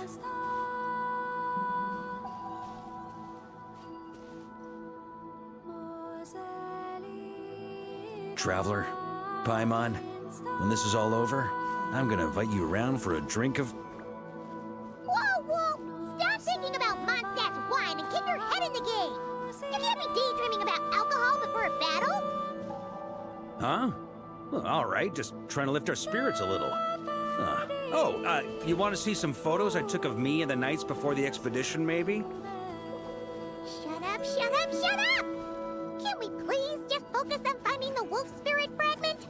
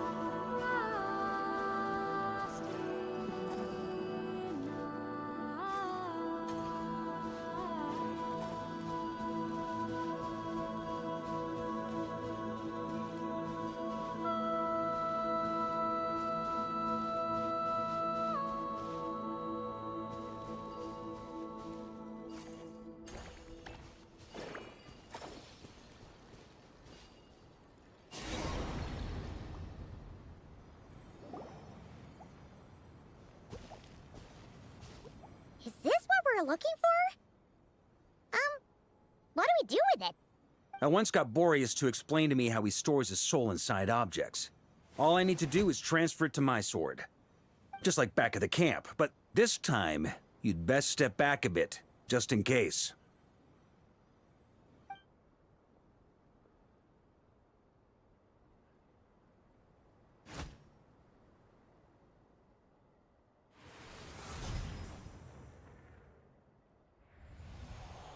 So, you're saying you don't know how to love people, and you don't understand human love either. Why do you laugh? Sorry, I just think the fact you're ruminating on this is all the proof you need that you have love in your heart. I have a funny feeling that by the time this journey ends, you'll have found your own answer to the question of how to love. No, you're wrong. There is no redemption at the end of this path. Even if I am stained black with blood, my conscience will remain as white as snow. If pledging allegiance to the Abyss is the only way to sever the injustice of fate, then I shall serve in its name. Ugh!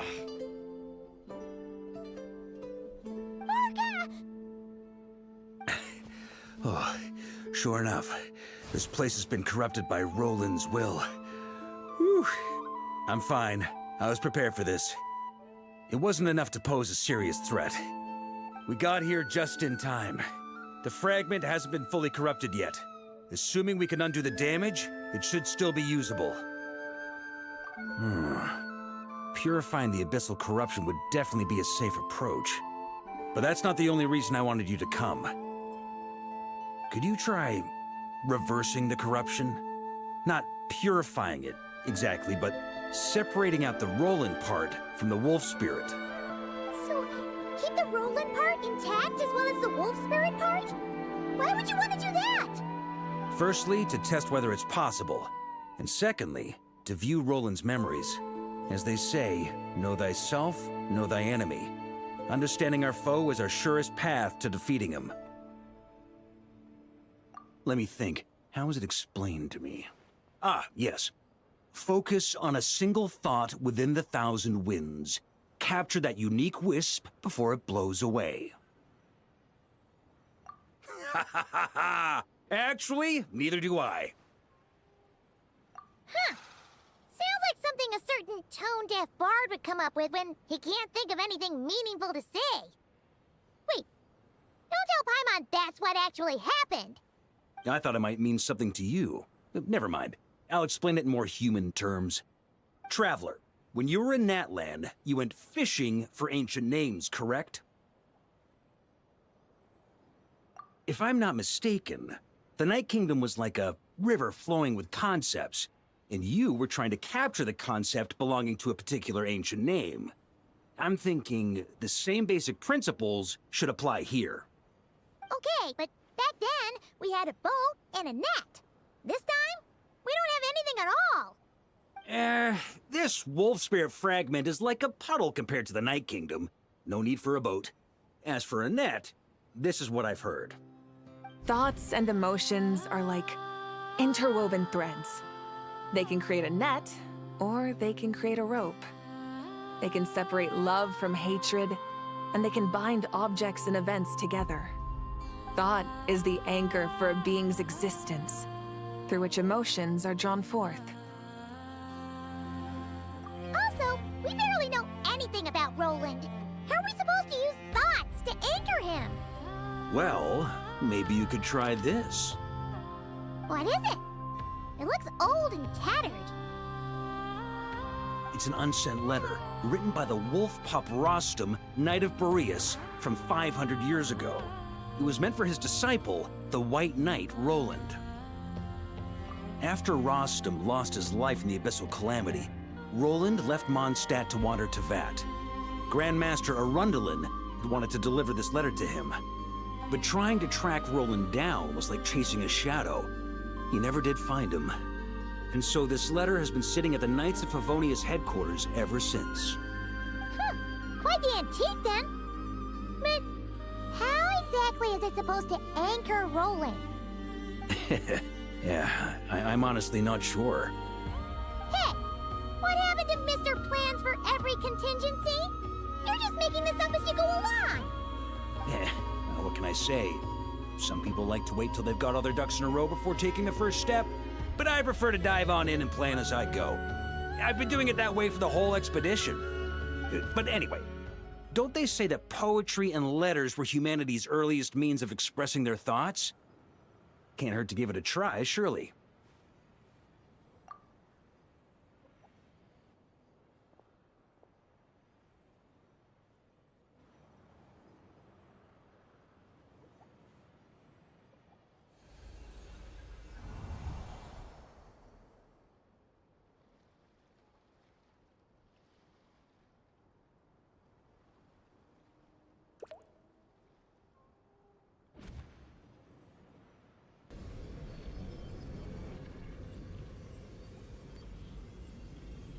Whoa, it actually worked? You really are making this up as you go along. So the assimilation of souls really can be reversed, just like he said.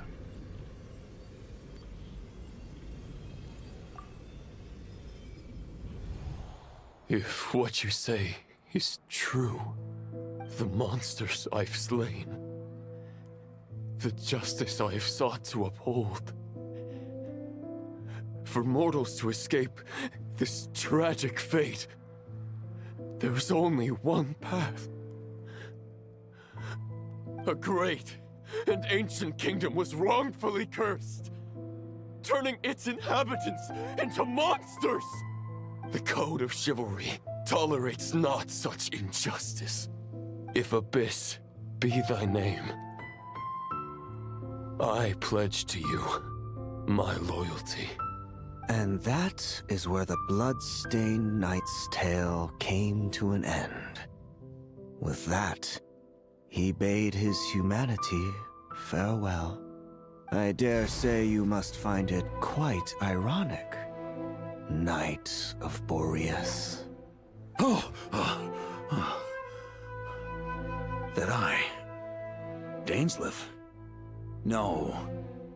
Bore a striking resemblance, but that wasn't him. While we gazed into the past, he was gazing right back at us. Could it be? So that's what happened.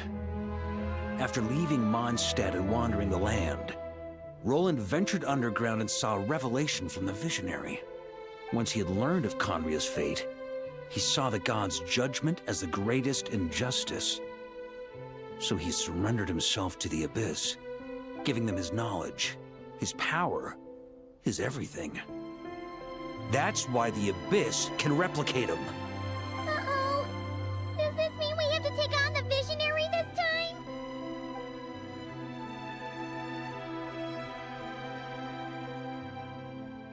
I'm inclined to agree. If our enemy could see the future, both the Wild Hunt and Roland would be acting with far more lethal precision. But even without the Visionary's input, Roland still has an intel advantage we can't afford to underestimate. Every minion of the Wild Hunt serves as Roland's eyes and ears. We need to think one step ahead if we want to outmaneuver him. And on that note, I have a plan I want to discuss with you. Well, the fewer people who know, the less likely it is to get leaked. Besides, it wasn't a fully formed plan back then.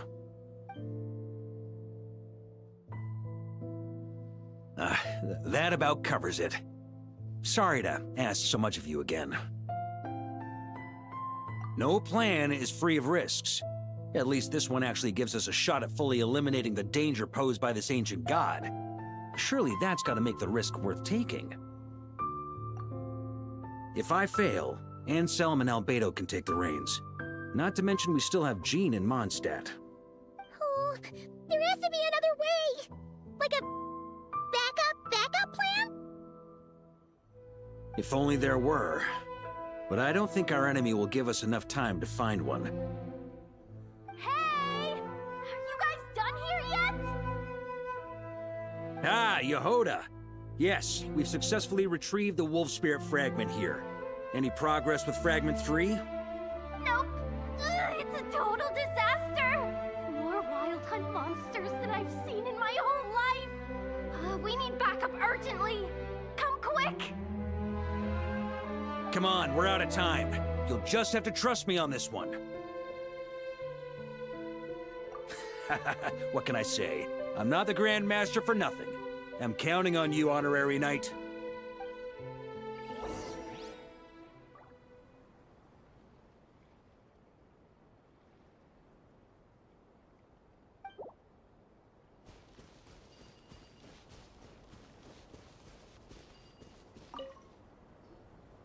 Fill me in. What's the situation? We ran into resistance almost as soon as we set off. Albedo said we should split into 2 teams and continue searching while he and the others kept the Wild Hunt occupied. Good call. Locating the Wolf Spirit Fragment is our key objective. I would have made the same decision. Well, it seems the enemy figured as much too. Now, both search teams are in big trouble. Oh, I brought a map. This should make things clearer. Before we ran into trouble, this is the search area we decided on. The 2 teams are holed up here and here. They should have a clear idea of the fragment's location by now. But the Wild Hunt is stopping them from relaying messages back, right? Do we have any more troops available to provide backup? We can't spare troops from any of the fronts right now. That just leaves us with, The logistics company is standing by. Hanefa! Designated drop point reached. Initiating situation report. The logistics company was assisting Aino with the production of the strategic reserve. But after learning of the situation on the front line, they requested to be dispatched immediately. They are currently nearby awaiting orders. Amazing. Just in the nick of time. Hey, seeing as you can fly and all, shouldn't you be the one out here delivering messages? I regret to say that without the workshop's catapult, and with my short-distance propulsion module on cooldown, I will only be able to return to the battlefield after another 5 minutes. Please, keep up the good work, Yehoda. The logistics company has very limited provisions, only enough for a single battle. Which team should they support? Both. Once one team has been rescued, the remaining forces will be free to support the other. We'll move out immediately. Yehoda, keep up the good work with the comms. Sure thing. Leave it to me.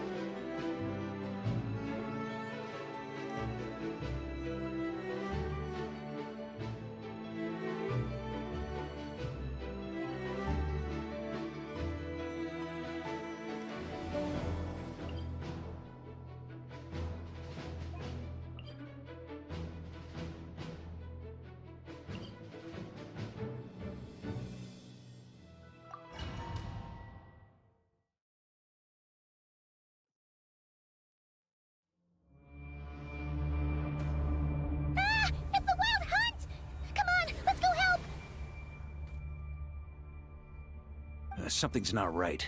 The Wild Hunt's offensive doesn't seem to be getting any weaker as the battle goes on. Are they getting reinforcements from somewhere? Don't get dragged into the enemy's rhythm. Logistics company, scout out the area. Look for terrain we can use to our advantage. Yes, sir!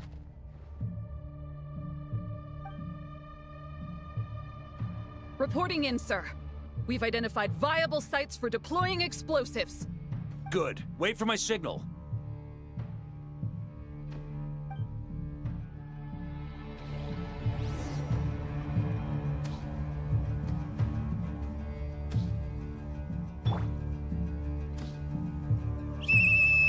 Logistics company, deploy!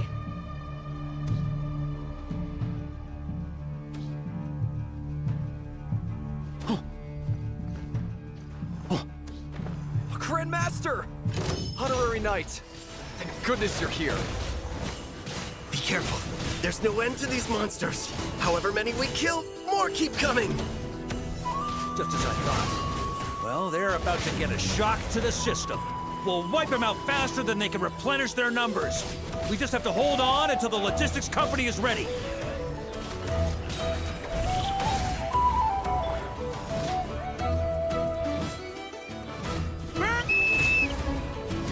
Is that the signal to say they're ready? It's showtime! Fall back! Yes, sir!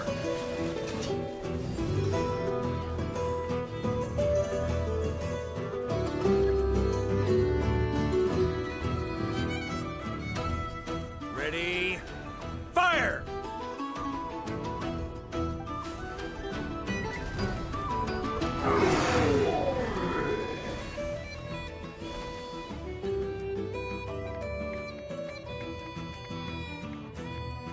The enemy has sustained heavy casualties. Should be a while before they're strong enough to pose a real threat again. Use this time to catch your breath and fill me in on everything you've learned. Yes, sir. We've narrowed down the search area for the final fragment to this zone here. That's not exactly very narrow. We split the search area between us and the Ratniki. Maybe they'll be able to narrow it down further? Either way, I was about to go lend them a hand next anyway. Do you think you guys can keep up? Absolutely. Good to go, Grandmaster. We've run right through our supplies. We'll stay here and deal with any Wild Hunt that tries to stage a comeback. Now that they've lost their numerical advantage, they're no match for us. Focus on supporting the other team.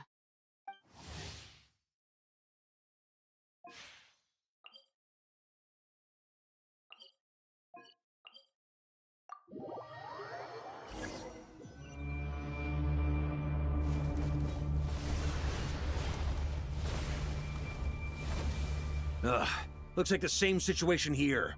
They just keep coming, wave after wave. Reinforcements? Hey, you keep them busy while we work on getting rid of this god-awful mist. Understood. Everyone got that? It's up to us to hold them off. Yes, sir!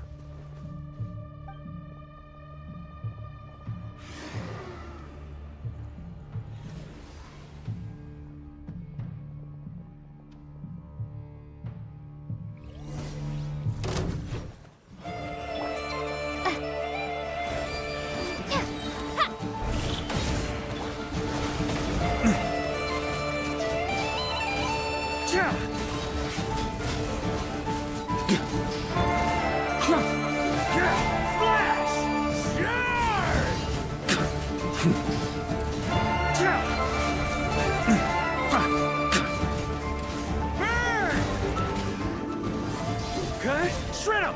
Hey, they're running out of steam. Now's your chance. Affirmative. Sorry to keep you waiting.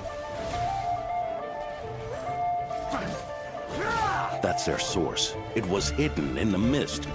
If we destroy that, the Wild Hunt won't be able to summon any more reinforcements. Maria sweeping in! Knights of Favonius, charge!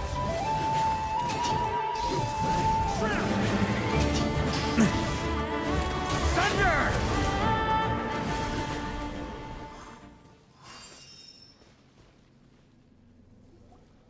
Ooh, I'm glad that's finally over. Brave knights, on behalf of the Lightkeepers, I thank you for your assistance. There's no need to be so formal. When it comes to the Abyss, we're all in this together. Now, please tell me everything you've learned. Very well. We've narrowed down the search area for the final fragment to this zone here. Yes! Now it feels like we're finally closing in on our target. I'll say. We're sure to face fierce resistance from the Wild Hunt, though. Is everyone willing to keep fighting with us? It would be our pleasure, Mr. Varka. Much obliged. All right, the target is just up ahead. Move out!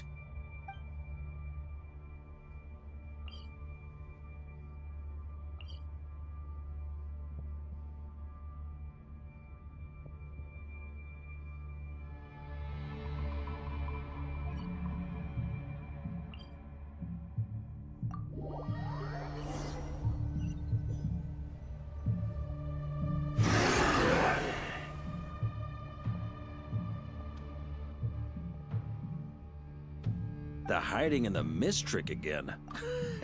These guys must be easily amused. You all know the drill. The Knights of Favonius will engage the enemy while the Lightkeepers dispel the mist. Everyone, follow my signals. Yes, sir!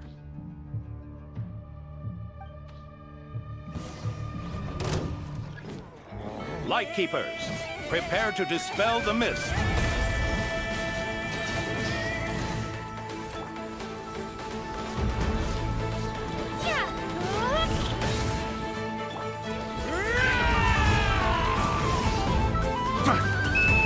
Knights of Favonius, charge!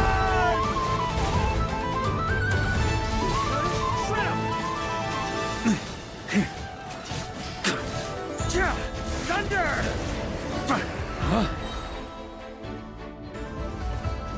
Charge! Burn!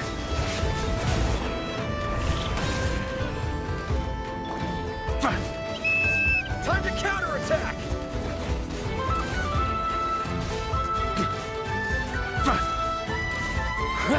Maria sweeping in!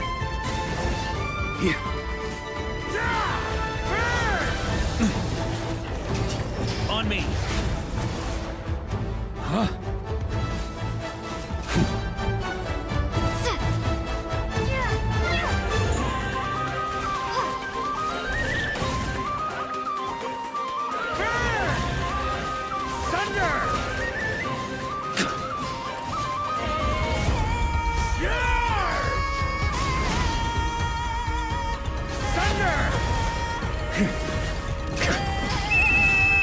Rally to the Grandmaster! Charge!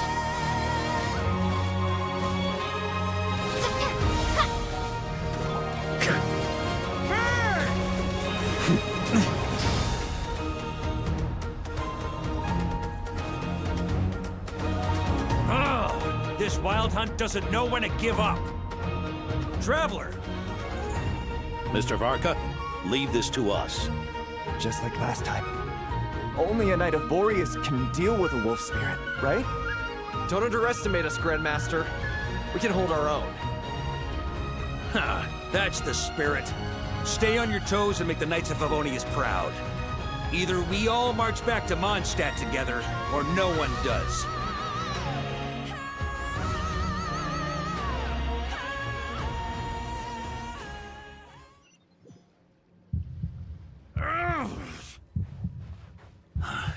The final fragment is right there.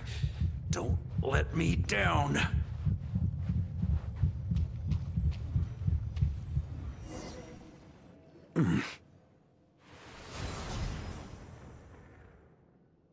It seems you have collected them all, Knight of Boreas. Yeah, and with no corrupted fragments or ambushes along the way. I have to commend your chivalry, Sir Roland. A true knight does not resort to underhanded tactics. Were this body not a false one created by the Wild Hunt, Nor would I countenance those monsters to taint our duel with their presence. If you need a moment to rest, take it. Victory will be mine, regardless of whether the path to it is the one I would wish for. Save your breath. If you want to fight, let's fight! As you wish.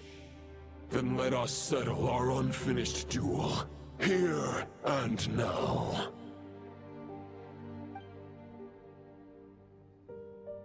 Is everyone all right?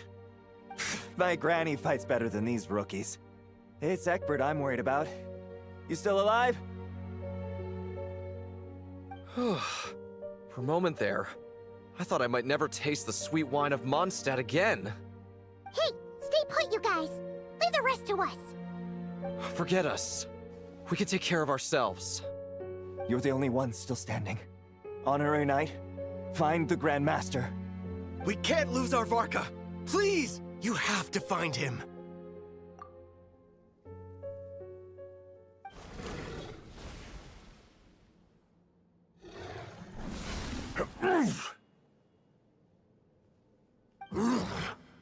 You're holding back, Knight of Boreas.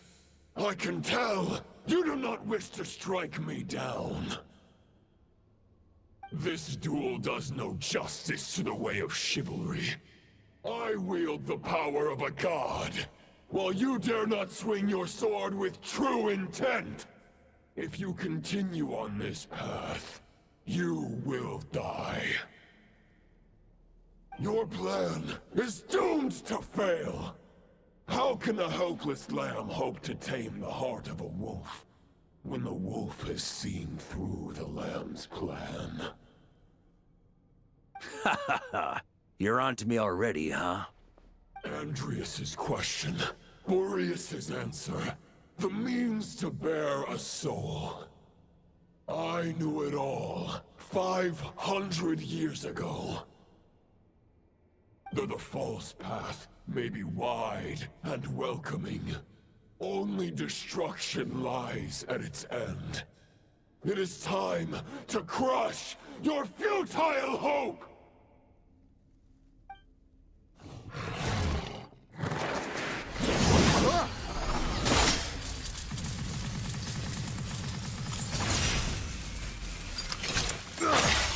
It's over. Your sword lies shattered. The wolf spirit and the thoughts you blindly placed your faith in have nowhere left to dwell.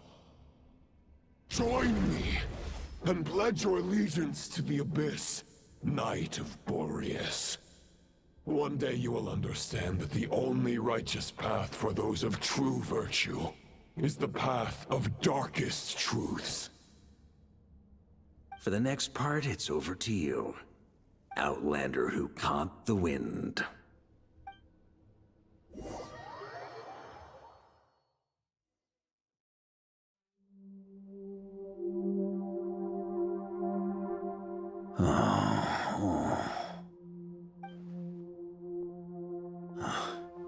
The sword is unbroken, but I can't sense the wolf spirit. Looks like I'm no longer in reality. This must be a space built from the entangled consciousnesses of Boreas and Roland. There's no way back. And all that lies ahead is the wolf's maw. Huh. Guess the only way is through.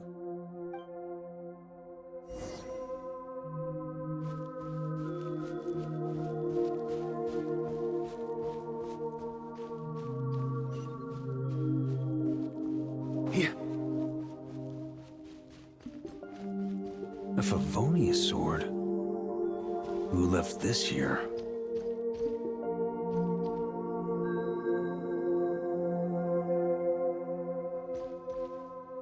Lonely warrior, take me to see him.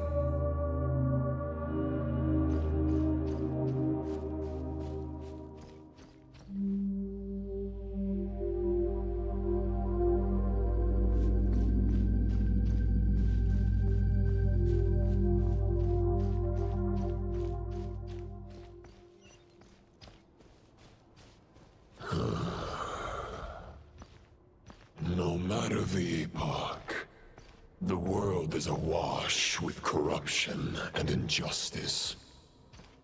I have aided the oppressed and righted many wrongs. I have slain sinners and delinquents. I have slaughtered tyrants and demons. But however mighty one's blade, before the great injustice of fate, a mere mortal can but bow their head. There is only one way to save them. Who are you really trying to convince?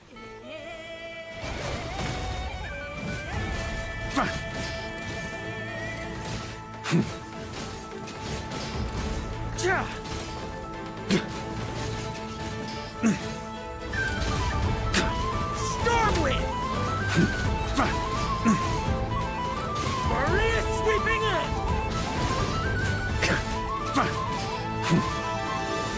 Huh? Stormwind!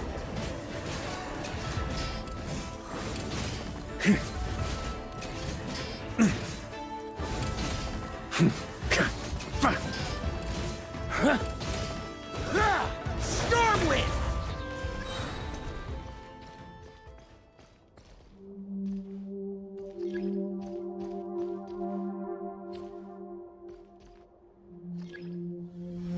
Is this the Fairest Shadow? It doesn't look like an imitation. The title of Boreas must find an heir.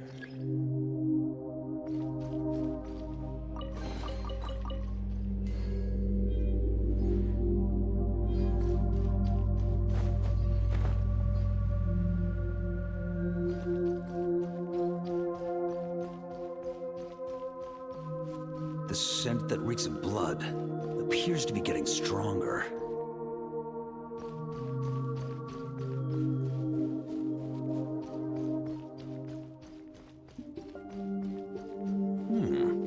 Looks like I can just jump right over these obstacles.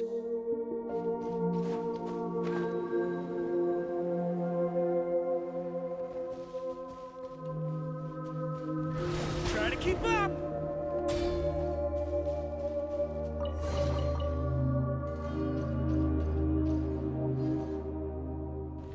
Try to keep up!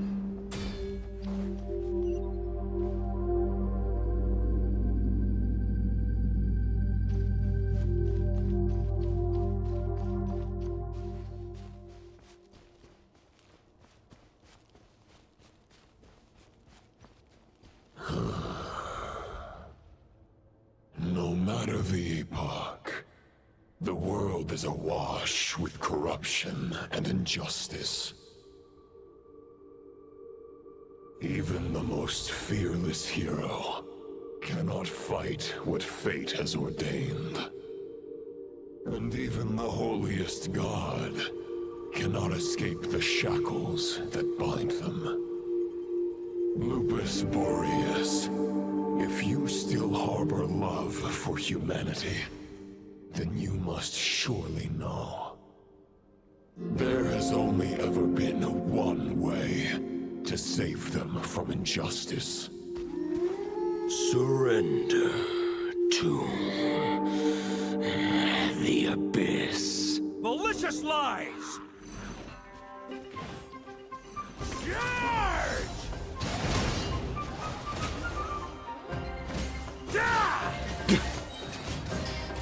Charge!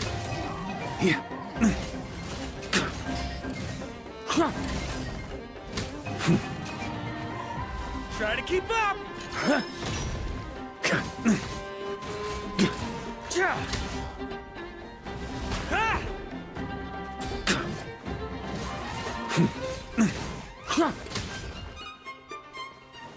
Stormwind!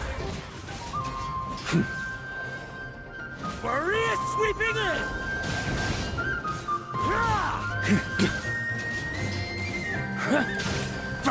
Stormwind!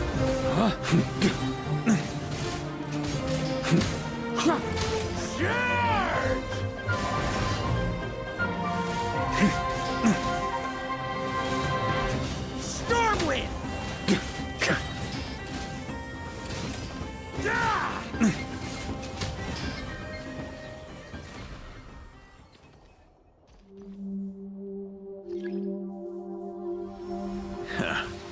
My old friend. This is not where your path ends. You must continue on.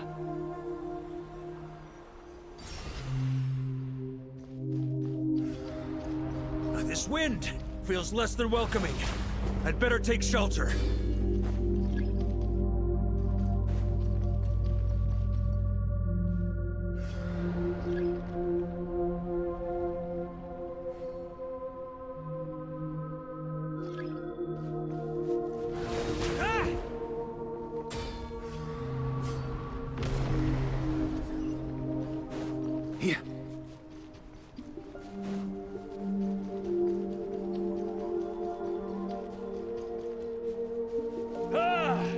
I can't hide from it! You must deliver it.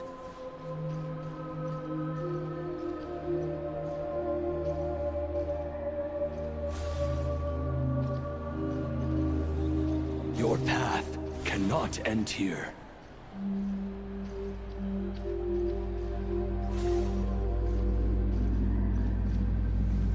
You draw near to the heart of the wolf.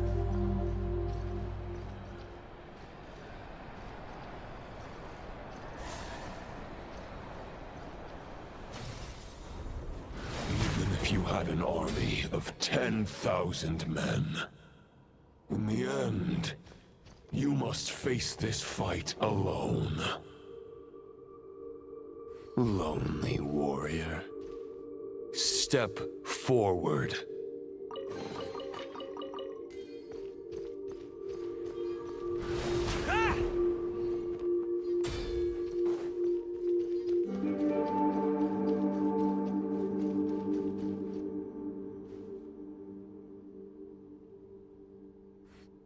Is this the heart of the wolf?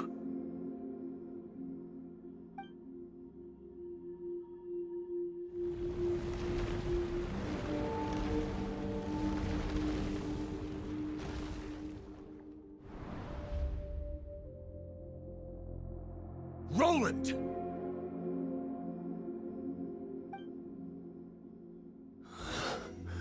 After countless bloody battles, trials, tribulations, and hardships, I, with my mortal flesh and blade, attained power to rival that of the gods. But you know better than I that a mortal's prime is fleeting. In 5 years, maybe 10, age will snatch your strength.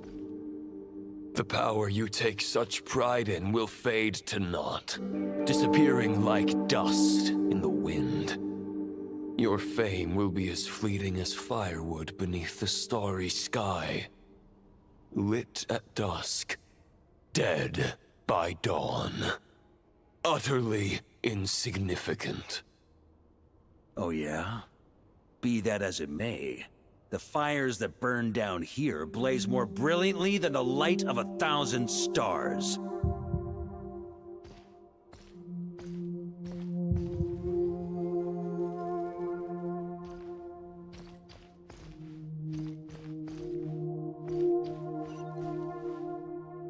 They blaze for but a moment. 100 years from now, your earthly flame will be long snuffed out. And those you once illuminated will be left cowering in the cold and empty night. Ha! No. They'll remember me in 100 years, just as I remember all of you from centuries ago. That's the thing about firewood. From the embers of a dying flame, a new fire arises, burning bigger and brighter than ever before.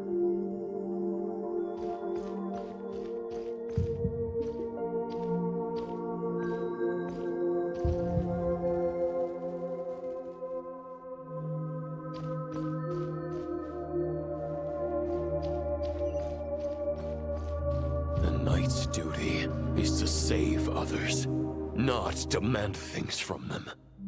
How can one call themselves a knight while placing their hopes in generations to come? Well, As long as I put an end to you here and now, I won't need to rely on anyone else. Now, show yourself, Roland! Put an end to me? Your body and mind are already at the limit of what they can bear. It is only a matter of time before they yield and crumble. But if this is your final request...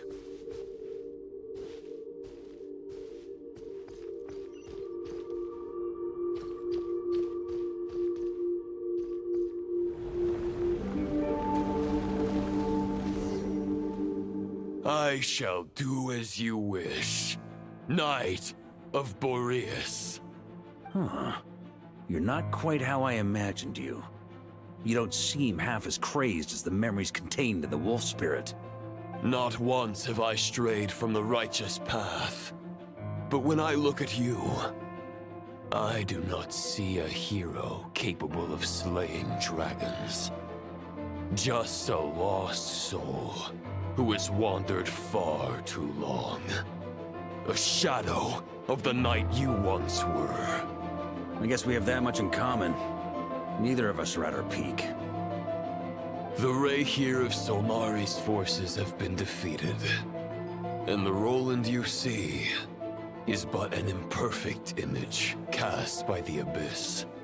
I wield the power that Roland did at his peak, but my heart and mind remain frozen in that blood-stained moment. Therefore, I, in my current form, am flawed. A knight cannot bear their own stagnation. After redeeming you from injustice and guiding your surrender to the Abyss, I shall rectify myself and continue to follow the knightly path. Huh. The world out there can bear no more of your torment. Your obsession, clearly, remains exactly as I had imagined. I suppose there's no chance to make you see the light. No words can make a knight doubt his convictions, no matter how noble they may sound. Neither of us will sway the other, but you have long known this truth. Otherwise, why would you pin all your hopes on Boreas' single thought? But now the blade that once housed the wolf spirit has been shattered, and all you hold is a phantom that bears its form. You no longer have the means to change the situation, and no one will come to your rescue. This place shall be your graveyard, lonely warrior. Huh. Maybe you're partly right. But I think I might just have a shot at a rescue. What do you mean?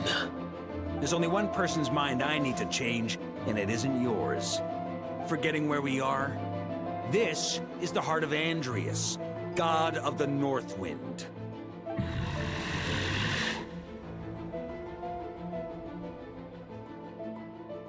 Andreas! Can you hear me? Wake up! You are the great god of the North Wind! How long will you allow yourself to suffer the domination of the Abyss? If this is your final gambit, I am most disappointed, Knight of Boreas. Grand displays of heartfelt wishes cannot summon miracles. This world shows no such mercy to its inhabitants. Return. Return to the ley lines.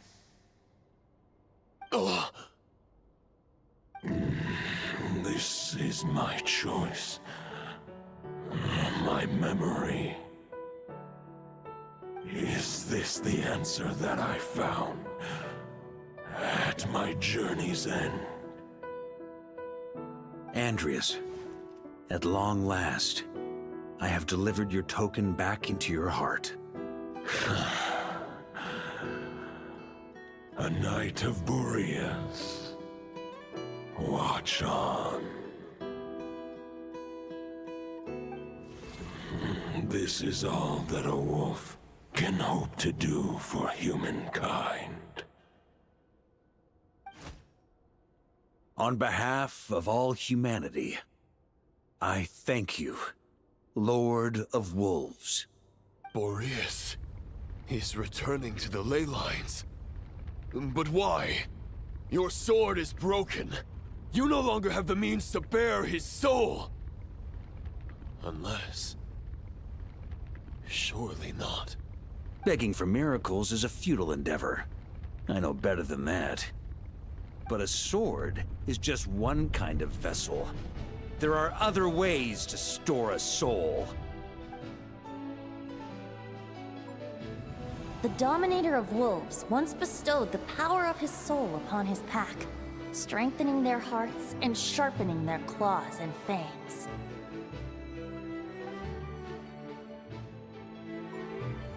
Even if it is not my intention, the soul of Lupus Boreas will inevitably ravage, devour, and assimilate a mortal heart.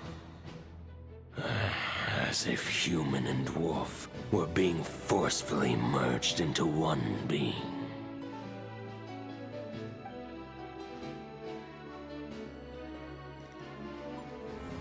If a mortal heart is to bear the soul of a god, this is a path that cannot be retraced. Yet, I shall not dissuade a knight from embarking on the quest of his own choosing. Your heart, your soul... they are collapsing. Now I see. You were wondering how a lamb could tame the heart of a wolf. Isn't that right? Here's my answer. You get the wolf to swallow the heart. The wolf spirit within the sword was merely a decoy. The true thoughts and memories were carried within your heart.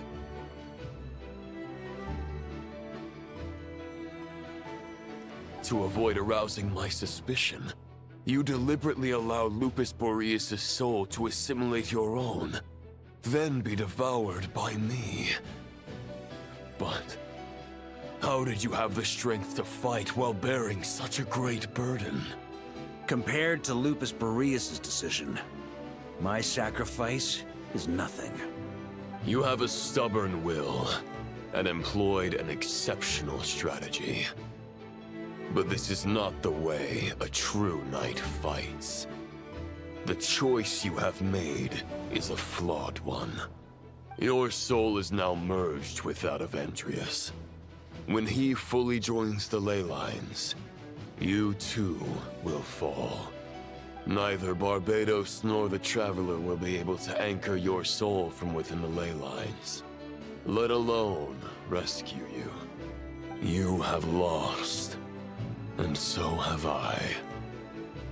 Regrettably, I can no longer offer you salvation. May your soul rest in peace with Boreas, lonely warrior. Haha, lonely?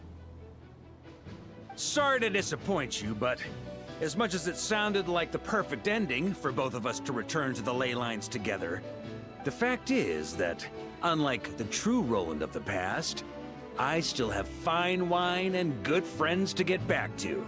They're looking forward to my triumphant return. I'm not ready to accept my fate just yet. Ding dong! You've got mail!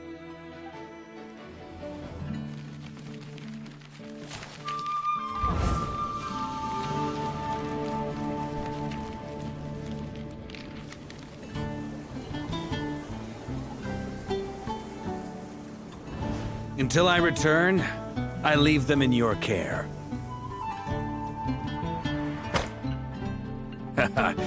The Knights of Favonius will always welcome you.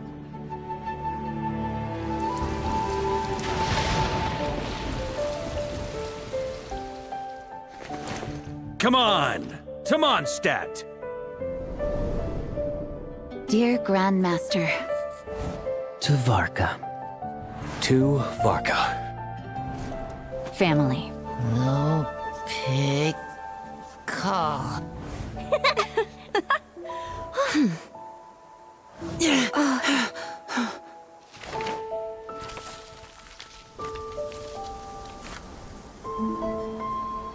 Poetry and letters were humanity's earliest means of expressing their thoughts.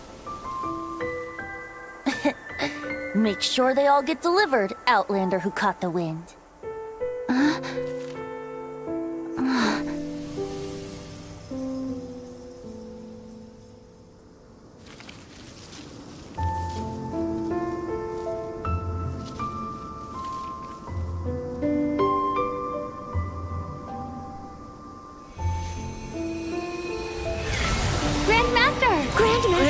Grandmaster. Master. Varka. Go Varka! He's the right to us! For Varka.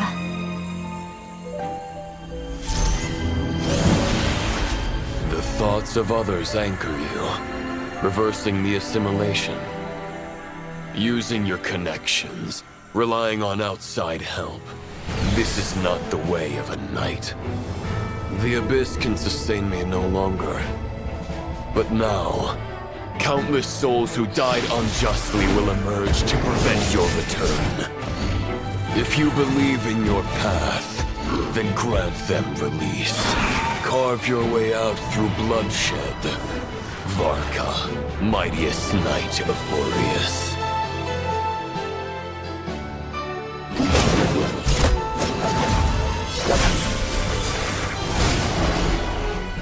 This is how it ends. Throw the plan out of the window. Fight my way to victory.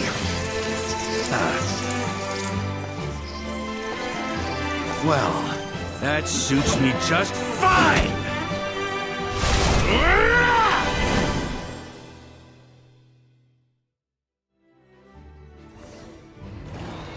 A knight is always true to their word. So please, keep your promise and return victorious. You are not alone. Right back at you, Varka.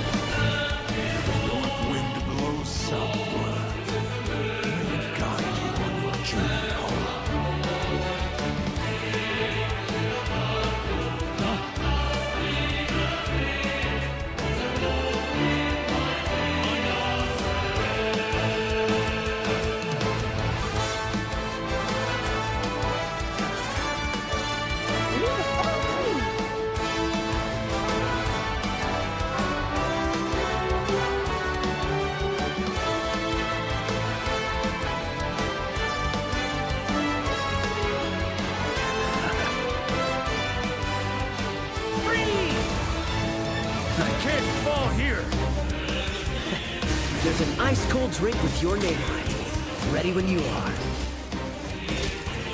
Don't go dying in a place like this, Varka.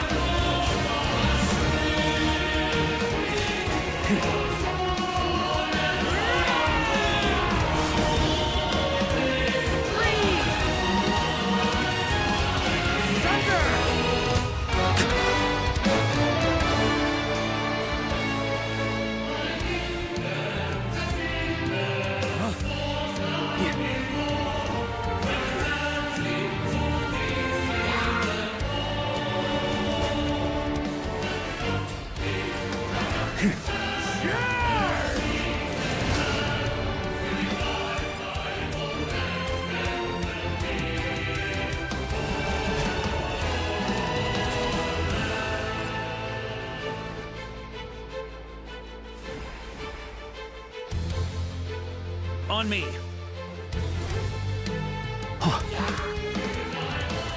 Fly home to us, Grandmaster!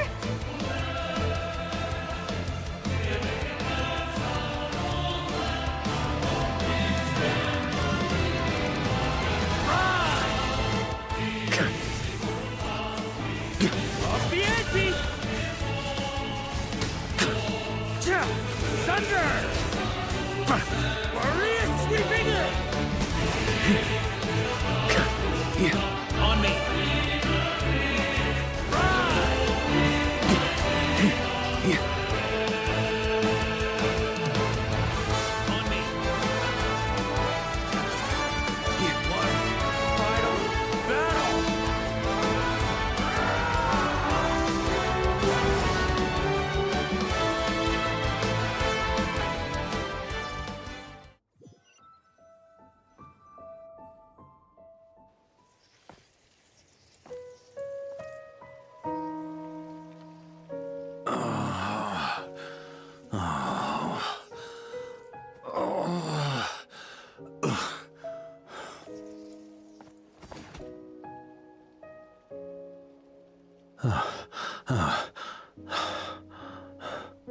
Walk forward and do not look back.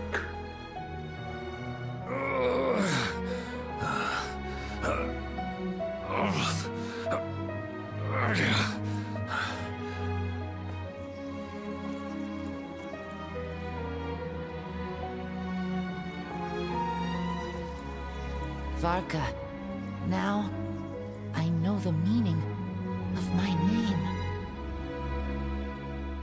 After the lengths you've made everyone go for you, you'd better make sure to thank us all properly when you get back. You know, I have a lot of things to update you on.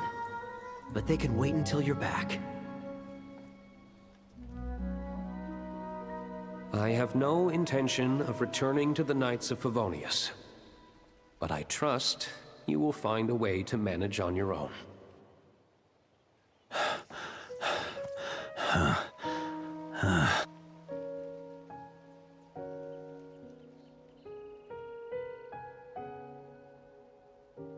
Grandmaster, we're all waiting for you.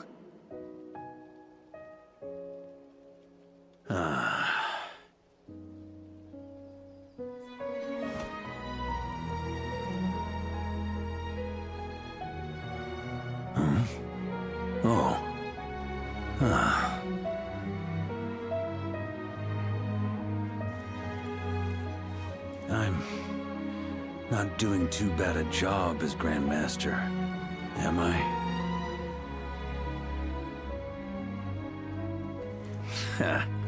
I'll take that silence as your approval.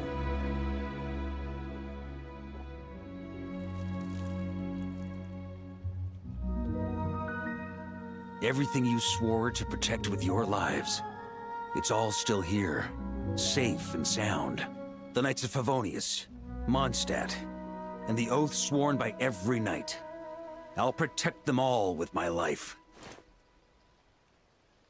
And so, I'll deliver that letter on your behalf.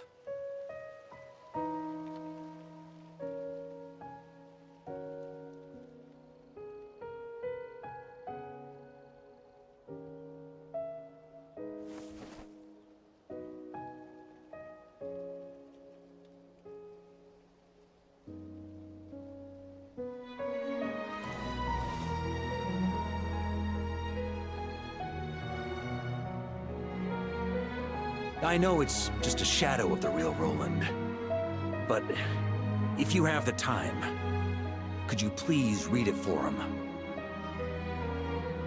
Rostam and Arundelen, they never forgot you.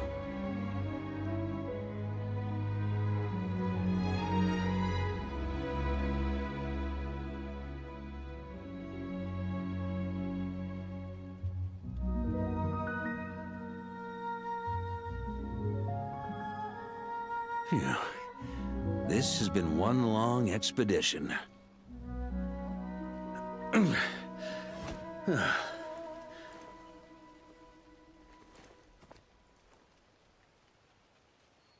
From here on out, I think I'll let the wind lead.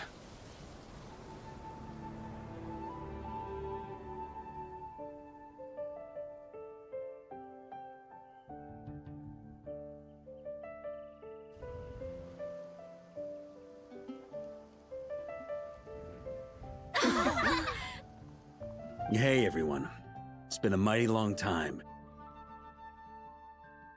I'm thrilled to see you all again.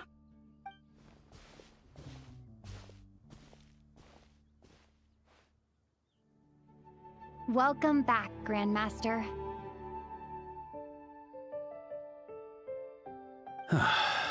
Yeah. I'm home.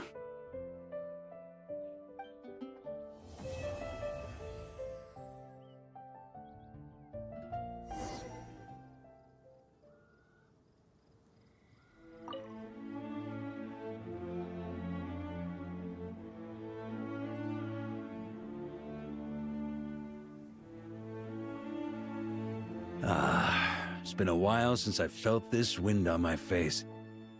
Just how I remember. So, is there anything you'd like to talk about?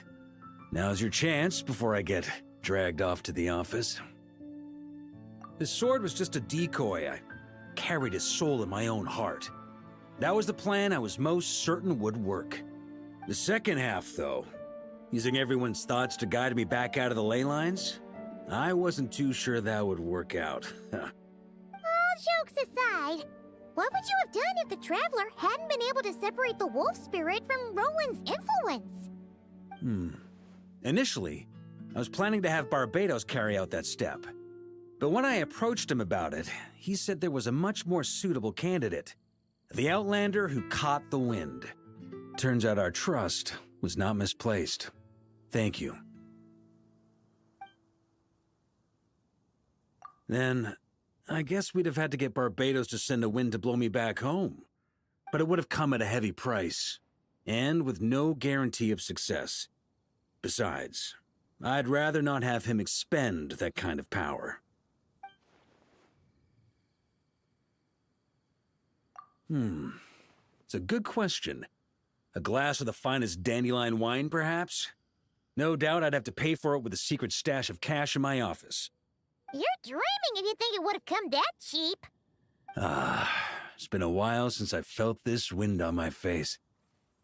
Well, with the shadow of Roland vanquished, the Wild Hunt won't be able to consolidate their forces for the foreseeable future. A few knights will remain on rotation at the Nodcry stronghold, but everyone else will be sent home in waves. Albedo and Duran will come back with the first wave, so you should have the chance to see them again soon.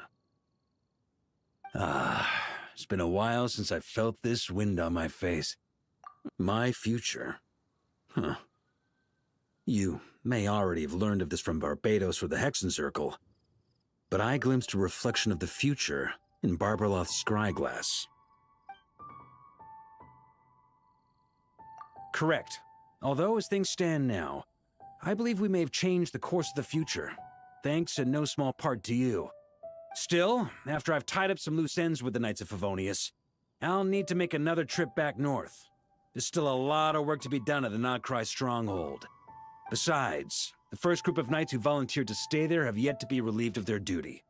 How could I simply abandon them? How noble. But be honest, your main reason for going back to Nodcry is so you can dump all your work here on Jean again, isn't it? Wait, seriously?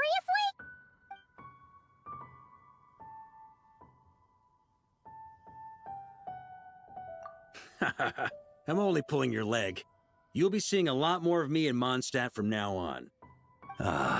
It's been a while since I felt this wind on my face. All right then. I'm gonna stay here and enjoy the breeze for a little longer.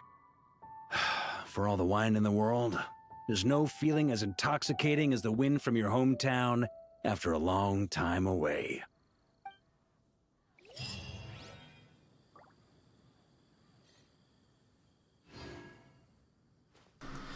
That was actually really cool.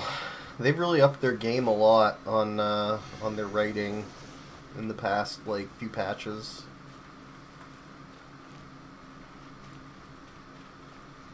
I really like how they built up the theme of letters and writing being the foremost or the first expression of human thought and emotion.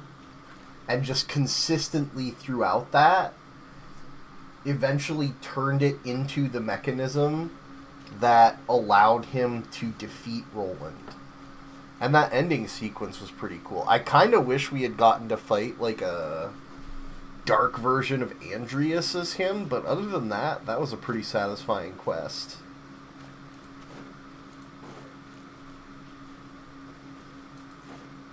Also, his kit's pretty cool. So.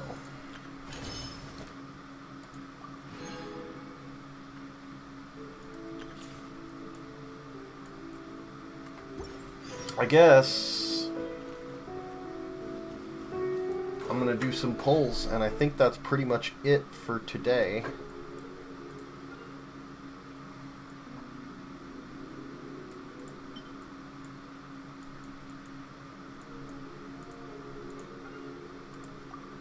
I don't think we've done that many since getting, yeah, Z-Buy, but we'll try our luck.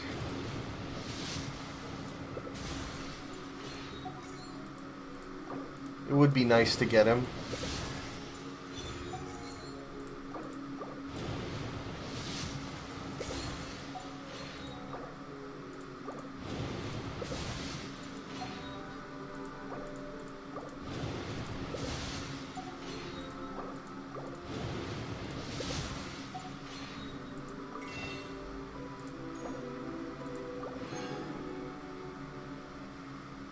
Oh, it's also true that I have a couple, I have one.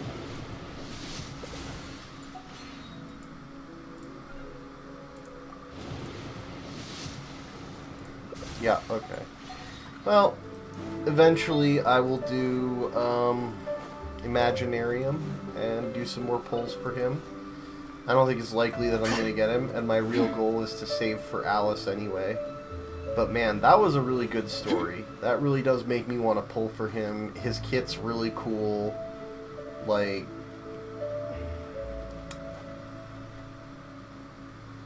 yeah, I kind of wish I hadn't pulled for Zibai.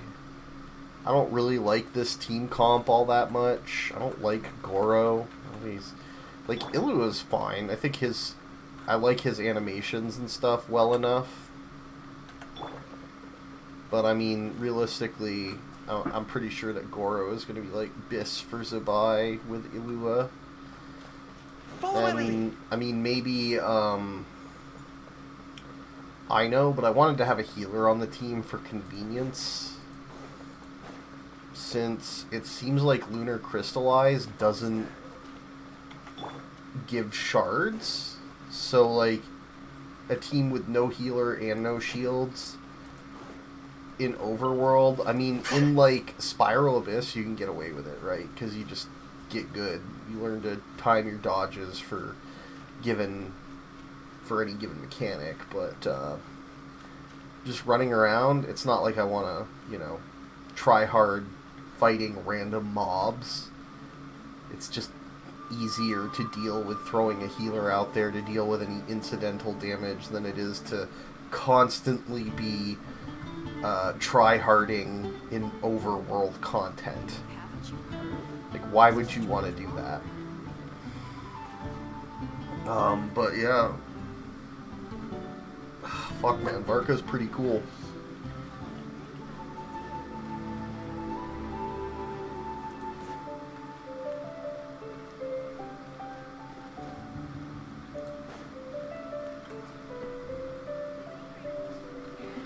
Alright. Well, I think that's going to be it for me. Yeah.